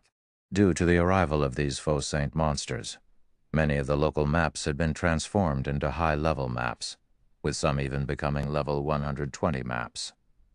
In addition, since these kingdoms and empires would have to deal with these faux saint monsters, plenty of kingdom and empire quests would definitely be issued in the future. Through these points, one could easily predict that the players of the affected kingdoms in the Black Dragon Empire would be operating in the faux saint monsters' territory in the future. However, as these maps were originally at the borders of the various countries, there were hardly enough shelters or strongholds for players to rest in nearby. Since the Orc Empire served as a hub connecting the various countries, the future development of any guild city there would be terrific. Meanwhile, shortly after, Silverwing Town's players were teleported out of the town. News of the town's promotion spread like wildfire, quickly reaching the ears of the various powers and causing a frenzy. Chapter 2680, Silverwing City. Chapter 2680, Silverwing City. Fire Dragon Empire, Flame Dragon City, Scorching Flame Restaurant. As soon as Cold Shadow logged back into the game, she was greeted by the sight of a tall and beautiful woman standing before her. This woman was none other than White Feather, who had similarly logged back into the game not long ago. However, White Feather wore an indescribably gloomy expression on her face. "Did something happen?" Cold Shadow asked, a hint of confusion appearing in her silver eyes. "We just received news that Zero Wing's Silverwing Town has been promoted to Basic City. Many of the powers operating around the Orc Empire are now heading toward Silverwing Town. They all plan to establish a long-term partnership with Zero Wing. Some superpowers are also considering doing the same," White Feather reported in a quiet tone. "Silverwing Town got promoted into a city?" Cold Shadow was a little surprised when she heard White Feather's words. Realization then struck her. She smiled and said, "No wonder he rejected my offer without hesitation. It seems this was why he had the confidence to do so." Vice Guild Leader. "If Zero Wing really gains the protection of several more superpowers, we will have a much more difficult time obtaining the method to grasp the spiritualization realm. Why don't we contact Saint's Hand and have it warn off those superpowers?" White Feather suggested worriedly. Their superiors had given them only one task, to obtain the method to grasp the spiritualization realm. Everything else was secondary. If Zero Wing gained the protection of several superpowers in the real world, any superpower that wished to target Zero Wing in secret would have a difficult time doing so. That won't be necessary. So what if those superpowers band together to protect Zero Wing? Cold Shadow said, smiling as she read the report. White Feather forwarded to her. Now that Black Flame's identity has been exposed, Starlink won't let this opportunity get away. Before I logged back into God's domain, I received news that the old fellow behind Lu Xing Luo has finally lost his patience and is planning to remove all of Zero Wing's roots in Fenglin City. With Zero Wing's current manpower, it won't be able to hold out for long. All we need to do is wait. Lu Xing Luo himself did not possess any noteworthy skill sets. In fact, a large part of the reason why the Starlink Guild was able to develop to such an extent was the old fellow supporting Lu Xing Luo. Even several superpowers working together wouldn't be enough to stop that old fellow. Even in mythology, only a handful of people could go up against him. I understand. I'll have someone keep a close eye on Zero Wing during this period, White Feather said, nodding. During the time Cold Shadow and White Feather were conversing, Silverwing Town's promotion had finally completed.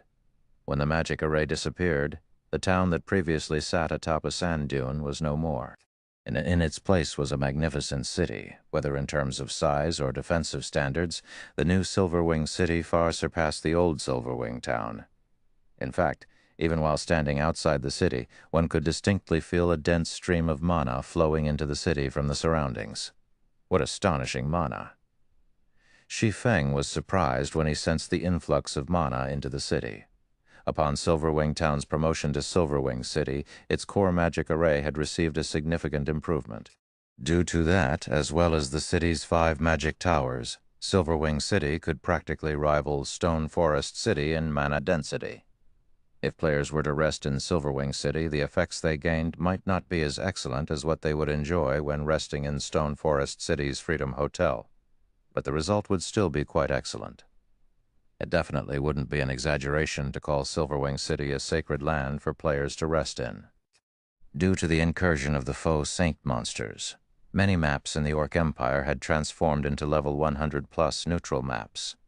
Normally, players would have considered this a matter worth celebrating. Unfortunately, not only did these new level 100+ neutral maps have very thin mana, But due to the Orc Empire's special circumstances, players also could not use flying mounts and return scrolls there. Moreover, there were still the corrosive foreign energies present in all neutral maps. As a result, most players were leery of operating in these newly created neutral maps. However, the appearance of Silverwing City in the Orc Empire could resolve many of these problems. At the very least, players would no longer have to travel to a distant NPC city to recover. In fact, players would enjoy a much faster recovery rate when resting in Silverwing City than in NPC cities. However, what truly excited Shi Feng wasn't the change to the city's mana density, but to the city's airport. Originally, Silverwing Town's airport was only the size of a sports arena. However, after Silverwing Town's promotion, the airport received a massive improvement as well. Now, not only had the airport tripled in size, but the number of airship platforms it housed had also increased by several-fold. Now that Silverwing Town has become Silverwing City, I just need to spend some coins to open up air routes to the various kingdoms' capital cities. Once that's done, players from the various kingdoms can travel directly to Silverwing City. At that time, just the income from collecting transportation fees would most likely rival the Freedom Hotel's income. Shi Feng was filled with excitement and anticipation as he looked at the distant airport. In the past, airports had been one of the main sources of income for guild cities. After all, not every player possessed a flying mount or a private house in the various guild cities. The airships became one of the main modes of transportation for a large majority of God's Domain's player base. Previously, Silverwing Town's airport was allowed to have only one air route. However, after the town got promoted to Basic City, its airport could have up to 5 air routes. This number would also increase as the airport or city got upgraded. Before Shi Feng could recover from his joy over the airport's transformation, the sound of a system notification entered his ears. System: Congratulations. Your Silverwing Town has been promoted into Silverwing City. The transportation firm has met the requirements for promotion to bronze rank. Do you wish to promote the transportation firm? It has reached the bronze rank already? Shi Feng was stunned when he saw the system notification. The transportation firm was a very special construction. Its promotion system was completely different from that of ordinary constructions. Instead of requiring money or a promotion order, one needed to meet a set of conditions to promote the construction. In the past, powers that owned a transportation firm had generally succeeded in upgrading their firm to the bronze rank only after their guild cities reached the advanced city standard. And as far as Shi Feng knew, even the best performing powers had managed to meet their transportation firm's promotion conditions only after their guild cities had reached the intermediate city standard. Now, Silverwing Town had just been promoted to Basic City, yet its transportation firm already met the conditions for promotion. Naturally, Shi Feng was surprised. Once a transportation firm reached the bronze rank, it would truly gain the ability to drive a guild city's economy. After all, at the bronze rank, the transportation firm would no longer limit its business to the country it was based in. It would expand its operations beyond the borders, becoming a hub that connected the neighboring kingdoms and empires. Even NPCs belonging to neutral powers would start using it as a hub. In other words, not only would it become possible to find merchandise traded by the various countries' neutral powers in the transportation firm, but the transportation firm itself could even become a place where NPC merchants would develop their business. To put it simply, so long as a guild city possessed a bronze-ranked transportation firm, the members of the ruling guild would gain a significant boost in income. The guild city in question would also have a much easier time becoming a main city. Meanwhile, after glancing at the system notification, Shi Feng chose to upgrade the transportation firm without hesitation.